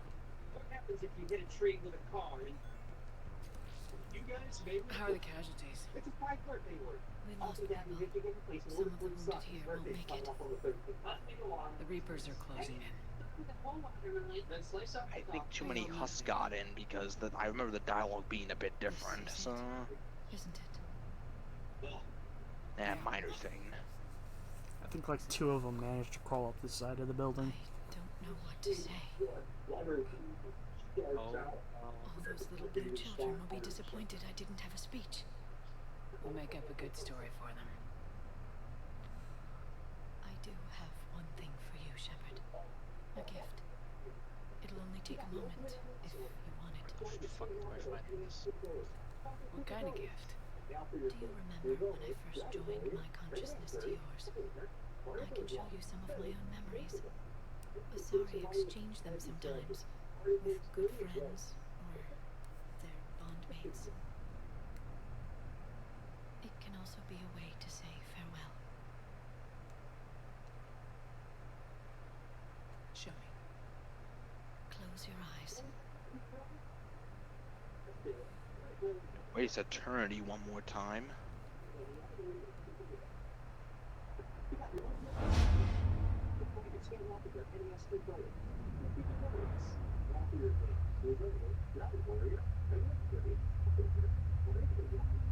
But it really feels like eternity now.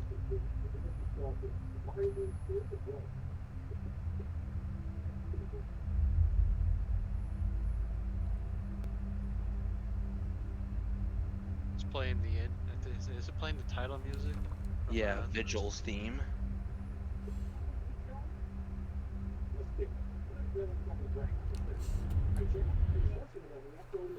That's beautiful. That's fucking beautiful. There's Perfect a really timing.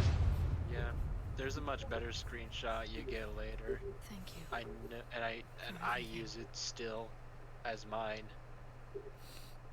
I love you. You know, speaking of backgrounds, No, I gotta check let's something. do what needs to be done. Dr. Liara Tassoni, like probably the most haphazard when it comes to character growth because first game just bit of a skittish scientist that helped us help us decipher everything, but and whose mother was also working for the bad guys, we see like her infatuation with Shepard, like there, and but she's, and, but second game she got a lot more hardened because a lot of that growth that led to that point was explained in a comic book. Well, that wasn't that very good from what I've heard from other people say, but she went from Prothean and archaeologist that wasn't respected so much to literally the Shadow Broker, like the most powerful person in the galaxies. Because damn, like the ride she's been on this whole time. I admit it is a little bit shaky with her overall growth. But that still doesn't shy away from the fact that there's something inherently honest about her that I find comforting. Yeah. Because let's get my own thoughts together. Because even though like she gets a more cold and standoffish personality as things go on, it's like that little bit of what made her unique in the first game still sort of remained all throughout. And you can honestly, based on the dialogue between her and Shepard, you can kind of tell that the developers probably intended for her to be like the canonical romance option, because Liara, let's face it, regardless of which romance path have to go on, Liara just straight up loves Shepard. Like there's no denying that.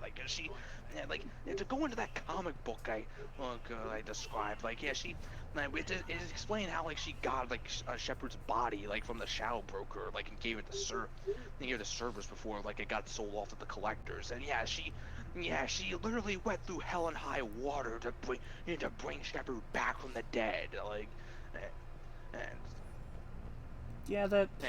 I'm not gonna lie. That sounds like it is canonical. Yeah, and even if you go in the romance path of some other character, say Garrus or or Miranda, your Tally, just Liara's dialogue overall, it kind of feels like it insinuates that is that side of things. Even if you're not connecting with her on that level, but I'd say farewell to Liara, but no, she makes an odd cameo in audio logs for Andromeda, and and it's nice to see that she's coming back for the next Mass Effect. So I'm curious to see where they're gonna take her, and where her character's gonna be going in that one. I will say this: there's one thing I hope the next Mass Effect brings. If Shepard doesn't return, and the save data is read, bring us a badass daughter. Oh, amen.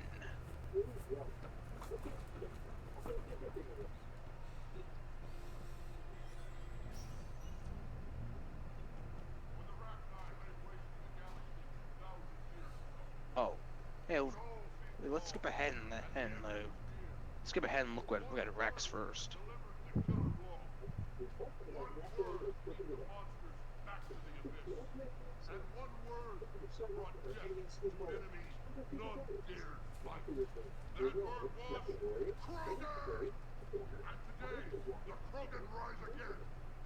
Today, we forge a new path and join the galaxy as allies in victory. Today, we win our future! Shepard, you did it. No matter what else happens today, you did what no one else could. You united a galaxy. That's a victory right there. And don't worry. I know why you're going to win. Because you brought the Krogan. Oh, Kara sends regards. She's already pregnant. There are benefits to being a clan leader. But she keeps insisting we name the first one Mordin. Anyway, let's get to it. You know, damn right. Damn right, you named that child Mordin. I think he's got more dialogue, so... Meant to tell you, Shepard. Earth reminds me of home. Guess you'll be needing a new planet, too. That's okay. Your chunk has got room to spare. And a guard dog named Calros. We're ready, Shepard. Say the word. Not Rex, because, I mean, yeah, like... Yeah, I mean, he felt the badass Krogan role before Grunt did, and yeah, like he definitely showed the side of a, showed the side of a Krogan who was just done, just done with life, done with his species and life as a whole, because he tried to do good, he tried to step up and like help his people, but it just didn't work out, and ended with him killing his own father and mother. So he basically just did what every other Krogan did, sell himself off as a mercenary, nothing more, nothing less. But we helped find his armor in the second game. You remind him of his own past. Wait, what? That line. I wonder if the Quarians have anything to eat. All that Turian food gave me the runs. Yeah. Tactless as ever. Yeah. But I won't lie, sort of dwelling upon it. In a weird way, we've helped him to regain purpose, regain hope for his people. Yeah, and in turn, we gave the Krogan the best damn leader they could ever have. And he's got a female Krogan to help keep him balanced. Should any unwanted thoughts arise, too. So we gave the Krogan the one thing the entire galaxy refused to give them: a second chance. But yeah, Rex, I do feel like his personality got a bit inconsistent, between the first two games and this one, because because he kind of went from just old warrior that was closed off, wanting to just trying to find purpose again, to to just more so just macho badass, as much other Krogan,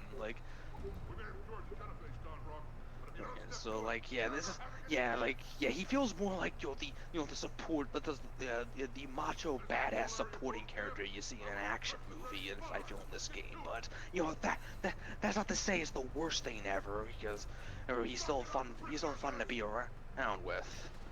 And I never really brought this up, but it's the third visit to the Citadel where you get that info from the Asari counselor. If you sabotage the Genovese cure, Rex ambushes you on the way back to the Normandy, right then and there, and so because you could you could try to persuade him to back down, by bringing up the family honor, but he just straight up says words aren't gonna cut it. I'll at least honor our friendship by shooting you in the head and making it quick.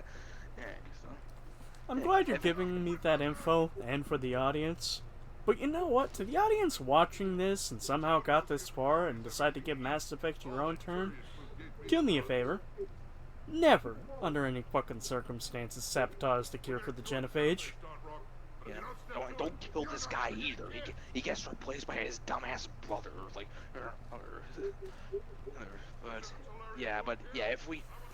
yeah, like we're going more into that confrontation. It's just like, yeah, just Rex, regardless of what you say to Rex, like he's out for blood again, like on Vermeer, and there's nothing backing him down. Now, and in fact, you can get Renegade interrupts, like you just gun him down yourself. No, but like, well, if we're like Captain Bailey run in and like take care of him with Rex with Seasick. But you hear Rex just like fucking just taunt Shepard like, oh, what's the matter? Actually not around to do your dirty work? Or you're a coward and a traitor? Oh right, you killed her too. I'll just, you know what? I'll make a weird fucking comparison here. Rex, you're like comfort food. You're not good for me, but goddamn do I love you.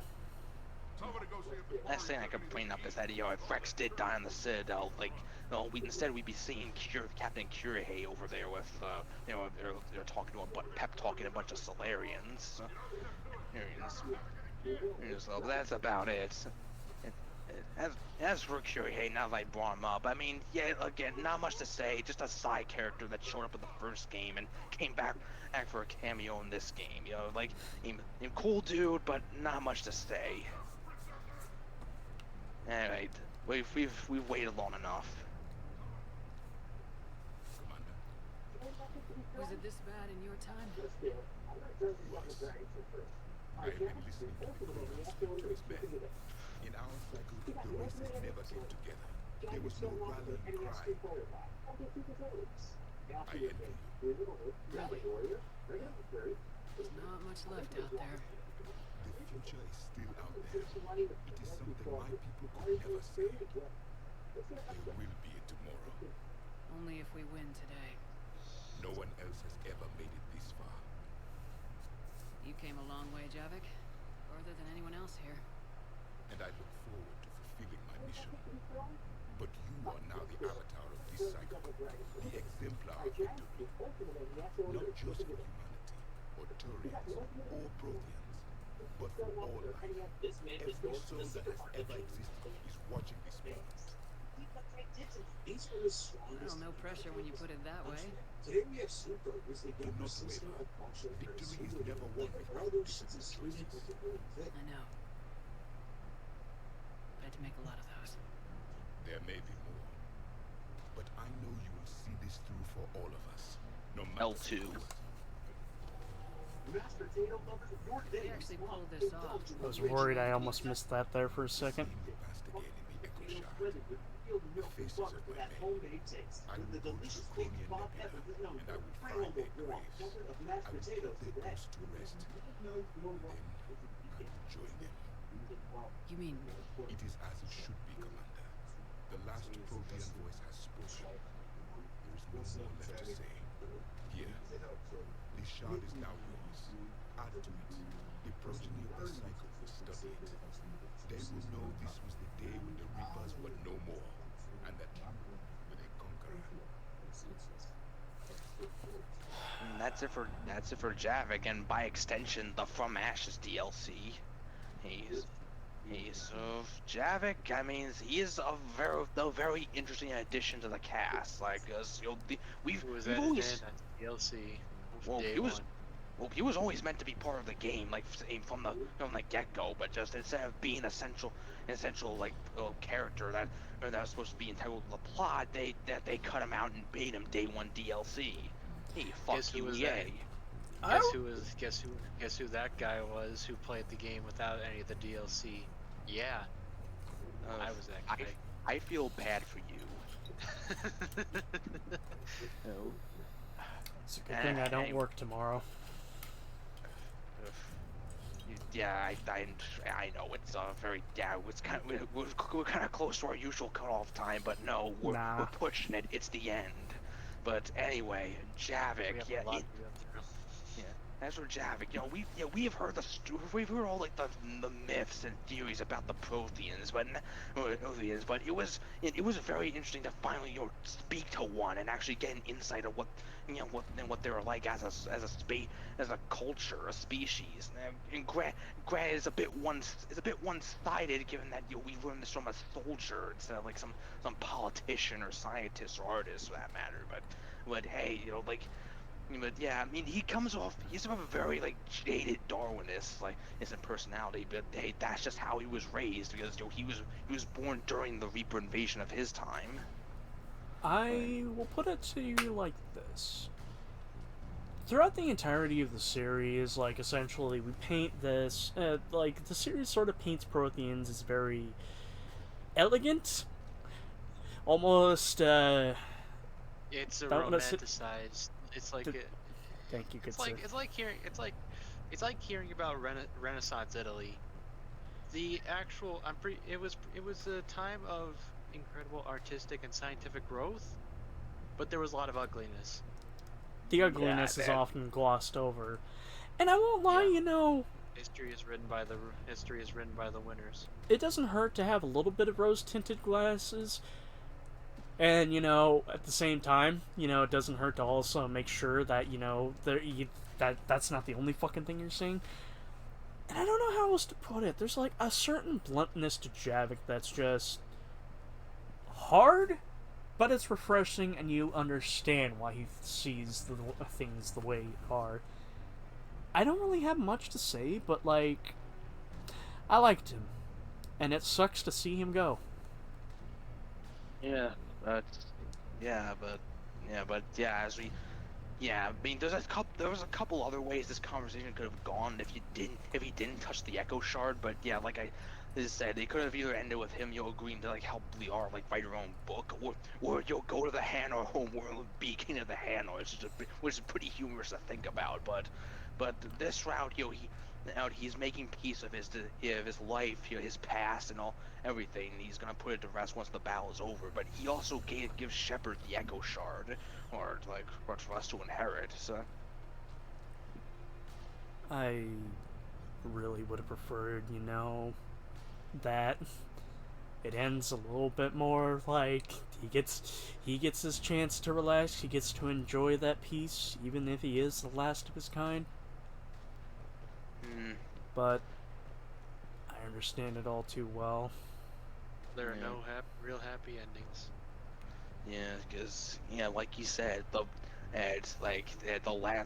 last voice of the Protheans have been heard. Nothing else needs to be said on his end. So,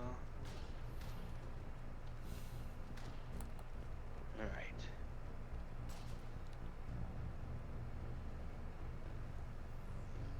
What about this zone? We could circle around and flood it with reinforcements. I spent 3 days in that sector, trapped inside Big Ben, sniping anything that moved.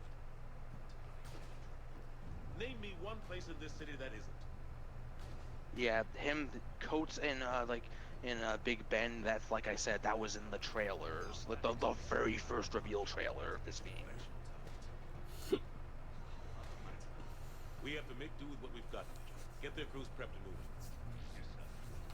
And first, let's talk to Edie. Unless, does talking to her advance anything? No, once we're ready, we talk to Anderson. So yeah, talk to Edie and Tally first. What's the armor like? Shepard, I have a question. Is it a big or small one? It is important. Its relevance would be diminished at any other time. Ask away.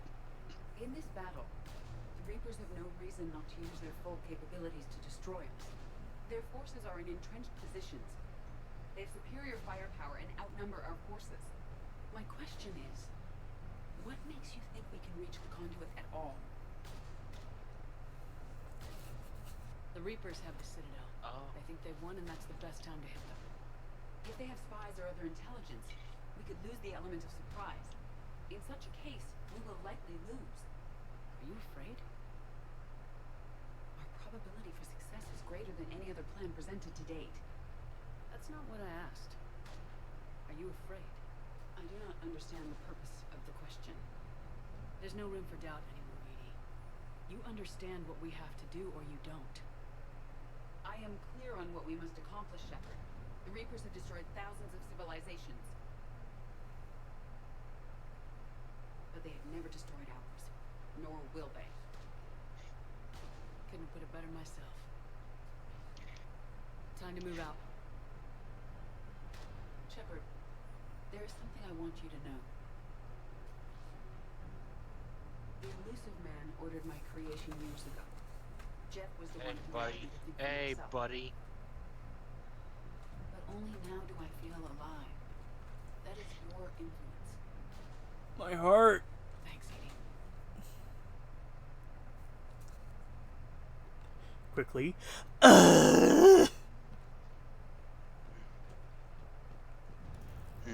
EDI, the Enhanced Defense Intelligence. Yeah, it means, and two, she was just the ship's AI, like she had AI with a personality, because there wasn't really much else to it, but yeah, she got her own quirks. Hi, how are you? Oh, wait, what's up? Sorry, I'm dealing with a nightmare. Nightmare? Oh, Witcher 3. It's, let's just say we upgraded from giant fake spiders to giant real spiders. This is your captain speaking. Shelob This is is your captain pissed. speaking, and Hey, this is your captain speaking. Has anyone seen that one episode of the '90s Spider-Man cartoon? hey, What? this is your captain speaking. Has anyone seen Eight-Legged Freaks? That's the level we're dealing with right here. I remember that. Sorry. Okay, before we get sidetracked again, it's Edie, and two, ship's AI, they had a quirky nature to it, because not a whole lot much else to it. Oh, sorry about that. Nestorobi. But but in 3 it's because we really start to see more of the effects of just her being unshackled, and now she actually has a body that she inhabits. Now she actually has a fucking relationship with Joker, which it's a bit odd to think about. It's like the one person Joker falls through. It's for what may as well be a metallic sex doll. All that holds the ship's AI. Yes, She is literally the Normandy. There can be no better ship there. It's Joker X the thing he pilots. It's a literal ship couple. But you know what? I will say this though. I rarely find myself kind of comparing some of the characters from the trilogy to Andromeda, and weirdly, I want to say it feels like Sam was essentially BioWare doing another attempt at redoing Edie, but I feel like it just kind of fell flat in a couple of cases. That's not to say Sam was a bad character, but like Sam honestly felt more like he was just trying to make him jar. They're trying to make him jar. Well, they wanted to make him personal in the fact that he's the AI that lives in Ryder's head, but at the same time he honestly just felt more like the Mass Effect equivalent to Jarvis from Iron Man. So. Heck, Jarvis actually had a little bit more personality there. Well, yeah, but in fact, Jarvis also had growth and became Vision. So. Also, just an arbitrary thing I wanted to ask, well, more or less just make a note of, I actually never really noticed that you refer to Sam as a he. That's sort of like the thing and the design purpose of Sam, is that they give Sam, the name of Sam, and their voice is pretty androgynous, so you can necessarily attach your own pronouns to them. I've always thought of Sam as more of a she, though.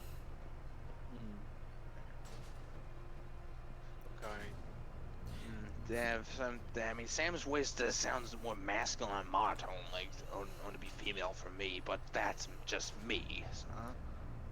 I don't know, just one of the random things I will say that I did actually kind of like Sam for. But my point is, Edie feels a little bit more personal, and yeah, just not much else to say. I like her. I like her growth. And lastly, a resident terminally ill girl. Almost time for the final push.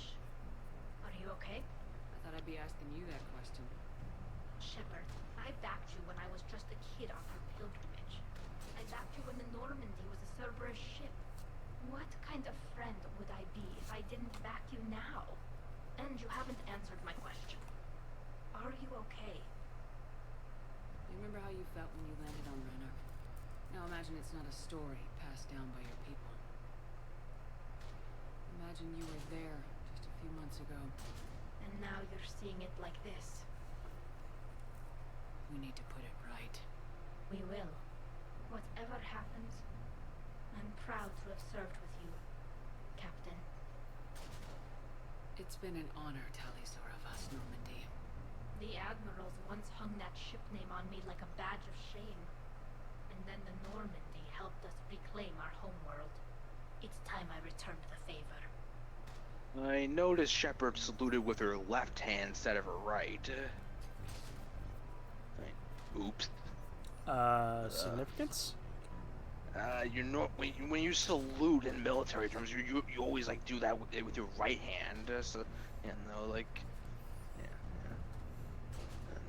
But anyway, that's a minor thing I just noticed. But anyway, Tali'Zorah Vas Nima Naraya, now probably known as Tali'Zorah Vas Normandy. You know my opinions already. Yeah.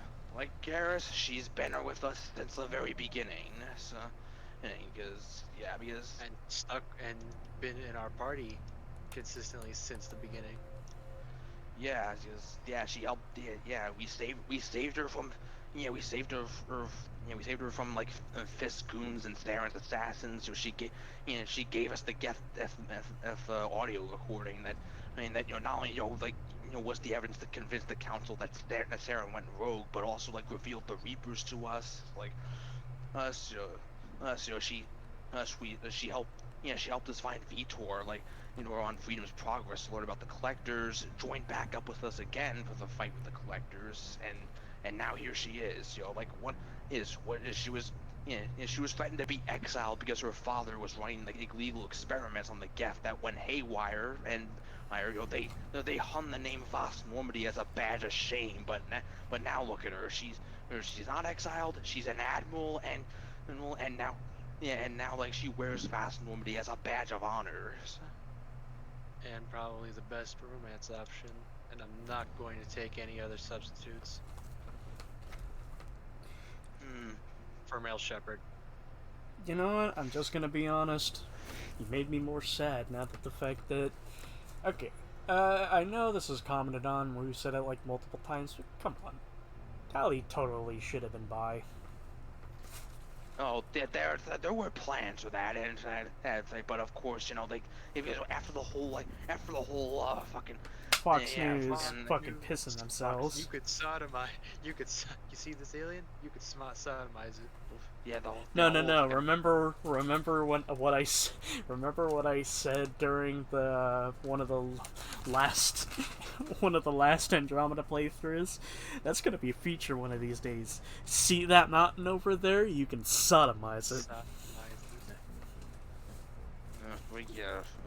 But because of the whole because the whole Fox News thing and the whole Lawrence Cooper escapades, that Mr. Jeff Keighley himself fought off single-handedly, I like to remind everyone, because BioWare was very afraid to go through run that through that issue a second time. So that's why, that's why all the romances were like very binary, as in like, there are 3 romances only for male Shepard, 3 romances were only the female Shepard in the second game, because Jack was supposed to be like a romance option for both genders. I think I'm pretty sure I heard somewhere that Tally was planned to be like that for some point, and I think Garrus as well, like on the second game, but that never happened. That is interesting. Yeah, I mean, because honestly, that I don't see. Yeah, that's honestly more of a rumor I heard though, because I'm not too sure if that's true. But hell, like in fact, Jennifer Hale even said like, hey, if Shepard and Tally are back in the next Mass Effect game, she would like to see Tally be a romance option for a femme shep, because I honestly think that should be a thing too. Hey, wait a minute. Those fucking enemies rattle my brain. You know what? I'll just randomly say this. Alright, we got recent news of the next Mass Effect. Jennifer Hale is stopping everything and is demanding BioWare and BioWare allow FemShep players to let her date Tali. Also, hello, who just joined? It's Marauder Shields. Wait a while, like we're not there yet. But anyway, anyway, Tally is like. How you doing, Howdy?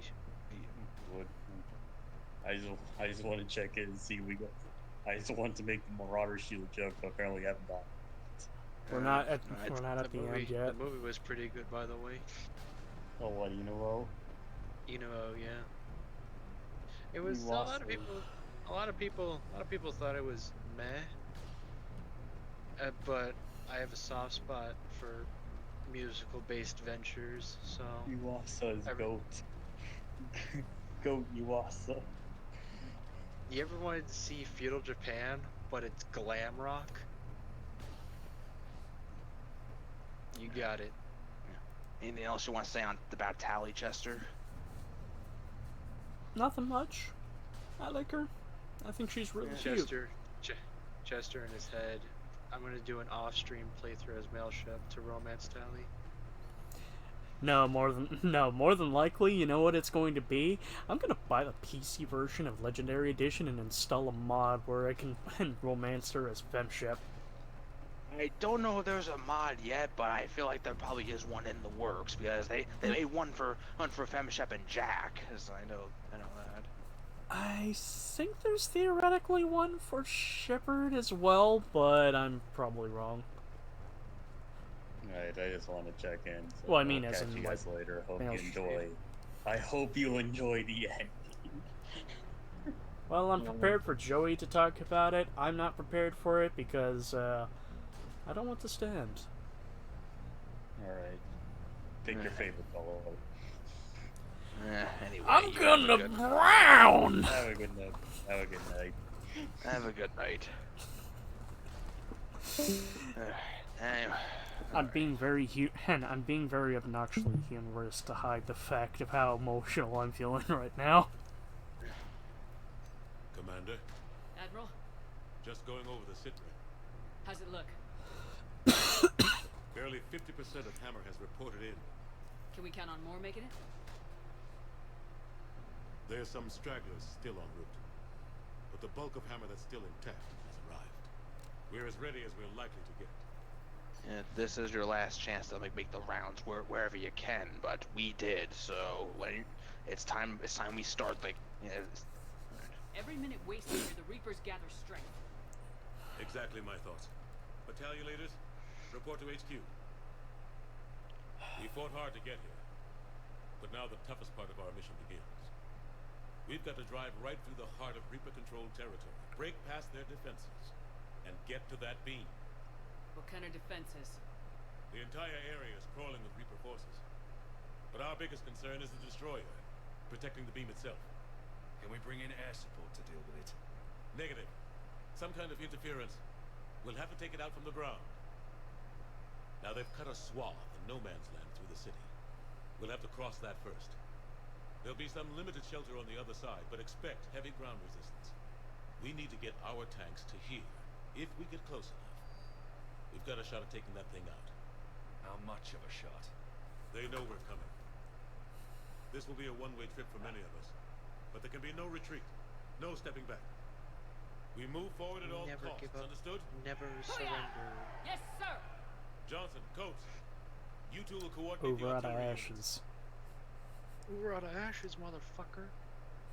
Shepard, That is sending still you the right up stupidest gut thing with I've ever resistance heard. civics. Support the tanks the best you can, Superfly, but stay alive. motherfucker.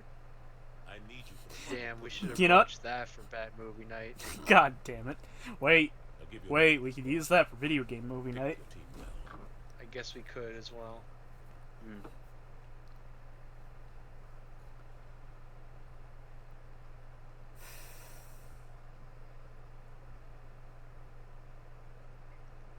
Alright.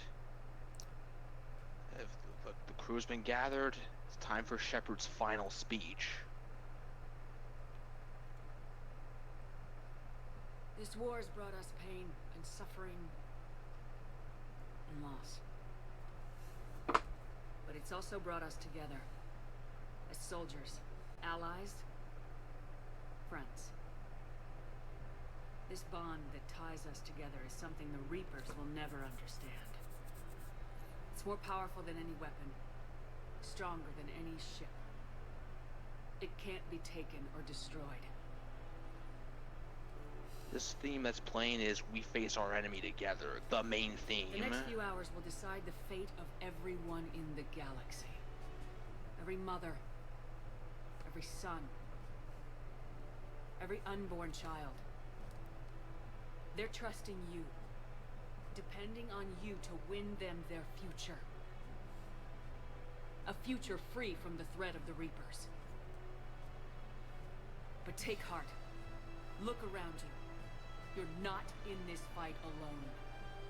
We face our enemy together, and together, we will defeat them.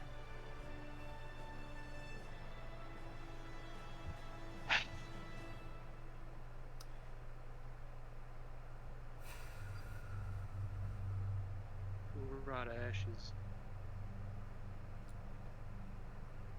Joey, I know this sort of goes into spoilers, but I need to ask. Are we in the clear? If I bring Garrus and Liara along, please tell me, are they gonna make it to the end? They're You have fine. enough resources. You have enough. You have enough military assets. Yeah, like you have more than enough for the best end, the quote-unquote best endings. They'll be fine.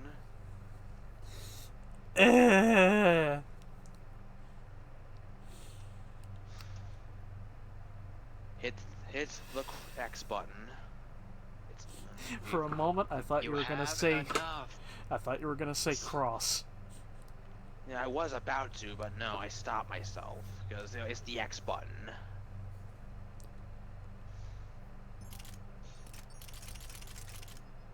Do I really need the pistol? Ugh, It's up to you, brother. Yeah, it's up to you if you need if you need an extra weapon like to switch to, but. It doesn't help that, you know, I have infinite ammo rifle, fucking Yeah, when you have something flamethrower, that has- and one shot yeah. McGee. That's kind of the issue. When you have something that has infinite bullets and your sidearm is something with finite bullets, it kind of defeats the purpose. Yeah, every other gun I mean, seems, it's seems still lame by decent, but comparison. it's still decent, except the issue is, this, I'm pretty sure that, you know, if this could hold like fucking 20 rounds, I could take down a Reaper single-handedly, and that this fucker just could literally do crowd control for anything.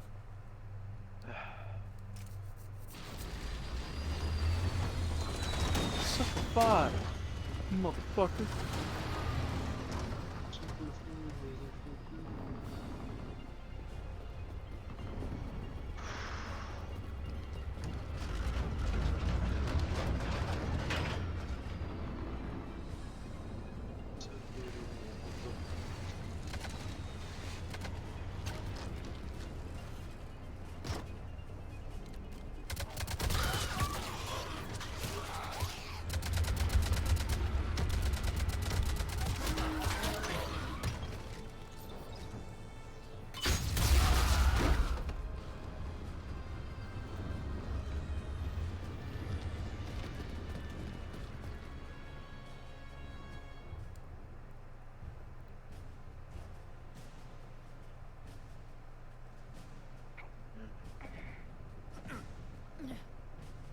Alright, our trek begins through no man's land, so...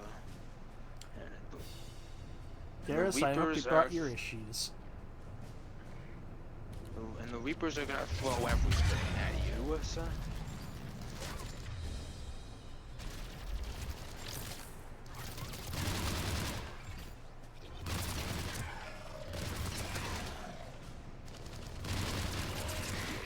Yeah, me personally, when I go through this level, like so I actually do like do default like armor and default like weapons, like as I go through this. So just like starting weapons, default N7 armor, because yeah, this is the end. Like then I gotta make it thematic. That's not really an option when you're playing on a higher difficulty. I technically did hit it on Insanity way back when. It was tough, but I did it. Can you do it again? I'm pretty sure I can. Alright, I issue a challenge though. I want you to put your money where your mouth is. When I get around to like doing Insanity on this game, sure. When you find the time. Did you get the, what is it? The Insanity trophies? Well, for the OG releases of 2 and 3, like I got them on my old account, so, and I mean I need to get them again, like for both versions, like. Yeah, because fuck the guy that stole my old Xbox Live account.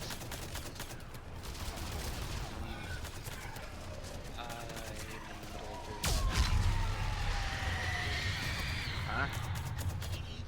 What, the Zenland? No. I mean, you made that remark after I mentioned me losing my account. Like, it made it sound like you had the same issue too. No.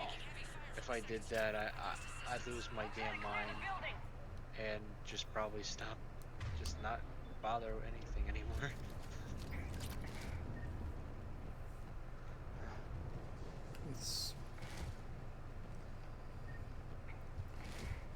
Granted, you lose all the games necessarily purchased with that account.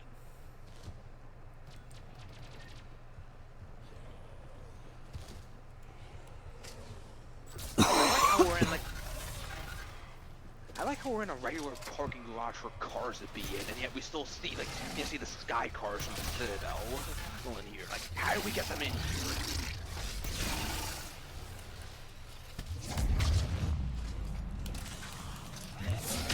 Anyway, in terms of just pure gameplay, like if I were to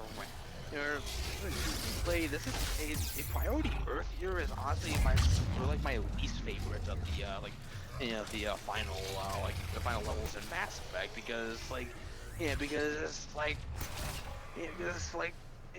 feels like because really the last game we had the suicide mission, alright? Because we were assigning jobs to the different squad members to help us out there, and those decisions mattered, but yet here it's like despite spending the entire game recruiting armies for a cause, that doesn't come into play at all. Like deciding what fleet's best or what job or any of that. It's just another shooting gallery, at the end of the day. So. I think the final level of Andromeda inches out a bit better overall than this one, because at least there it feels like decisions you made throughout the game carried over into the final level, because you help out the Krogan, okay, then for this one room where you fight enemies, the Krogan come in and help you, you help. You did the stuff on Kadara, now the pirates and mercs are gonna help you here and stuff. If you did the side mission where you strike a deal with the Archon's right hand, okay, you can make a choice to follow up on that. So, and it's I feel like stuff. Yeah, besides the lackluster final boss, I felt like just stuff. Yeah, that final mission had everything I felt that this final level should have.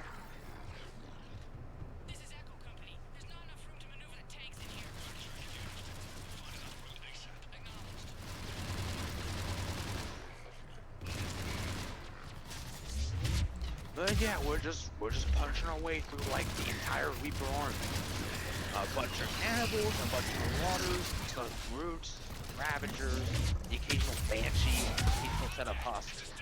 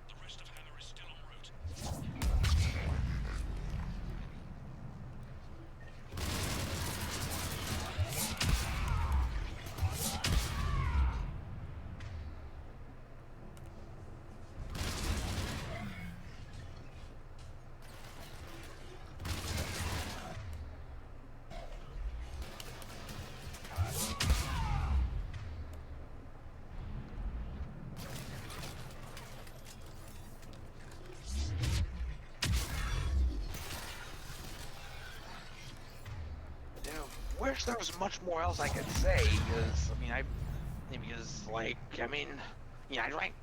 rank like. Oh wait, you were saying something, Wolf? That's pretty much it. Gameplay. Yeah. Yeah, I honestly rank like the one's finale like in between 2 and 2 and Andromeda's final level, because it's not suicide levels of mission and levels of awesome, but you go to Ilos, you're fighting all the strongest units. You learn everything about what happened to the Protheans and the Conduit. Then you have that final climb up the Citadel, and the final boss with Saren was pretty fun. Regardless of whether you chose convince him that convince him to delete System 32 or not. So,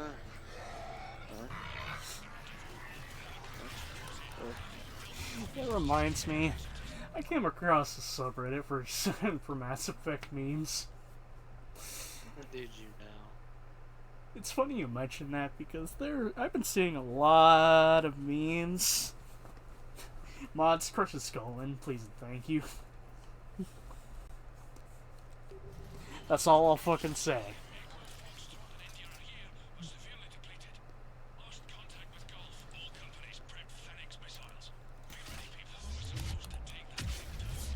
Saying, Shepard, I'm losing control, and I don't think I can fight it anymore.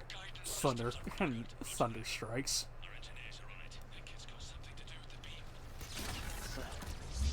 Fuck you! Will you fucking stop interrupting my biotic slam, you basic bitch? You dumbass bitch. we're almost there to the missiles. Almost.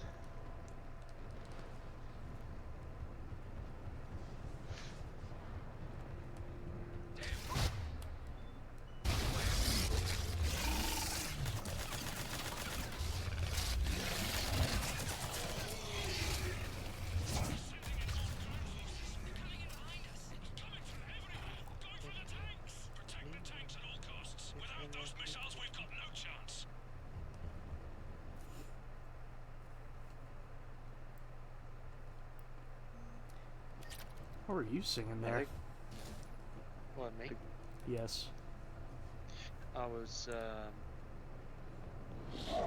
it's one of the themes that plays. Alright.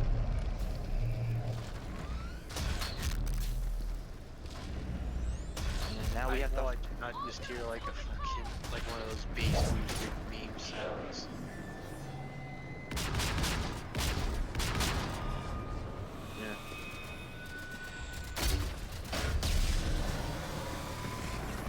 Yet another Reaper Destroyer we gotta get rid of. Wait a minute! Garrus!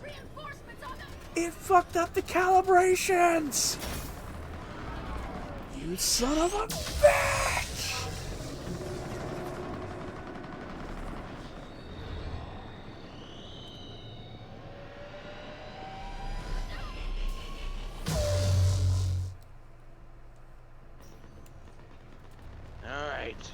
made it to the missile battery.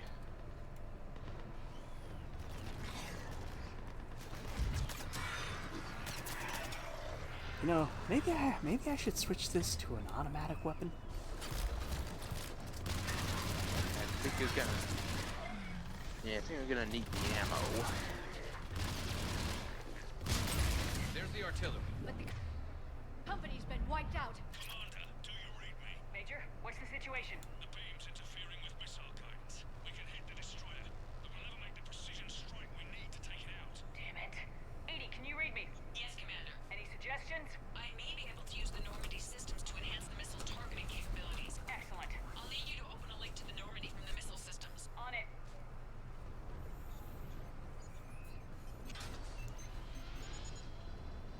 That's it. I'll let you know when I've adapted the targeting systems. Sounds like good news, Commander. We'll see. Hammer, this is Admiral Ellis. The Reaper ground forces are making a push. Hold your ground. Protect those tanks until we can get a shot. You heard him, people. Get ready. There they are. This is our last major battle, because we're defending these Stanix missiles.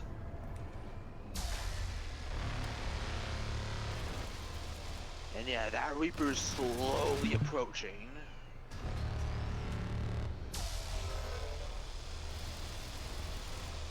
Piece of shit.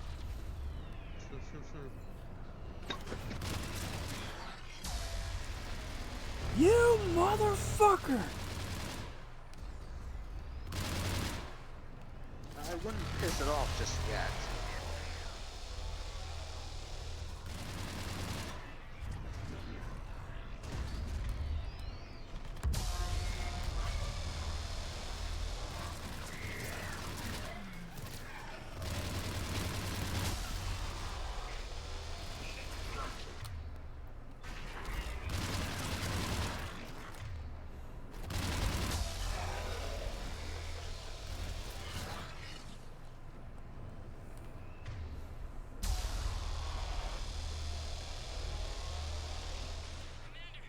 We tried to hold them off, but they destroyed our trucks. Overwhelmed our position. Your left flank is gone. They're headed your way. Sorry, sir. Hang in there, soldier. Heads up, we got more incoming. We'd better cover our left flank.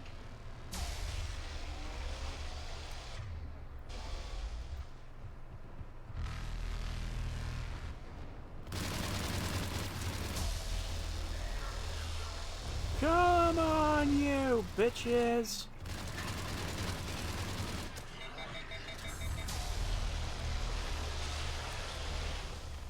It's shooting our general area now.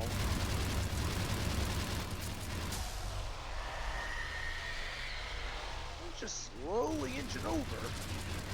It's still worrisome. There's a Banshee too. There was a Banshee. There was a Banshee here. Now it's gone. Later.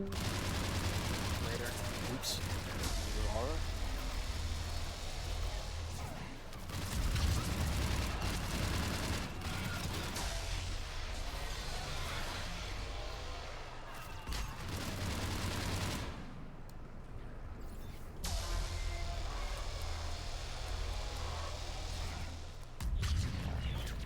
And fuck you in particular.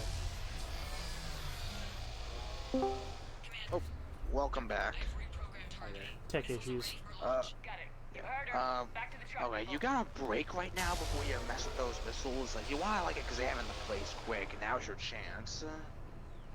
I mean, what else can I find here?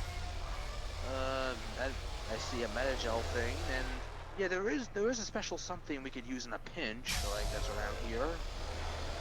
Where? Hey, in one of these buildings.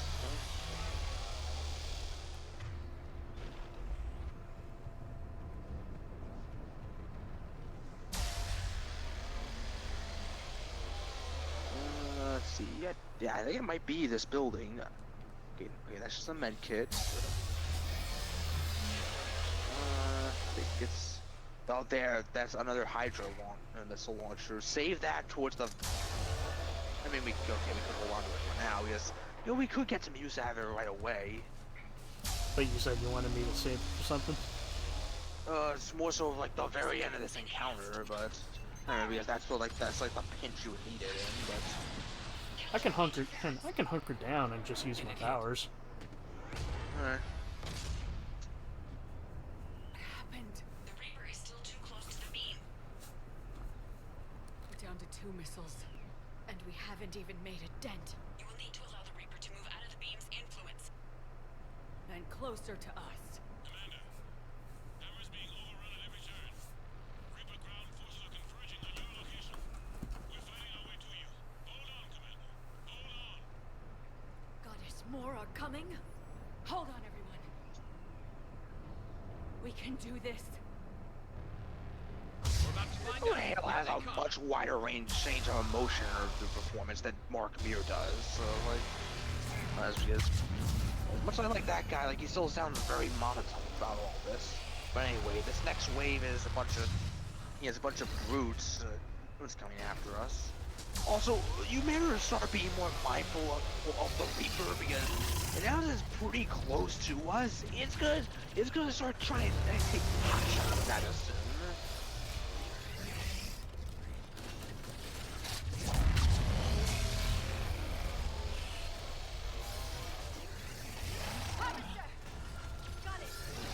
And there's a mandatory harvester we have to fight.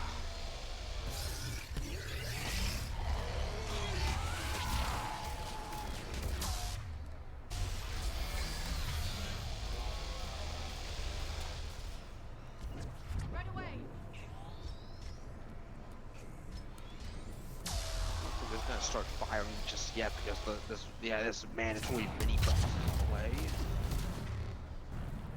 Why is the targeting not showing up for him? I mean, you can still fire off a power, like. That's, I don't think it should be too close to that harvester. Alright. It still only counts as one. Say again. Discord hates me. It kept kicking me out. Anyway, okay, final wave, it's an endless amount of banshees, marauders, and cannibals. Like the most banshees that are on in the area at a time is 3. So yeah, this is why I say save it for a pinch, because we're just holding out till the missiles are ready.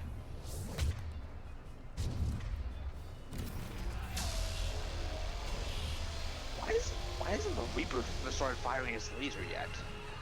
Good question.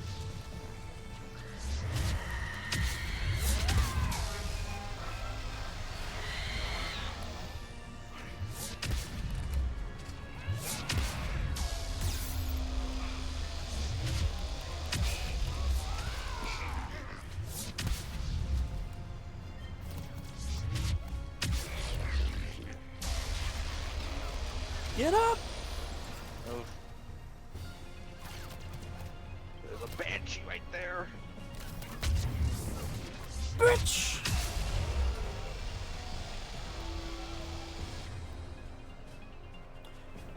Okay. It's not firing its laser. I gotta ask, would now be a good time to use the rocket launcher? Yeah, sure, use it. So.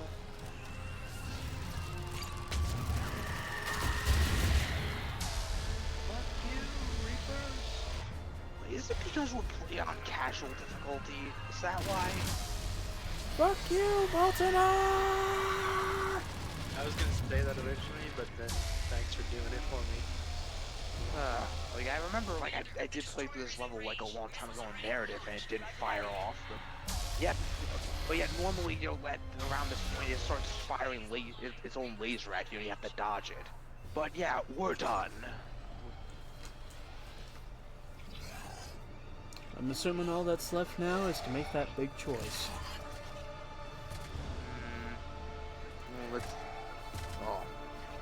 We still have to get to the Citadel.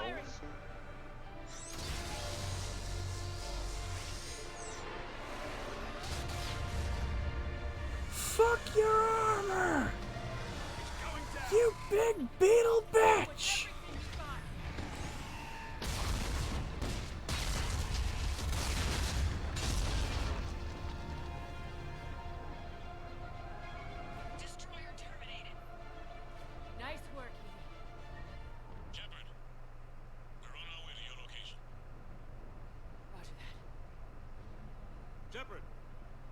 Over here! Thank God you made it. Didn't look good.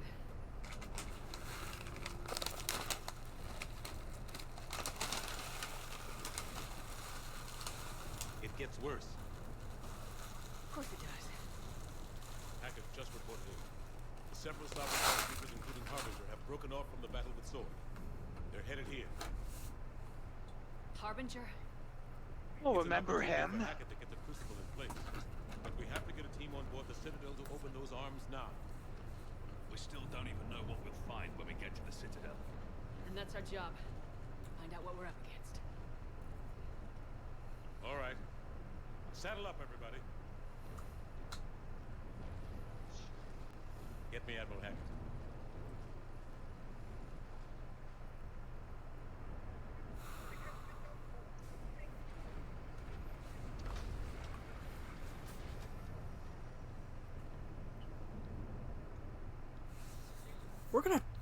We're gonna melt you down and turn you into a jungle gym.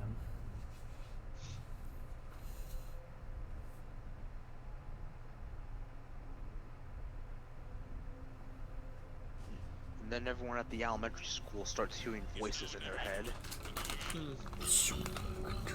Acknowledged. All ships. This is Admiral Hackett. The Crucible is on the move. I repeat, the Crucible is on the move. Protect it at all costs. Everyone, this is it.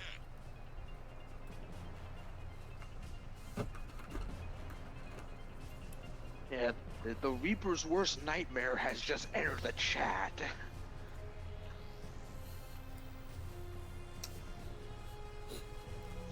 It's Stanley Rue, glorious moderator of the BioWare forums. It's time for Ding Dong Banu.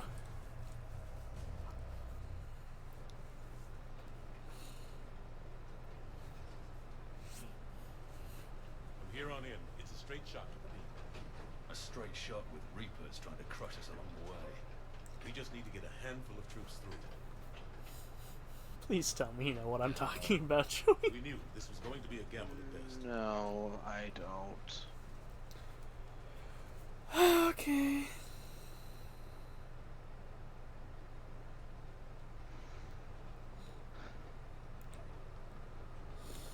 God, I wish Joey. I wish Joey was here. Hey, Joey, don't you think Joey should be here? What do you think? Let me correct my brain there. I wish Matt was here. Can't think of anyone else I'd rather do this with. I'm honored to be part of your team. We're in sight of the target. All right, everyone. This is it. We're finally here, begrudgingly. Shit. Gentlemen, everyone, welcome to Mass Effect 3's ending. Hold on. Hey, this guy's been missing throughout the entire game. Where have you been? Where the fuck have you been? Yeah, seriously. We gotta move. Yeah, he was supposed to lead the invasion on Earth, but this is the only time we see him. What? No, actually, you don't know. Don't run. You know how work this is? Hey, we're right here. He's gonna shoot at us. All the humans are scripted.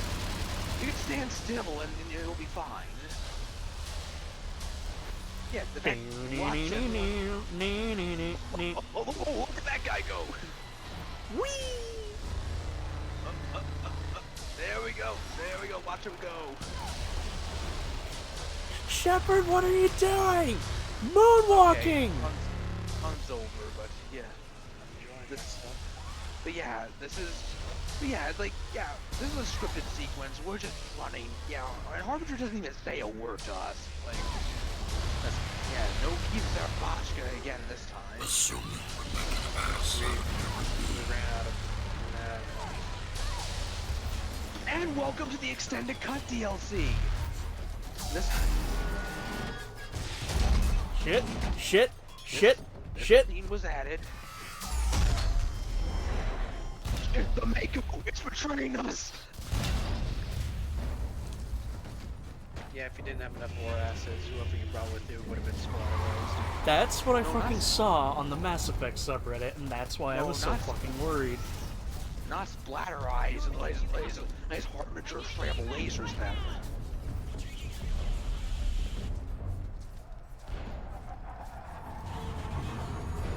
How'd you get here, there, Joker? Weren't you up in it? Weren't you be with the rest of the battle? Come on.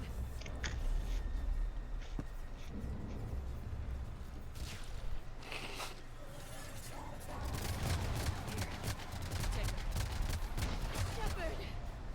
You gotta get out of here. I'm alright, Shepard. Don't argue with me, Liara. You're not leaving me behind. No matter what happens, you mean everything to me, Liara. You always will. Shepard,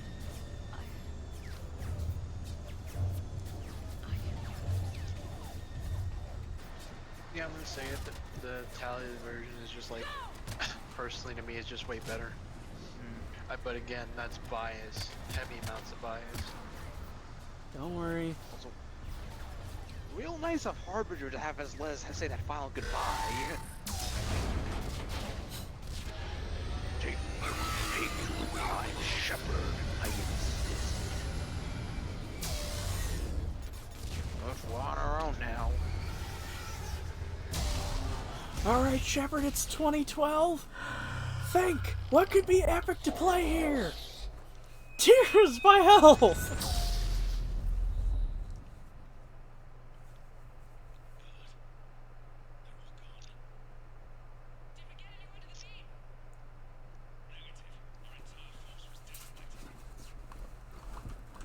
That moment of Shepard getting laser it happened in gameplay originally. And he just fucking leaves, like that's it.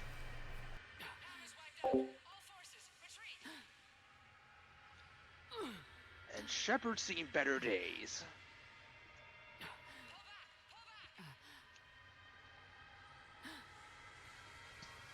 Yeah, and so yeah, new style of gameplay, wounded Shepard.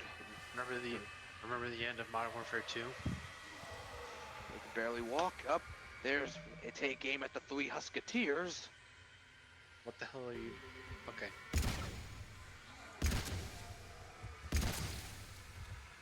Glad to see these guys didn't get cut out of casual difficulty because they are a narrative.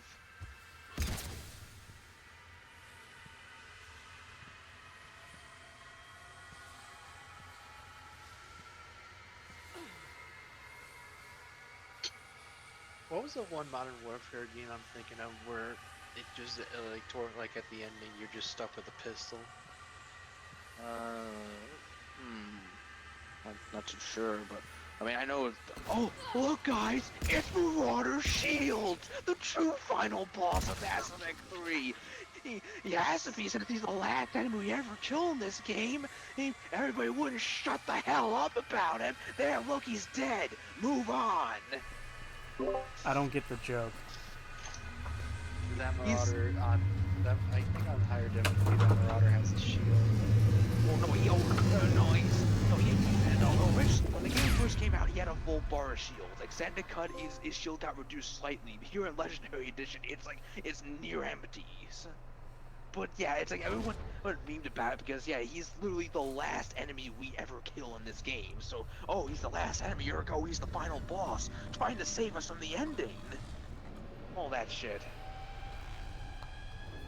Alright, You know what, here's not gonna another lie, that could have made a great moment to have Harbinger just assume control one last time. No, Granted, maybe, but him being big-ass fucking Reaper was pretty epic, but... well, yeah, at least just to speak with Shepard again, but no, he just leaves for no reason. Like, yeah, it's like that's, yeah, it's like that's the one-way ticket for everyone to like kill you and your armada. You just leave it unguarded. Also, this scene was added in extended cut.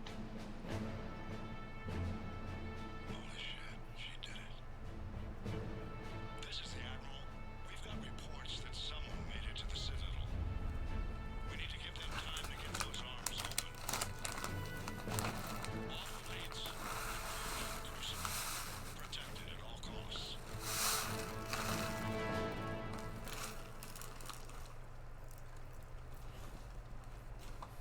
welcome back to the Citadel.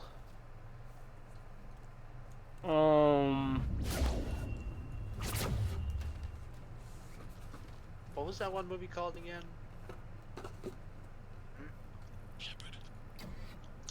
The Depths, I think it was. It was that movie where a bunch of hikers go into a cave and then get attacked by a species of underground dwelling humanoids. You up here too? The Descent? That's it. And it wasn't hackers. It was some type of, I forget what the terminology is. I said burrowing humanoid. No. You were talking about the human group. He said hikers. I misheard that as hackers. Apologies about that. I feel like death, but I'm moving.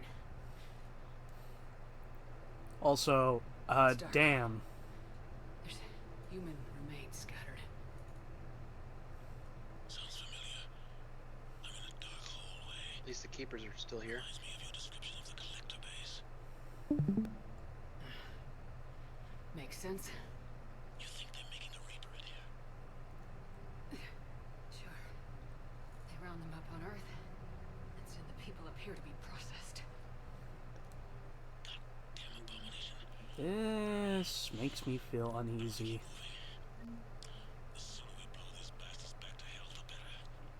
Yeah, there's all the bodies like in the collector base, and we see a few like this dead Cerberus assault troopers like hanging on the cables. Doesn't look like any part of the This city is alive. fucking horrific, man. I mean, the dialogue. Extended cut, the dialogue stayed the same as ever, but the animation played out differently. Where this time we actually see Shepard come out of that little metal thing in the beginning of the room. I think I'm near an exit.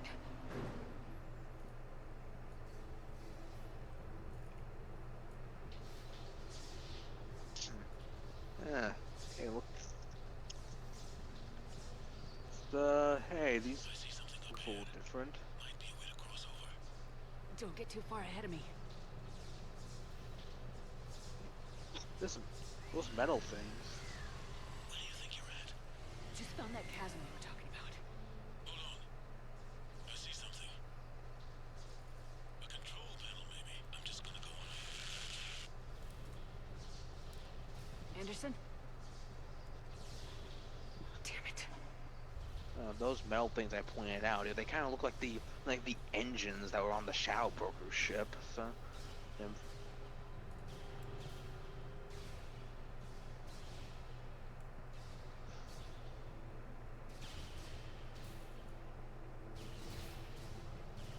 Oh, looks like we're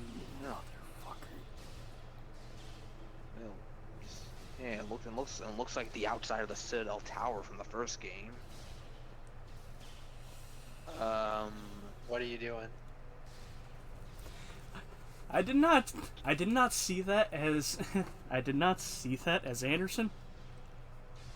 I've got terrible eyesight. Anderson!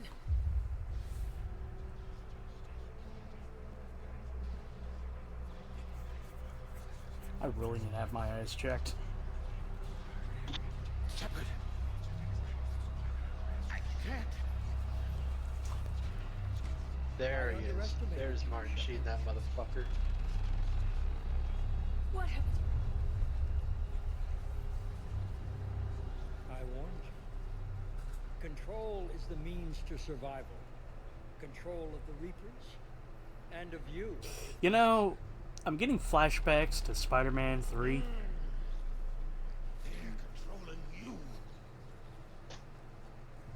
I don't think so. I'm thinking he kind of looks like a Harry Osborn. He looks a little bit like Harry Osborn at the end of Amazing Spider-Man 2. Similar scarring, I guess. A lot different than controlling the Have a little faith.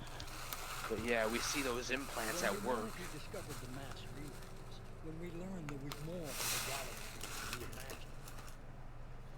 There were some who thought the relay should be destroyed. They were scared of what we'd find, terrified of what we might let in. But look at what humanity has achieved. Since that discovery, we've advanced more than the past 10,000 years combined. And the Reapers will do the same for us again, 1,000-fold. But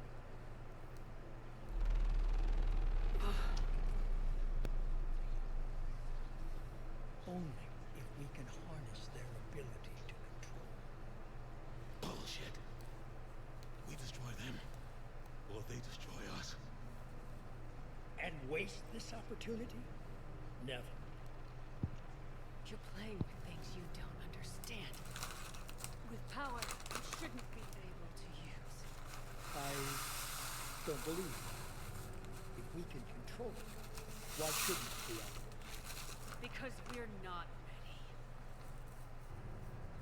No. This is the way humanity must evolve. There's always another way. I've dedicated my life to understanding the Reapers, and I know with certainty the Crucible will allow me to control them. And then what? Look at the power they wield. Look at what they can do.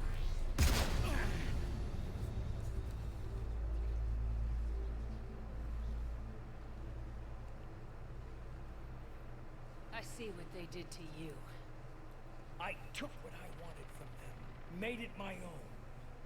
This isn't about me or you. It's about things so much bigger than all of Do us. you forget that they're just sort of monster like And who will code you gods, An essentially? old soldier stuck in his They're grave, they are only essentially able to just see the machine world down gods. the barrel of a gun. And if you take something, And what if you he's take wrong? something from What if them, controlling the Reapers they're gonna is start taking from you. He's indoctrinated. Like he does not see that anymore. So, Yeah. and then all he sees is just for him the ends justify the means. Humanity's existence on it? I know it will work. You can't, can you? They won't let you do it. Well, behind the scenes thing, I mean, this final encounter with the Elusive Man was supposed to be a traditional final boss. Well, it's like he become like some like. We're gonna get Saren 2.0. No. Whoa, something like that, but he's like some big Reaper monster. It kind of looks like a combination of all the other like Reaper types we fought, but You sacrificed. yeah, I mean, I think me personally, I honestly think like this works better for the Elusive Man's character because he's not a fighter. Like his information is This tools, ain't bro. fucking. This ain't fucking. Batman Arkham Asylum. It's not too late. Yeah. We'll do the rest. Yeah, but the thing that pissed me off about like the exclusion was just the justification behind it, where it's just like, oh, we didn't include it because this was too video gamey. Says the video game developers. It doesn't hurt to realize the medium you're creating. All right. Okay, hold up one second. But how do you want this to end now? Because because I'll tell you one thing. One of these is going to give you the satisfaction of doing it yourself. The other one, he does it on his own. He's talking strictly the persuasion options. You pick the normal ones. Anderson's life is at risk. And me personally, I go full renegade here. Yeah, so. fuck this guy. You are a foul bastard. Yeah, you do Paragon. Yeah, you convince him like he's been indoctrinated, and it just ends the same way as Saren did. He offs himself. So it's not fun. That's not fun at all. Are you sure? I hear the thunder in the distance. We're treading old ground, so yeah, let's put his ass in the ground. Vava fanculo. You're weak and you're selfish. Because of you, humanity will suffer. No! I saved humanity! No! You sacrificed us for your own selfish wants, your lust for control. No! No! You were supposed to protect us, and you failed. Do not fuck this up. I am the savior of humanity. I am the pinnacle of our Fuck you. Oh yeah, by the way, that Renegade interrupt, that wasn't an optional thing. That's a quick time event. And and you miss that, he kills you. Game over.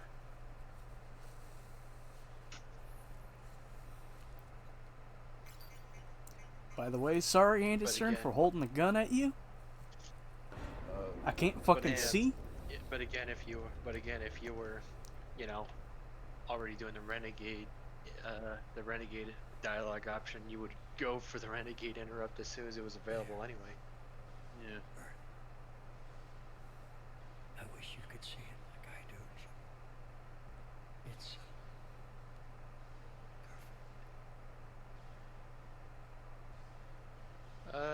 Can we put another one in him just to make sure? You know, like Saren, except last time we did that with Saren, he had a Final Fantasy boss transformation. Well, get roll Rex or whoever you chose for that one. Just only put one in them. We need to do like, I don't know, 5 more. Hey. Hey. Rex? Grunt? Can you fuckers, bring out, your shotguns? Bring the heavy flame.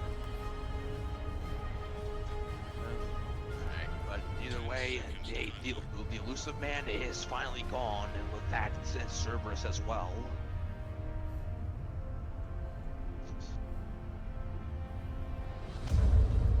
That's it. The crucible is docked.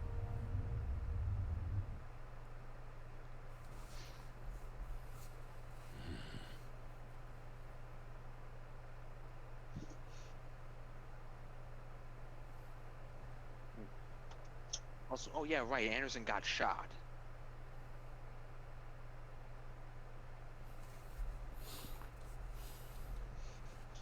Commander? We did it. Yes, we did. It's quite a view.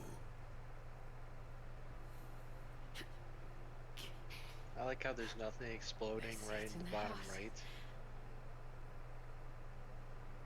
God. Bottom left, Feels sorry. like years since I just sat down.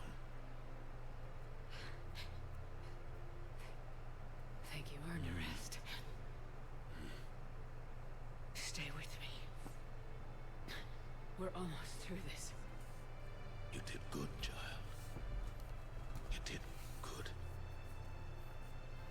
I'm proud of you. Thank you, sir. Anderson.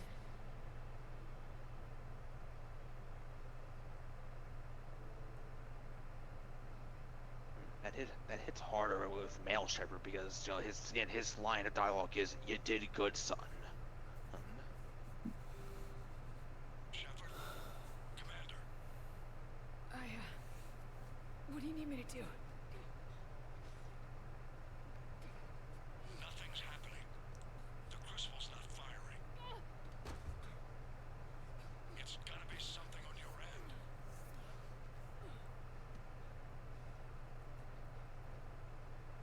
Commander Shepard.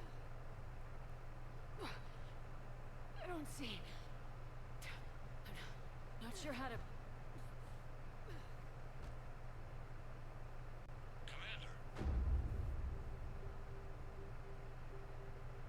Dear God, we're actually here now.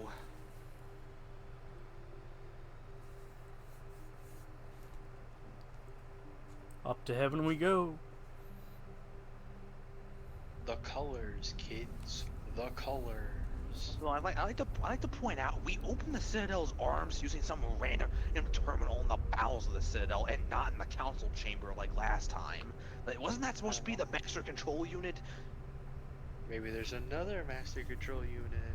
Why? That's dumb. We could This is the ancient controls that they never knew about. I'm sorry. I'm sorry. The factory reset. Ah fuck. Fuck. It's that button you gotta press with the fucking bobby pin. Yeah, you Wake welcome. up. I'm the factory reset button. You want to factory reset your universe? Wake up. You have this whole universe set to Spanish. The Citadel. It's my home. It is bueno. God, I'm. If there's any Bioware devs watching this, I am sorry for just being a I dipshit. am the catalyst. Thought the Citadel was the catalyst. No, the Citadel is part of me. I need to stop the Reapers. Do you know how I can do that? Perhaps. I control the Reapers. They are my solution.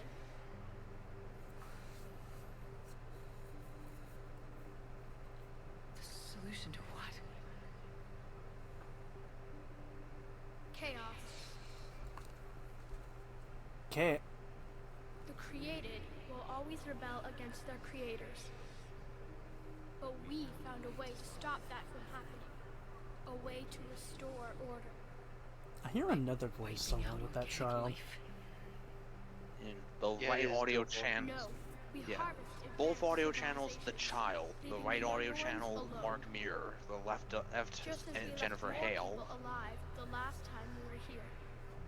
But you killed That is fucking brilliant. I actually really fucking like so that. they can make way for new life, storing the old life in Reaper form.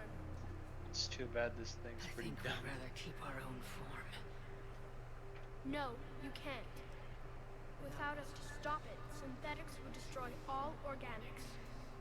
We've created the cycle so that never happens. That's the solution. Name out right here for a bit. And so the Reaper's entire purpose this entire time was because it was the fear that organics would be destroyed by the synthetics they create. Their plan to stop this is stop this from happening. I don't know, build another set of synthetics, go kill organics, so that organics don't get killed by synthetics. Yo, dog, I heard you don't want to get killed by synthetics, so I just built synthetics to kill the organics, so the organics don't get killed by synthetics. Yo, That's dog, the- I heard you. Yo, dog, I heard you're scared of getting shot. So so I got you so I got you these bullets. Yeah, I that get you. is- yeah, it's like Yo, that- dog, I heard you don't like getting burned, so I got you this flamethrower. Yes, like this is exactly what I hate about the ending. And ending This is is really like this yeah. is, It's fucking stupid. if this isn't like look, let's look back to what they were building up. Remember how? Yeah, remember all that talk about dark energy and like the other games, like about like why why the collectors were building that human Reaper and stuff like, they were building up to something about something about like all this talk about dark energy, and that's what the original like ending plan was gonna be. The original writer Drew Garpetian wrote up. It's that dark energy was going to kill off the entire galaxy. So the Reapers were basically doing the mow the lawn method, where when organic races were coming too close to unlocking like the true secrets of dark energy or its true potential, and they harvest them before they get the chance to utilize it for bad. That's basically their short-term fix for the problem until they came up with a long-term solution. So, and they were, that's why they were building that Reaper, because a human Reaper in the second game, to have a Reaper that can utilize biotics to solve the dark energy plot, so that the cycle of the harvest cycle could end. That's not the case here. They turn into another organics versus synthetics plot that apparently needs to be in every sci-fi plot ever. So, God. And here's another difference with the extended cut DLC. Those options are on the left. Those weren't there originally, and this is the only time the conversation wheel pops up in this final little cutscene. But now that we're here, ask away. With the left options.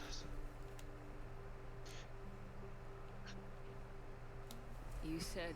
Imagine trying to explain this to VOs, be like, hey, could you come in and record some extra lines for DLC to add more Hey, would you context, mind or coming should back the ending- in?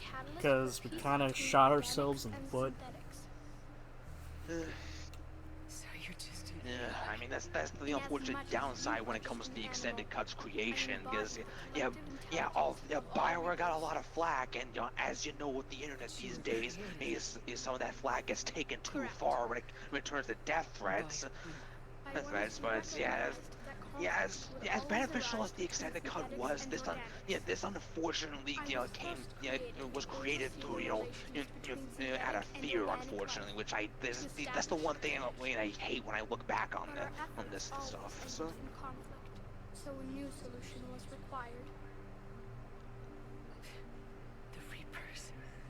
It's pretty late where I am, so I think I'm gonna bounce for the night. Alright. Get some rest. See you tomorrow. Have a good night. You told me what you did to them. Have a good night. We did, as and we I'll were see you expecting. guys tomorrow You for said a you movie betrayed night. them. See you tomorrow. That you turned them into Harbinger. And See you hopefully tomorrow. for what the dub. Oh yeah, I forgot that I was doing that. That's entirely I forgot that I was gonna do that The tomorrow. flaws Which of I their still am organic gonna do. reasoning could not Got a deceive them. question. They lacked You said you were foresight gonna to start at understand like destruction 6:30 was your part of the time. very solution they I hate to required. ask. Could you move it 1 hour? And I welcome their involvement. So I am like 1 only hour facilitating ahead. or an hour behind? Ahead, so like 7:30 your times. That way I'd actually be able to like be there with y'all. Cause Yeah, like, I can do that. Cause like usually around about like 3, right about at 4 is when I end up heading back upstairs. Yeah, I can do that. That's no problem at all. What do you know about the Crucible? I don't think I'm probably gonna be able to make it in time for that, but yeah, we'll see. However, Yeah, no worries. in If you combination can, with the that's Citadel okay. and the relays, I'll it be is doing more in the capable of future. releasing tremendous amounts of energy throughout the Again, I galaxy. just hope I can bring my 8 game. It is crude, but effective you and and me adaptive in both. its design. Who designed it? You would not know them, and there But is not I'm enough gonna time go to get some explain. sleep. It's been a long We week. first noted the concept for this device several cycles ago. Have a good night. With each Good night. passing Have a good cycle, night. the design has no doubt evolved. Why didn't you stop it? We believe the concept had been eradicated. Clearly, organics are more resourceful than we realized. Yeah, we talked over it, but yeah, the Leviathan DLC added some extra dialogue for this conversation, because you met their creators, you met this kid's creators. Yeah. Where did the Reapers I come know from? your parents. Did you create them? Yeah, and you can tell how like thrown together it is, because like it's like, oh, I met your creators, they're here now. It's like, oh, okay, good for them. Representation of my creators. Leviathan. Yes, they created me to oversee the relations between synthetic and organic life, to establish a connection. They became the first true Reaper. They did not approve, but it was the only solution. You said that before. But how do the Reapers solve anything? Organics create synthetics to improve their own existence, but those improvements have limits. To exceed those limits, synthetics must be allowed to evolve. They must, by definition, surpass their creators. The result is conflict, destruction, chaos. It is inevitable. Reapers harvest all life, organic and synthetic, preserving them before they are forever lost to this conflict. How is this not a conflict? We're at war with the Reapers right now. You may be in conflict with the Reapers, but they are not interested in war. I find that hard to believe. When fire burns, is it at war? Is it in conflict? Or is it simply doing what it was created to do? We are no different. You're trying to be the architect from the Matrix Reloaded, and I'm not gonna lie, homie, you're being faux deep. What does that analogy have to do with what's happening right now? You're about as shallow as a piss puddle. Organic and synthetic Also- can once again flourish. Also, like, so before you pick anything else, you know, like, yeah, your whole thing is that, oh, like, you know, organics and synthetics can never coexist. This cycle, we're stopping this chaos from happening. A few hours ago, we just brokered peace between the Geth, synthetics, and their creators, the Quarians, organics. You can look up and realize your solutions is no longer viable. So You are damaged. like how do you? You were dropped when you were manufactured, you dumb piece of malfunctioning tech.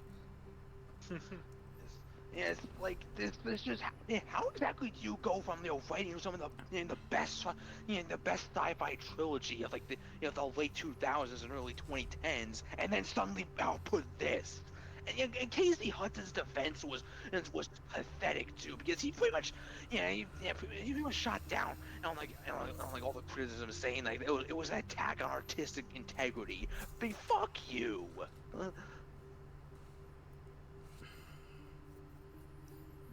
I'm assuming this is just Renegade or Paragon response, has no bearing on the actual ending. No, this ain't the final choice. So it's like, I mean, yes. The defining characteristic of organic life is that we think for ourselves, make our own choices. You take that away, we might as well be machines just like you. You have choice, more than you know. The fact that you were standing here, the first organic ever, proves it.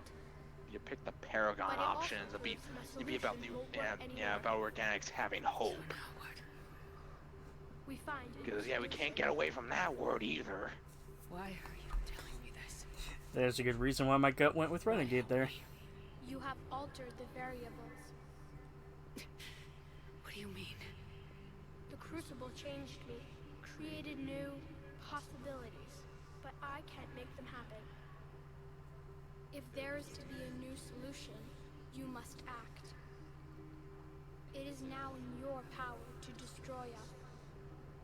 So now we're gonna get the breakdown of each choice. Decision 1, destroy. But be warned, others will be destroyed as well. The Crucible will not discriminate. All synthetics will be targeted. Even you are partly synthetic.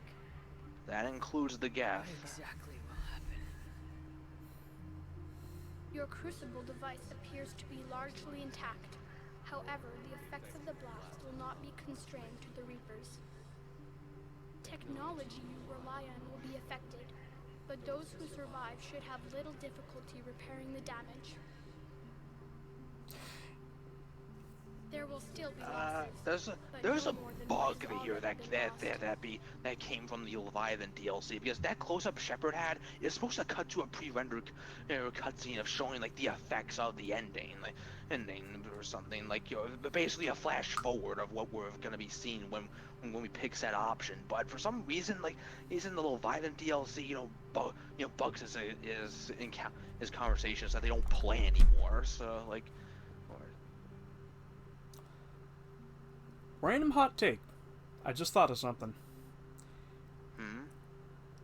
There should have not have been the child voice. I honestly would have liked it. It would just been Jennifer Hale and Mark Meir doing the voices, just in unison. They are, but they technically are. But but you probably want to just cut out the middleman and here and just let them be more like prominent.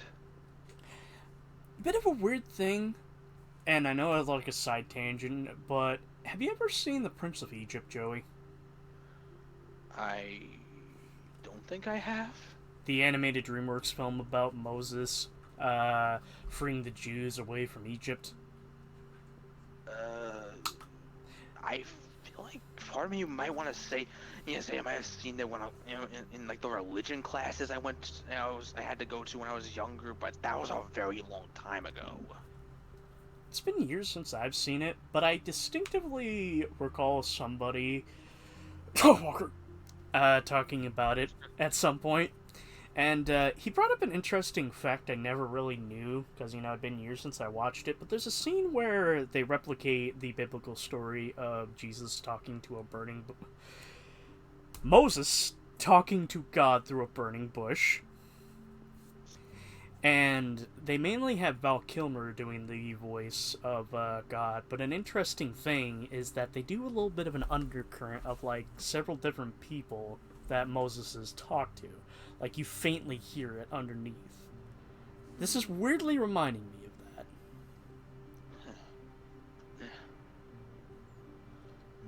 Anyway, these Paragon Renegade options that we get presented now, there's one, the Paragons were like in favor of that choice, or you're just more pressing of it, but the Renegade is more denial, like, no, I don't want to do this. So, but it's not your final decision. But the Reapers will be destroyed?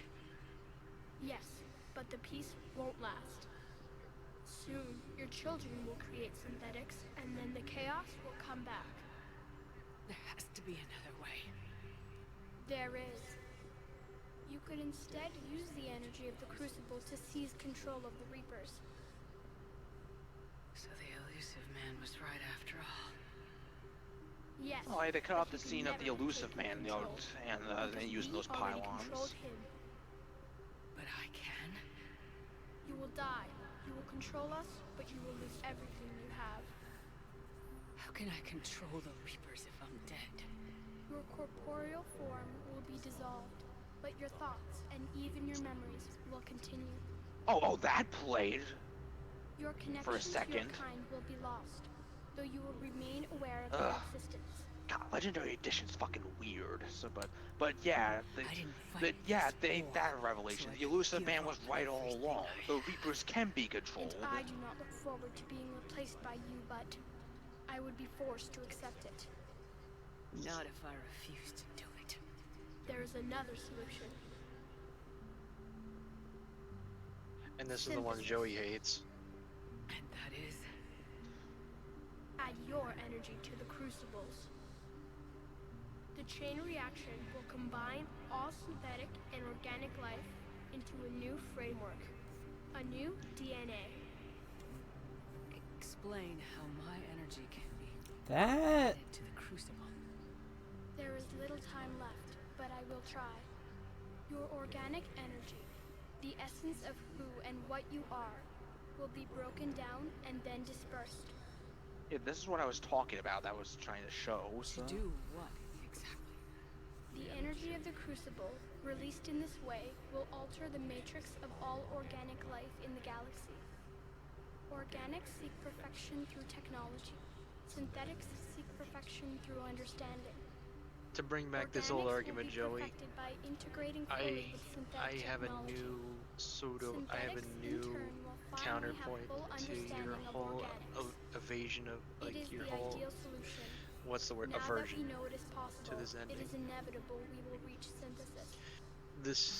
The weird, We have tried the a similar solution in the past.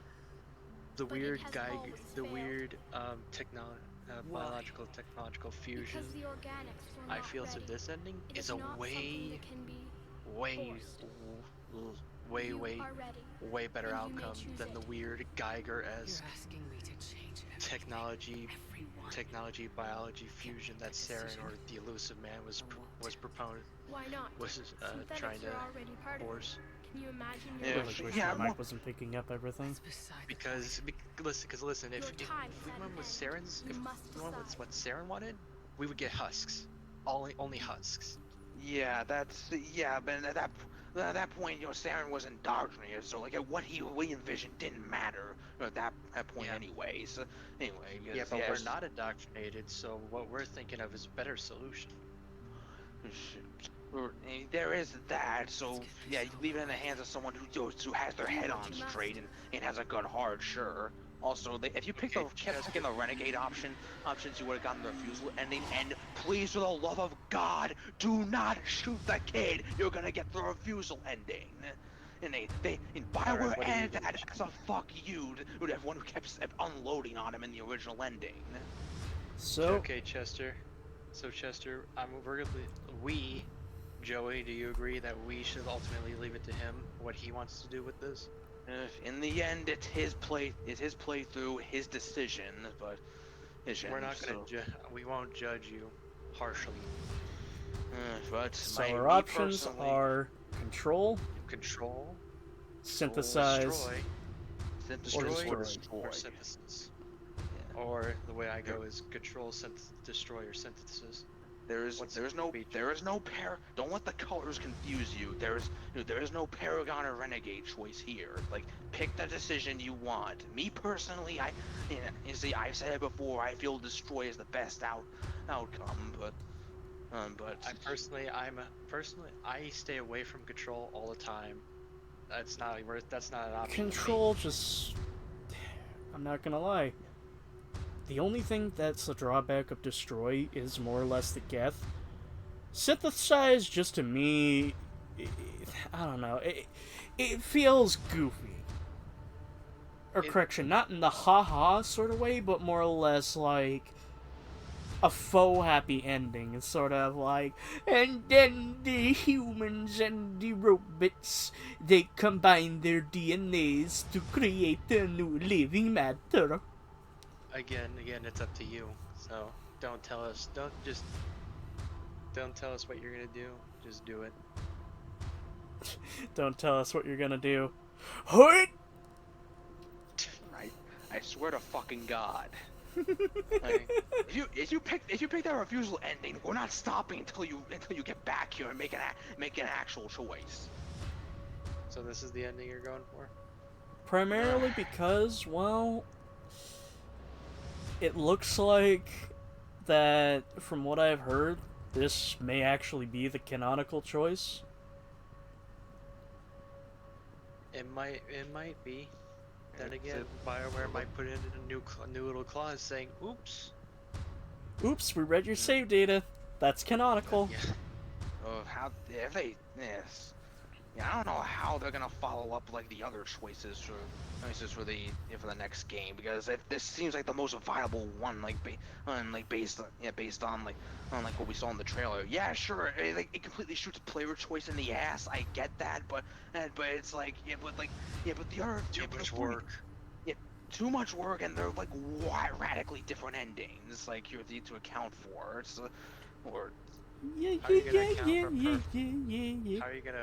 How are you gonna account for Shepard turning into a Reaper or perfect technological and biomechanical symbiosis? Yeah, we saw the dead Reaper that Liara was climbing on in the first trailer. So, that should be enough indication. My patience is waning. Is this entertaining? My patience is waning. Is this entertaining?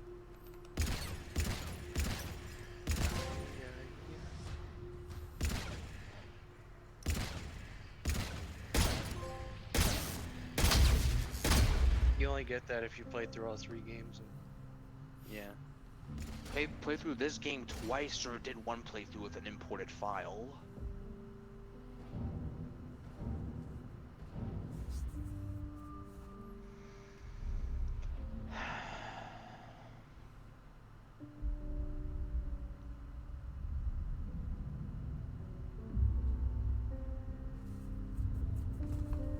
All fleets, the Crucible is armed. Disengage and head to the rendezvous point. I repeat, disengage and get the hell out of here. Look, I know. But we have to. Damn it.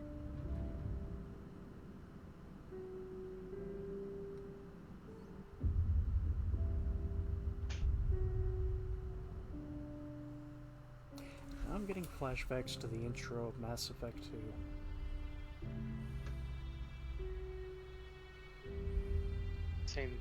Same outcome, different circumstances.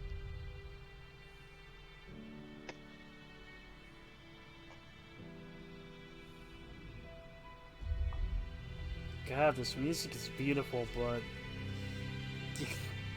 Yeah, not gonna lie. That's kind of stupid.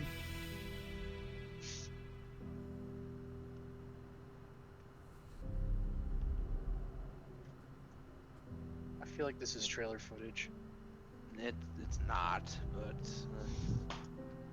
and also that scene with that scene with the Normandy pulling away and that's Joker, or coming to terms with it. That was yeah, also extended. It just cuts straight to the beam, like being like in the pulse coming out.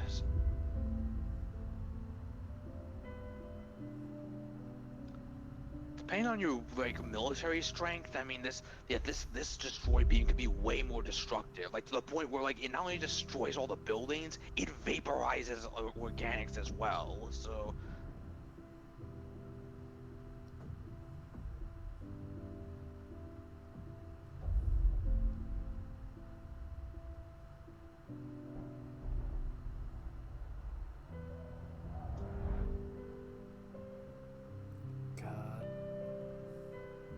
this little scene was also added as well. So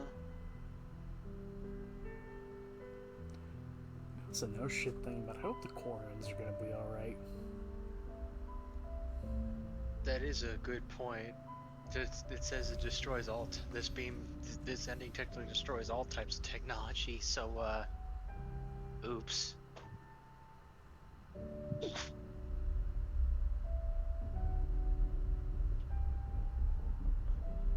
another change like an extended cut DLC. Originally, regardless of military strength, the relay explodes when it fires off. Do I need to remind everyone what happened in the Arrival DLC? Yeah. The relays explode, those solar systems go with it. But this is a different explosion. Yeah, I mean the relays look damaged but not completely destroyed. So. Yeah, remember remember Shepard introduced that relay to invasive brain surgery with an asteroid. So yeah, these scenes are also added.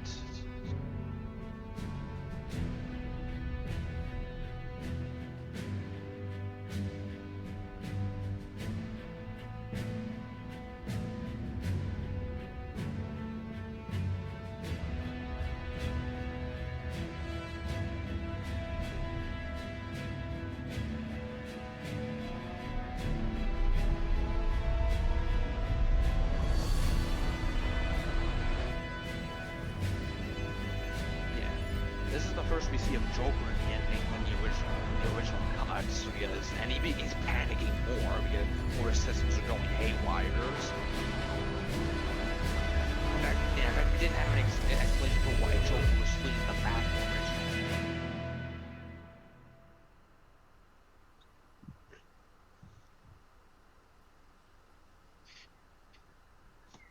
now there's two things I want to show you after you're done, but I feel like you're gonna be too tired to watch them. I'm probably fucking wired because I've had coffee and another drink with more caffeine in it, so I'm probably gonna be up that's later your tomorrow. fault. Alright, so I guess I'll just link you two videos and you watch them. One of them is going to be the synthesis ending, obviously, and I guess I'll throw in the control ending as well. It's more so off-stream stuff. Yeah.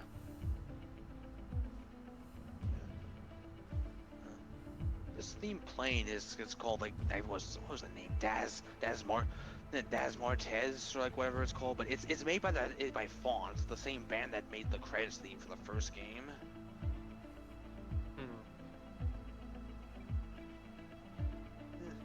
It's okay, but not my favorite. Oh god, those birds are fucking... They got the frame trick.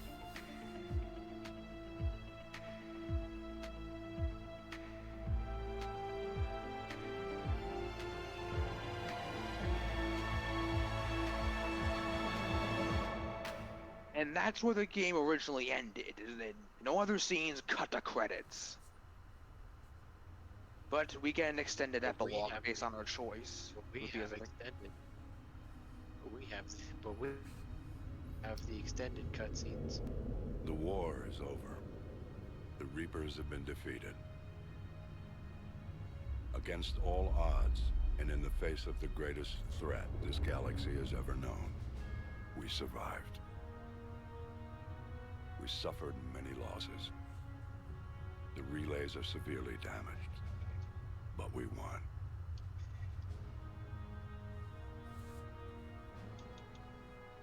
This victory belongs to each of us. Every man, woman, and child. Every civilization. On every world.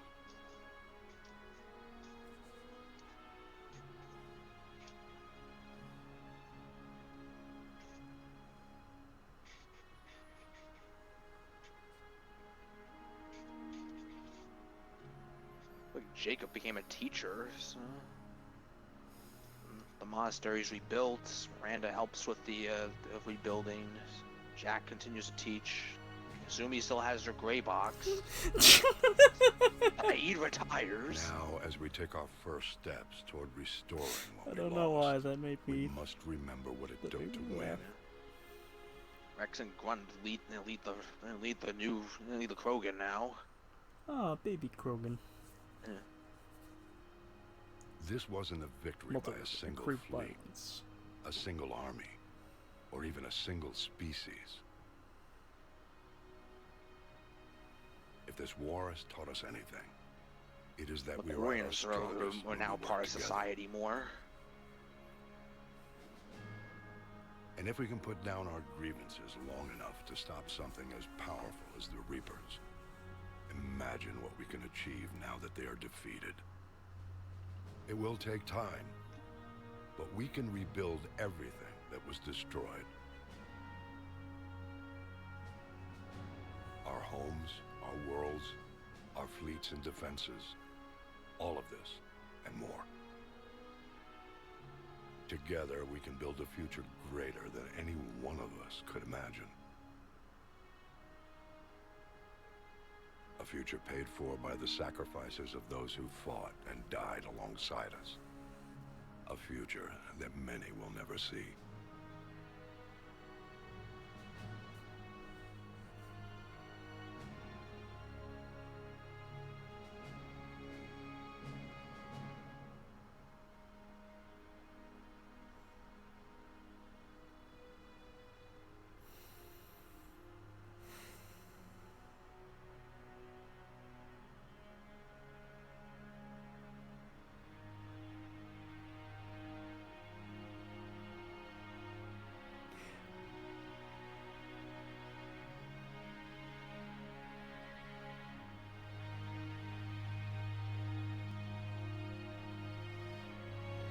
Edie's name is on there.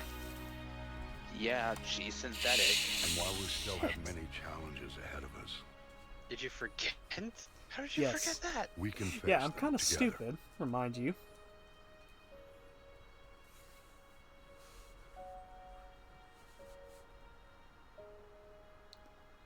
And we will honor those who died to give us that future.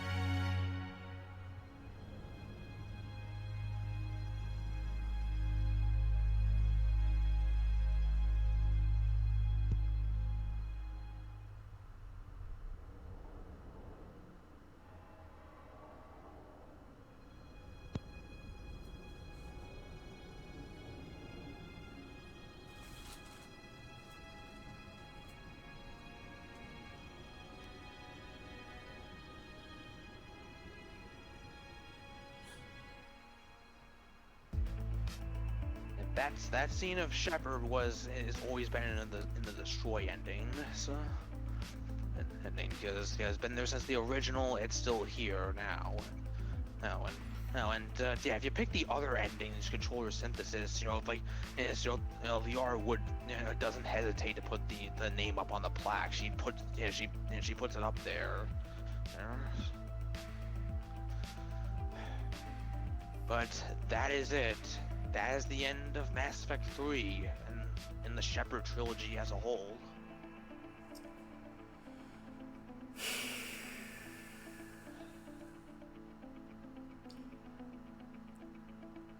Bit of a hot take here. I see why the ending is contested's not the word I'm looking for, right? But like, yeah, that. Would you say hated? Just would you say hated, Joey? Hated? You mean yeah? Because it's fucking stupid. It essentially kind of bogs down like this great threat as just this really haphazard, fucking lazy programming fucking workaround. Like, the fucking... okay, a weird analogy. It basically makes... it effectively makes the whole Reapers just feel like the reasoning as to why the early days of computer basically computed years via the last two digits of the last two digits of the 4 digits of years. Instead of 1995, it would read it as 95.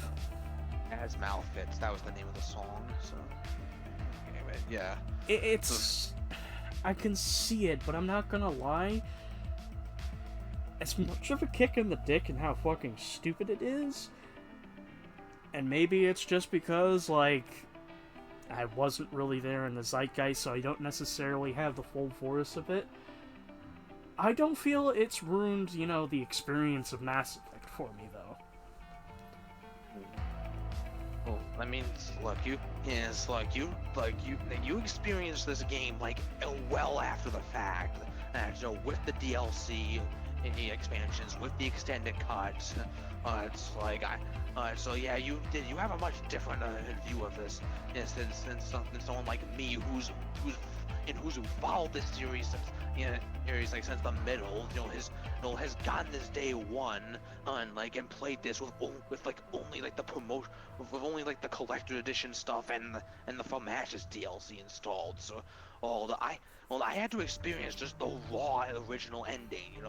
Anywhere it's just there was no extended explanation of what the point of the Reapers were, what the catalyst was, the design philosophy behind the Crucible, an extended explanation on what each ending meant, and we don't even get that. We don't even get that scene where the Normandy comes in and extracts the squad while charging down the beam.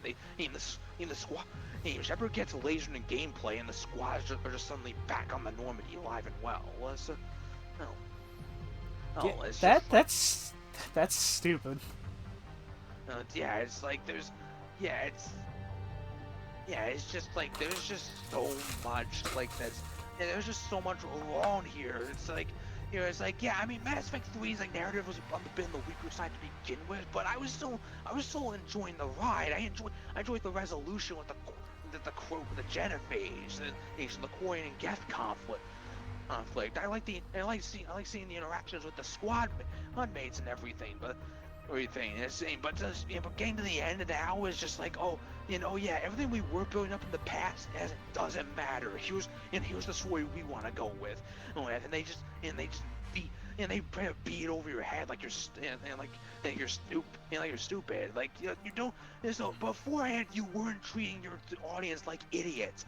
Now you are treating your audience like idiots. And I won't lie. Given how you sort of describe this, it seems like the original ending was just they were basically just shoving it out.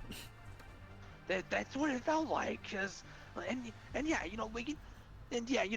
because the shots of the pulse going out and the beams going out onto the mass relays, that's the same shots in the synthesis and control endings. It's just the pulse is a different color to represent in that ending. Hence, the you only know, difference Howdy's joke that he's kept popping in with, which, not gonna Yeah, lie, pick got your fucking old. Yeah, so pick your favorite color. That's essentially it. Like, yeah, that's what the ending amounted to. Because into what what other difference there was? Hell if I know. Like, well, leave it up to your imagination. You should and it's just like because. Just like there's just like it's like the scene of Joker being hearing the order to disengage from the battle and leave that wasn't there originally, so like we suddenly see the Normandy flying away from the battle and it's like why did Joker leave the battle? Why did he abandon us? What the hell's going on? It's just there's barely any deviation from the endings themselves, and it's just it's just like it was all backed up by like a flimsy explanation that clearly wasn't like what the original plan was. And in fact, thinking back, I'm gonna have to wonder what the original plan was for this for Mass Effect. Because besides it always being a trilogy from the start, what was the end goal here? Because looking back on 2's like main story, it felt more like it was just a side thing at the end of the day, and it felt more like a side mission at the end of the day. Like at the end of the day, it's just now we get to 3. It's like we're thrust into the Reaper War. It's like okay, we're tackling stuff. We're tackling issues that were brought up a lot in the past, like the Genophage, the Quarian and Geth stuff.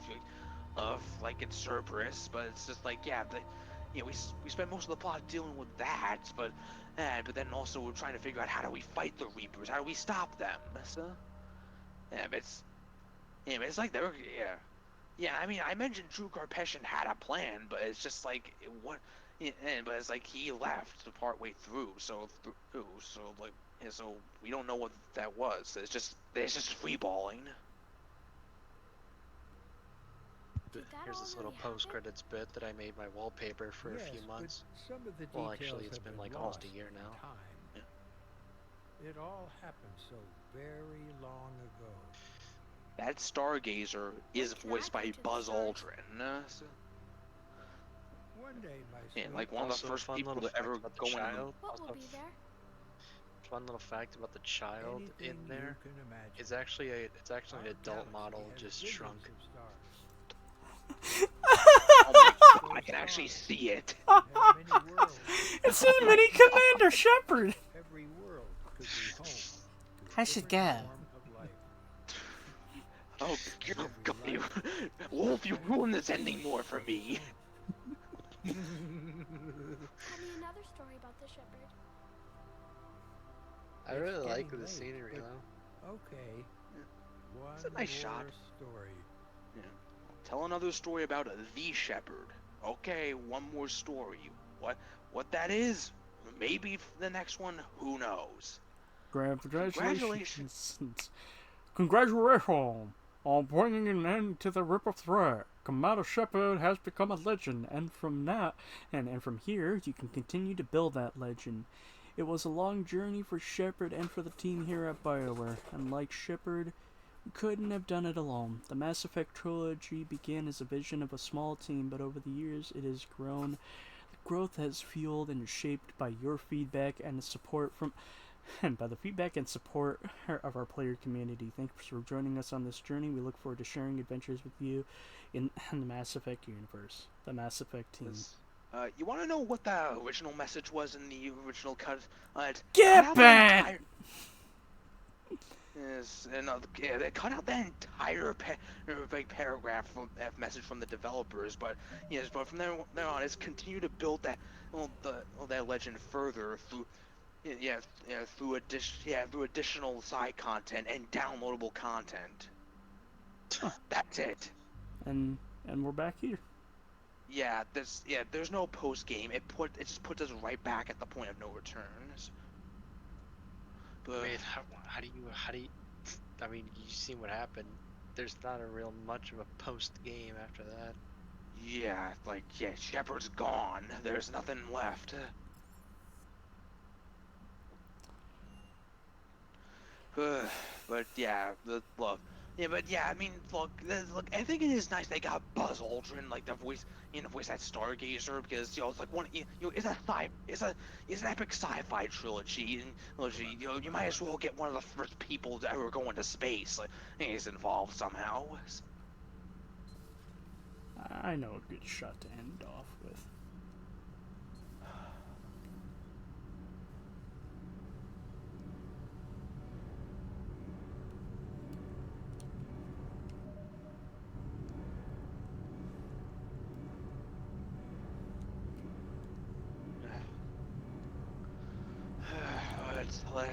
It's like, guess that's all my talk about the ending, and it's like, what was originally it, because yeah, like, nowadays,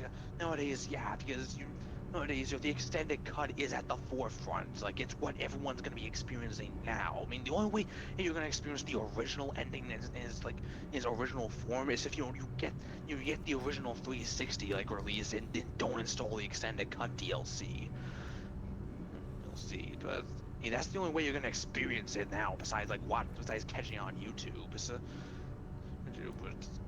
So it's like it's just but just like honestly, that was I mean, so that ending was just like it's just like it just that was it for me. That just it's like like freaking Matt.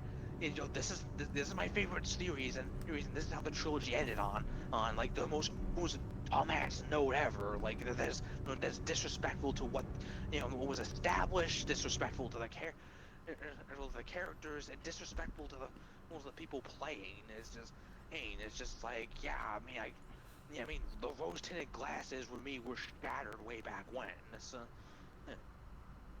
And then I became a Sonic fan. Everything went way worse in my life. Yeah, don't be me, kids. Cut my life in two pieces. This is my last resort. Don't play Sonic games, kids. You'll end up just like me. Okay, yeah, I kid though, because honestly, I guess there is a silver lining like to come from all of it. All this. Yeah, I mean, with my rose-tinted glasses being shattered, that was the kick I need to actually go and try other things instead of being obsessed with this mini franchise. So around the same time, like my best friend in high school, he was introducing me to like the angry video game nerd and a lot of like old games. So it's like I started getting into other. Wait, you got into AVGN around 2012? Yeah. I'm more laughing because how did I start falling in with the nerd way before that? Some people catch on different, so just like different times, like. But anyway, it's like I started getting into other different franchises that some of which now I consider to be some of my favorite games of all time. Like the Metal Gear Solid series. Love that. The Arkham games, Sonic Adventure, Super Smash Bros. Brawl. To name a few. It's like. It was like I dusted off my Nintendo Wii and gave that another try because back then it was just ew, motion controls, ew, get this away from me, get this kitty stuff away from me. But honestly now playing it now hey, I played Mario Galaxy, love the hell out of that. There's a silver lining with my growth as a person. This was the ending. I got out of this bubble. I'm experiencing more things. I continue to experience other different things. Nowadays. But I spoke a lot about the ending itself, of how it affected me and the extended cut DLC and all that. But but what about the game? What about Mass Effect 3 as itself? Because honestly, even with my issues with the ending, even with my issues with the overall narrative and how weak it felt compared to everything in the past, this is still a really good game. All the games in the trilogy, this has the best combat. at the most versatile Shepard you could have, like with movement, with weaponry, with powers, like. Or I mean, I wish there's. Yeah, I wish the enemies were a bit more diverse faction-wise, because most of the game, the entire game is just, it was on and off between fighting Reapers and fighting Cerberus, but I enjoy the combat loop. I enjoy like the dimension to it, like into it, and like this is still just a fun time, and like. And like the DLC added more to it, because like a Leviathan DLC, you got the investigation bits, like it's Omega DLC, you got like more, you got more enemy types thrown in the mix, and you get to have Arya as a party member. Then the Citadel DLC, it's like, it has the best boss fight in the series. It has a good send off for all the squad mates along the way. It's got a combat arena that just trumps almost Pinnacle Station in every way imaginable. And honestly, if I can recommend like the original like release of Mass Effect 3 over the remaster, like for one reason, it's the multiplayer, because when it was first announced that Mass Effect 3 was getting a multiplayer mode, I mean, yeah, it wasn't met with the best reception, because it's a single player game with multiplayer getting tacked onto it. That happened a lot, back in the day with some games. But when the game came out, the multiplayer was really fun, and I think that's worth experiencing in some way. Yes, I think too.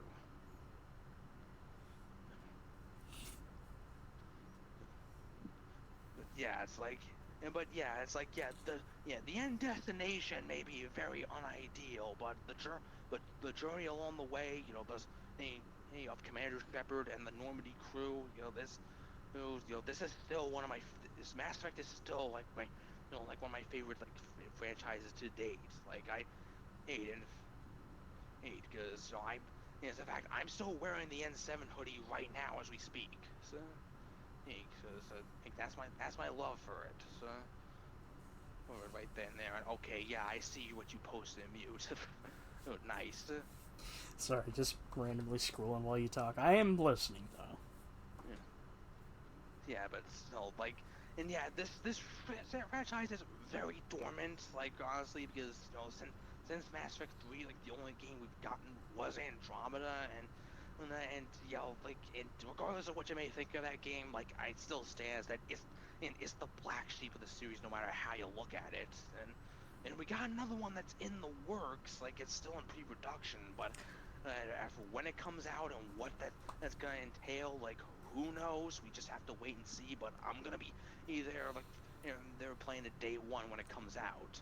Hopefully it comes out for a system I own when it does, but we'll see. Controversial opinion. I honestly really taking a step back. I do realize when I did when I played through Andromeda with you helping me to necessarily get the full version of the game, I should say, I was a little bit extreme by saying I think it's a 9 out of 10. I really love it, but do taking a step back, I will say I still really love Andromeda. But sort of having time to digest it, I really think the gameplay is really perfect. I think writing-wise, that's one of the parts where it falters, because it's very... if that makes any sense. It makes no fucking sense, but, there's times where it's really fucking good, but then it just fucking kneecaps itself so hard that it's just I want to say this. I hope BioWare takes advantage and realizes what was really good about the gameplay of Andromeda. Because I'm not going to lie, I still think that's one of my favorite parts about it. I do like how open it was. Let us have the openness of that, but maybe not super open. I'm hearing they are gonna scale things back a bit away from the open world approach they attempted with the Andromeda. I don't know how much they're gonna scale back, because they could either they could either go back to how it was as in these games, where it's just where it's just hub areas as in the ship, or some kind of middle ground. But I honestly hope for a middle ground, or at least continue with that open world idea, but don't make the map so fucking huge. Because I'm not gonna lie, I may like Andromeda, but Jesus Christ, it took forever to get like most of those objectives done. Yeah, I mean, it's like I've only like played Andromeda a total of 2 times in my life, and the second time was full 100% completion, not in which I was able to finally do when the game wasn't bugged up the ass. That's as much, but it's like even then, it's 100% completion was tedious, but more so than like than the other games. And the combat I think was even better than 3, and like as far as Andromeda is concerned, because I think that has the best combat system in the series. Like, anyway, so yeah, definitely expand on that, like and for the next game, like sure. So, because. But I mean, there's some things I would change about the combat. It's just like for one, give us some more control over the squad mates and enemies, or customize, how we customize them, because they felt more like just random side NPCs are on your side that you can't control, other than just ordering them around, because you can't change their appearance, you can't change their loadout in any way. What you see is what you get. So. And as far as powers go, it's just like, can we bring back the power wheel, because in Andromeda, we can switch between in classes on the fly. Look at this giant list of powers at our disposal. I will point to that. We can only equip 3 at a time. Stupid. It's like BioWare is constantly trying to get rid of that tactical aspect of their RPGs as time goes on. It's like bring that back a bit. Slow it down a little bit. I will say, okay, is it weird of me to say that I honestly think theoretically they could also use more of the controller to map more fucking buttons? Hold on, take a step back and reuse your head there, you dumbass. They could use more buttons to basically do quick maps for specific moves. More than 3. Well, in my case is you can have the quick fires they had there the same, but it's bring back the weapon and power wheels. So there's that add this giant list of powers you could potentially use. You pick 8 or 8 or 9 or whatever. However the max was as for Shepard's wheel in this game, to actually equip in the field, but then add the 8 you've chosen, you'll pick 3 you want quick fires, there you go. So that's still kind of limiting based on all the powers you do unlock and could use, but hey, it feels more free compared to how Andromeda handled it, and closer to how it was in the old games.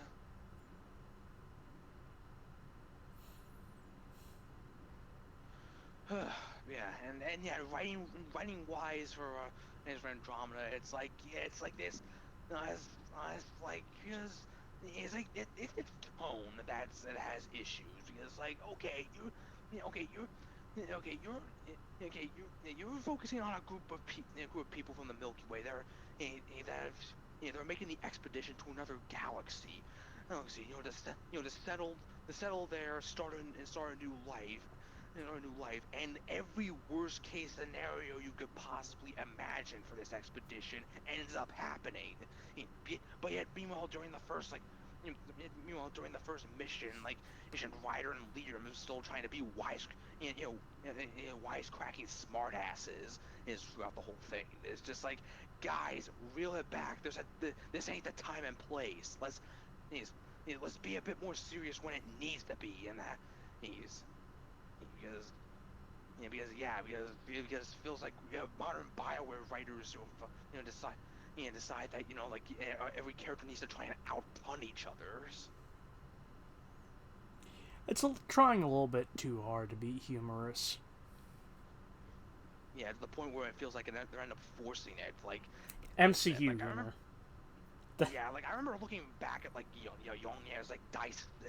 numerous dissections of Andromeda, and he put for some of those scenes in the beginning, he just put a laugh track in, and it's fit when it really shouldn't.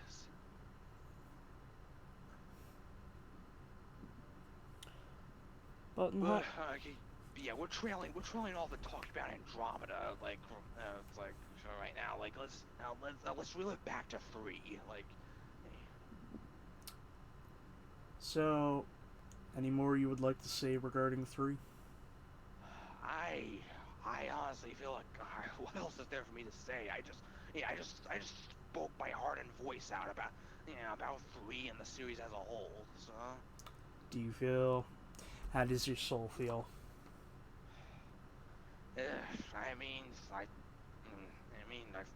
I discussed what I thought, and I personally didn't feel it turn into a bitch fest like I was worried it was gonna be. So,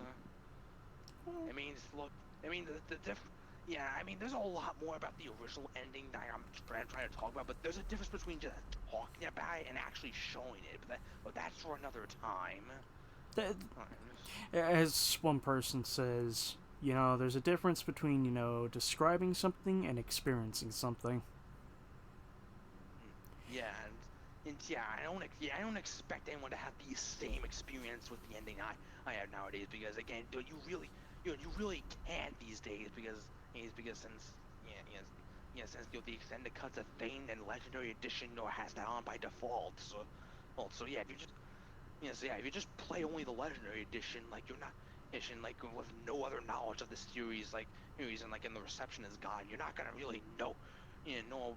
Not really know too much about the controversy around the ending. So it's ending, but it's ending. If I get into video making, that's if I get into video making and I make a review of Mass Effect 3, I am gonna uninstall the extended cut DLC from the OG version and show that ending again in its purest forms, because history nowadays may want to forget it, but I'm gonna bring it back to the forefront.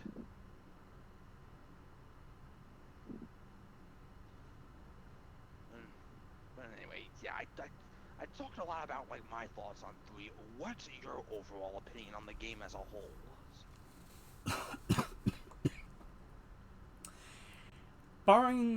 Obviously barring, the stupidity of the ending, I really like this. I like some... I'm not gonna lie, given that...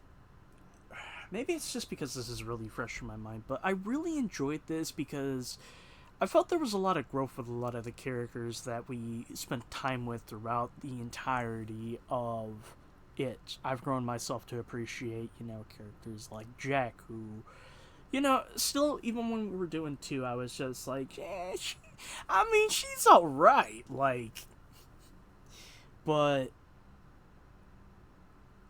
I don't know how to put it. I think I know how to describe this, and bear with me for a moment. I think I really walked away enjoying my experience with this, and truthfully, the entirety of Mass Effect, because more than anything, Joey, I will say this to the audience, and I will make sure that this is on record. Long before I fucking met Joey, I knew about Mass Effect. I played 1, I played 2, and I enjoyed both. And I still continue to say this, and I'll repeat this for the last time. I stopped, maybe a quarter, 30% way through Mass Effect 3 because I was starting to panic because I thought everything was under a strict time limit. I don't know why I did that, but I even ended up playing Andromeda. But truthfully, even though I enjoyed the games, I honestly feel having Joey along just sort of helped me go through pretty much everything, essentially doing like 100% runs of this series. As tedious as it was, going through everything, I've developed more of an appreciation for this series. And truthfully, like, that is the one thing I'm going to take away from this. Because, barring everything we've been through, your love for this series is really bled through, and it's fucking beautiful, man. I feel your love for this series, and I'm glad I got to experience it. I'm glad you got to share, you know, how much you love this. And I'm walking away with just the satisfaction that, yeah, I thought 3 was a good time. Like, again, stupid as that little tidbit of the ending is, and as much of a bandage was as the extended cut DLC is, I did not have a bad time. I really like this.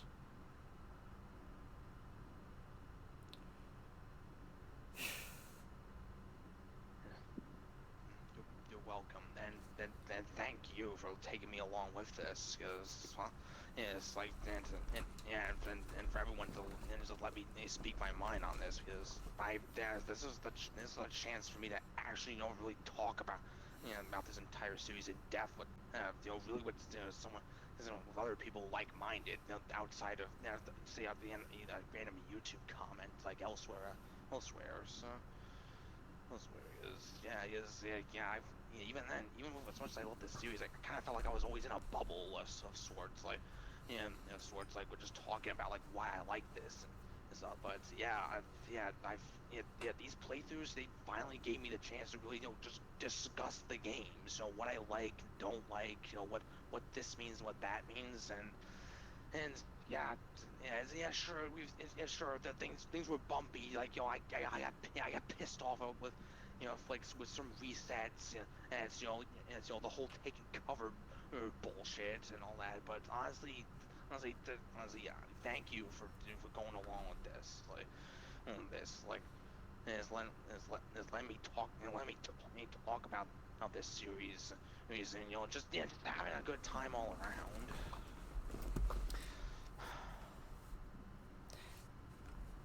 I understand that all too well, homie.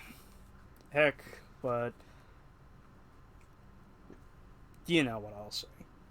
But I'm glad I got to experience this. And I hope at some point, like, I don't know how to put this. I hope whenever Will gets to it, he understands and is willing to be patient, to take the time and feel the vibe. Just let it flow through and understand that, when you're guiding him, you're not controlling him. You are trying your best to, give him, like, the best experience. I don't expect them to click with the games as hard as as it does with me or you or any of us. But that is the fear I did have. Going through this playthrough, and when Will may eventually decide to go through it, it's just say, am I gonna come off as too controlling, of how things should be played? It's just am I gonna be end up overloading everyone with too much facts and info on something? So it's granted, in Will's case, he's gone through all the Insomniac Spider-Man games, it's the Sonic Frontiers, games I've lauded and talked about a lot, and I like to think I wasn't, I didn't hit those bad points in those games. So, sure, there's and there were some things I wish wish Will did in Sonic Frontiers. Like I wish he stuck with it tried a little bit harder with the action chain challenges that are added. But I'm glad he walked away enjoying the game overall. So. But yeah, hopefully when he does get to Mass Effect, whenever that may be, it's I hope I hope it's something he can vibe with, and I hope it'll be just a good time as well.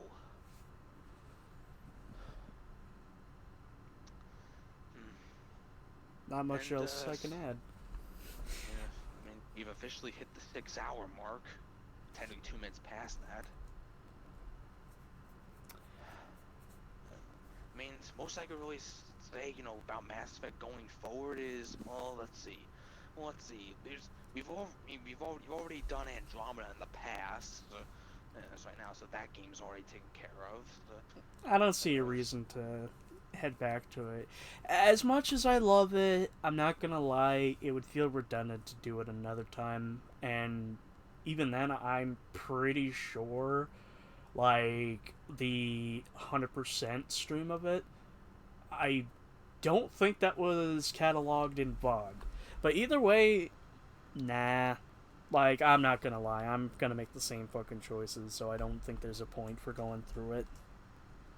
I mean, if you're gonna go through it again, you do it in your own time, because, yeah, we've already streamed it, we've been so I've seen you play through it, I said what I wanted to say there, but anyway, as we're going forward with the Mass Effect series as a whole, the only other games in the series that we really can't you can't show off again the mobile games I brought up earlier, Mass Effect Galaxy and Mass Effect Infiltrator. It's Mass Effect Galaxy, there is potential in the future because, like I said, someone is making a mod for Legendary Edition that adds that game and that ports that game over to it. So I'm curious as to how that's going to play out, though. I mean, but still, there is soon going to be a way to play, you experience Galaxies. But even if we do find a way to stream that's not going to be. I don't think that's going to be a very long playthrough. But as for Infiltrator, I mean, I like to hope the same thing for that game as well. Get revived somehow, or at least EA to sit down and decide, hey, why don't we port these games over, so that way they're not lost to the digital ether. Because I don't care if the games are bad or not, because I just make them accessible again. So, but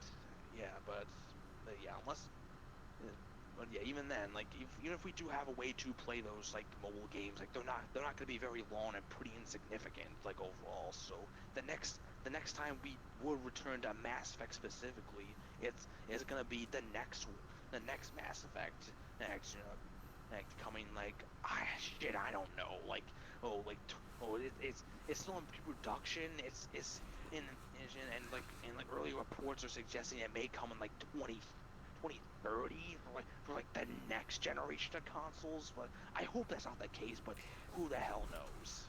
Shot in the dark, preemptive. I'm gonna project okay, how old is that info you got?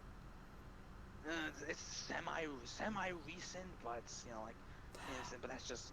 But again, these are just rumors I'm hearing, speculations. This isn't 100% confirmed. So, the only thing that really back it up is that the next Mass Effect is still in pre-production. Despite it being 4 years since it was, despite it being 4 years since it was announced. I was at the Game Awards.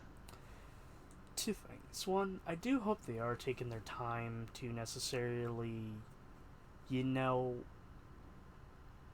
go through it with a fine-tooth comb.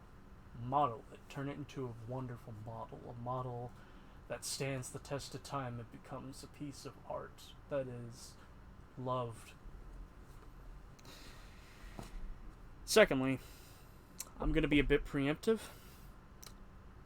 I'm going to predict 2028. I don't know why. My gut tells me it's gonna happen sometime this decade. I would hope for that to happen like this decade. I really don't like the idea of a sequel to a game that like a series that I really like coming out when I turn fucking 30. Welcome to the club, pal. Like the wait between Mass Effect 3 and Mass Effect Andromeda was just 5 years. 5 years. I mean, yeah, I could have used longer, but still, like it was only 5 years. Like it was like, I mean, right now it's been let's see, 2017. By the way, sorry, Wolf. I realize how negative that was, but like, come on. You're not alone in that. You're not alone in that. Like 1, 2, 3, 4, 5, 6. Like this, it's been like 6 or 7 years since Andromeda came out, and we're still waiting for the next game. So it's like this. 2017. 1, 2, 3, 7 years. Yeah, so like even if it does come out like where you suggest, like it's like 2028, that's still gonna be like more than 10 years. That's around. That's about 11 years, assuming like if we're lucky.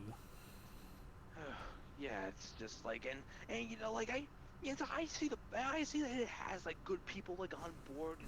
There's reports that there are veterans who are coming back to the series. Plus writers from plus the people who wrote for like the Guardians of the Galaxy game and Deus Ex Mankind Divided. I'm hearing as well. So like, well, it sounds like it's got talent. It's got talent involved in it, which sounds great. But at the same time, in case you haven't been following along with BioWare as a company, they're pretty fucked management-wise. It's nice. It's laying off a lot of like big developers that you think would be immune to layoffs. So it's like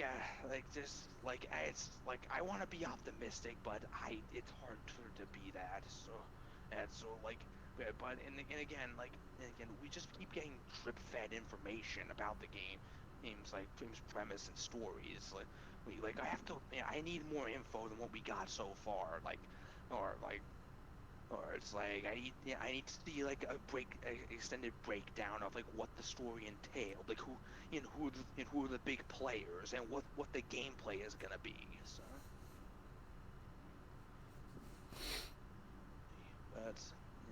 but that's what we have to wait and see, because for now BioWare's main priority is Dragon Age Dreadwolf,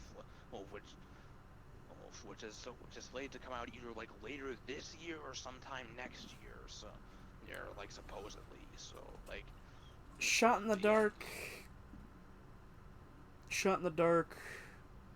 I'm gonna say fall. That or possibly spring. Earliest, I'd say maybe March.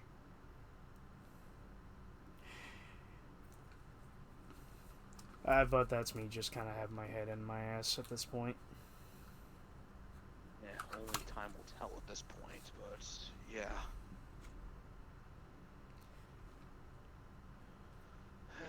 But yeah, that's where it stands on the BioWare side of things. I mean, because we're done with the Mass Effect series. We did Jade Empire in the past as well. So like so like what other BioWare like franchise would you be most interested in like trying next? The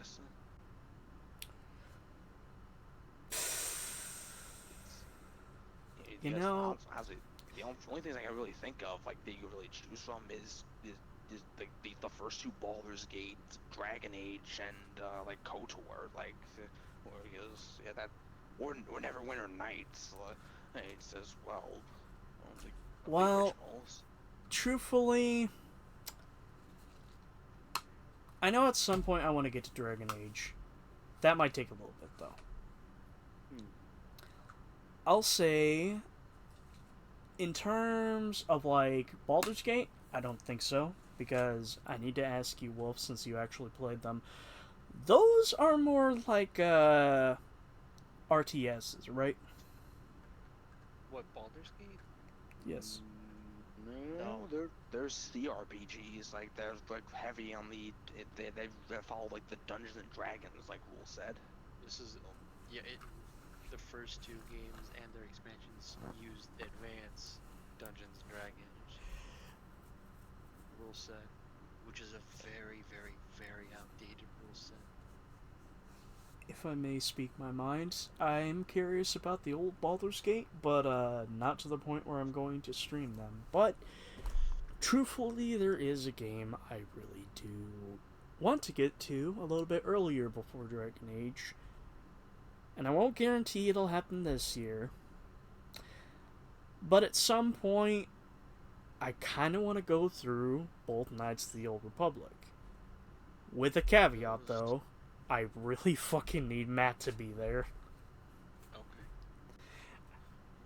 Yeah, he's more of an expert than me, so on that front. So. He is a nerd. I'm pretty sure you've played it quite a bit, haven't you, Wolf? Or is my mind just coming up with nonsense again?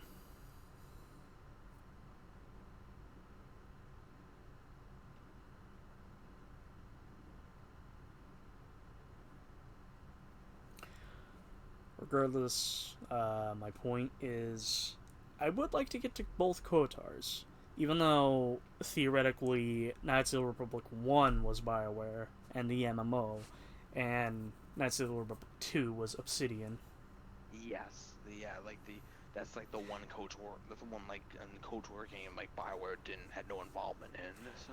And technically unfinished. Well, I mean, that's kind of par for the course for Obsidian back in the day.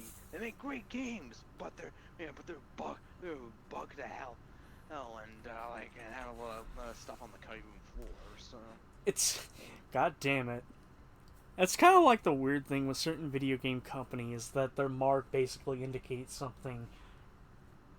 Like, I'm not gonna lie, you want to know what my mark of the beast is?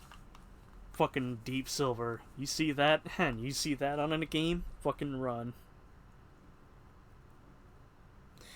I mean, in Obsidian's case, even with like the issues and caveats, you're still gonna be in for a really good time. I'm all around. So. Well, yeah, if I remember correctly, the devs of Obsidian went to do, come on, you dumbass, Fallout New Vegas, which, because of Matt and Wolf shenanigans, I ended up really enjoying. I do want to do, like, another Fallout game at some point, but the issue is, well, not that many games available for me at the moment, unfortunately. Come on, what else?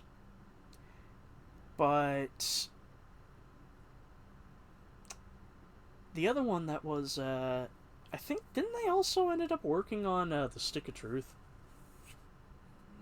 I don't remember hearing anything about Obsidian being involved with the Stick of Truth. I mean, that's all. Yeah, last I checked, that's all Ubisoft. So. I do recall hearing something about that, but maybe my mind's pulling a Mandela. I mean, I know, like Obsidian when made like in the Outer Worlds. Was it Outer Wilds? I forget the name, but I think it's Outer Worlds, but I've heard good things about that. That could also be a good one to do in the future. Yeah, and like they're making what's the name of the game, Avowed or something, which is the best way I described it was Skyrim New Vegas or something. Because it plays exactly like Skyrim, but now it's handled by Obsidian. So.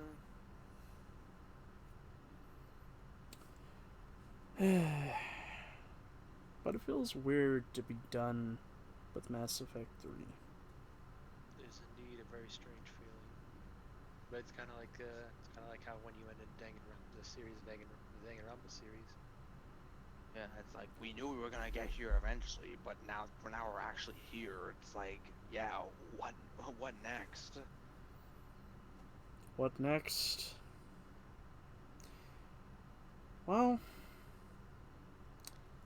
I have an idea.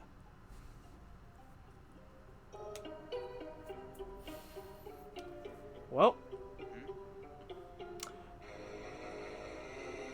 I have an idea for what's next for Saturday.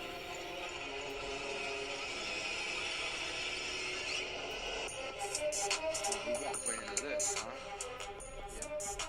huh? Soviet connection.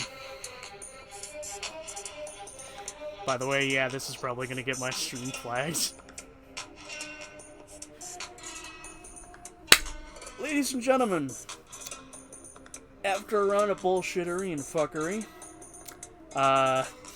well, originally I was going to do the PC version of Grand Theft Auto 4, but as y'all know, my PC is not able to handle OBS and Grand Theft Auto 4, along with a shit ton of mods, and Discord at the same time. It's primarily Discord and the game running at the same time, it just can't handle it. It might just be a case of, like, if I basically delete OBS and switch over to Streamlabs, it might run it perfectly clear, because I was having that issue before with other games. But I don't feel like going through the bullshit of that already, and I've already spent $20 on the Xbox 360 version of Grand Theft Auto 4.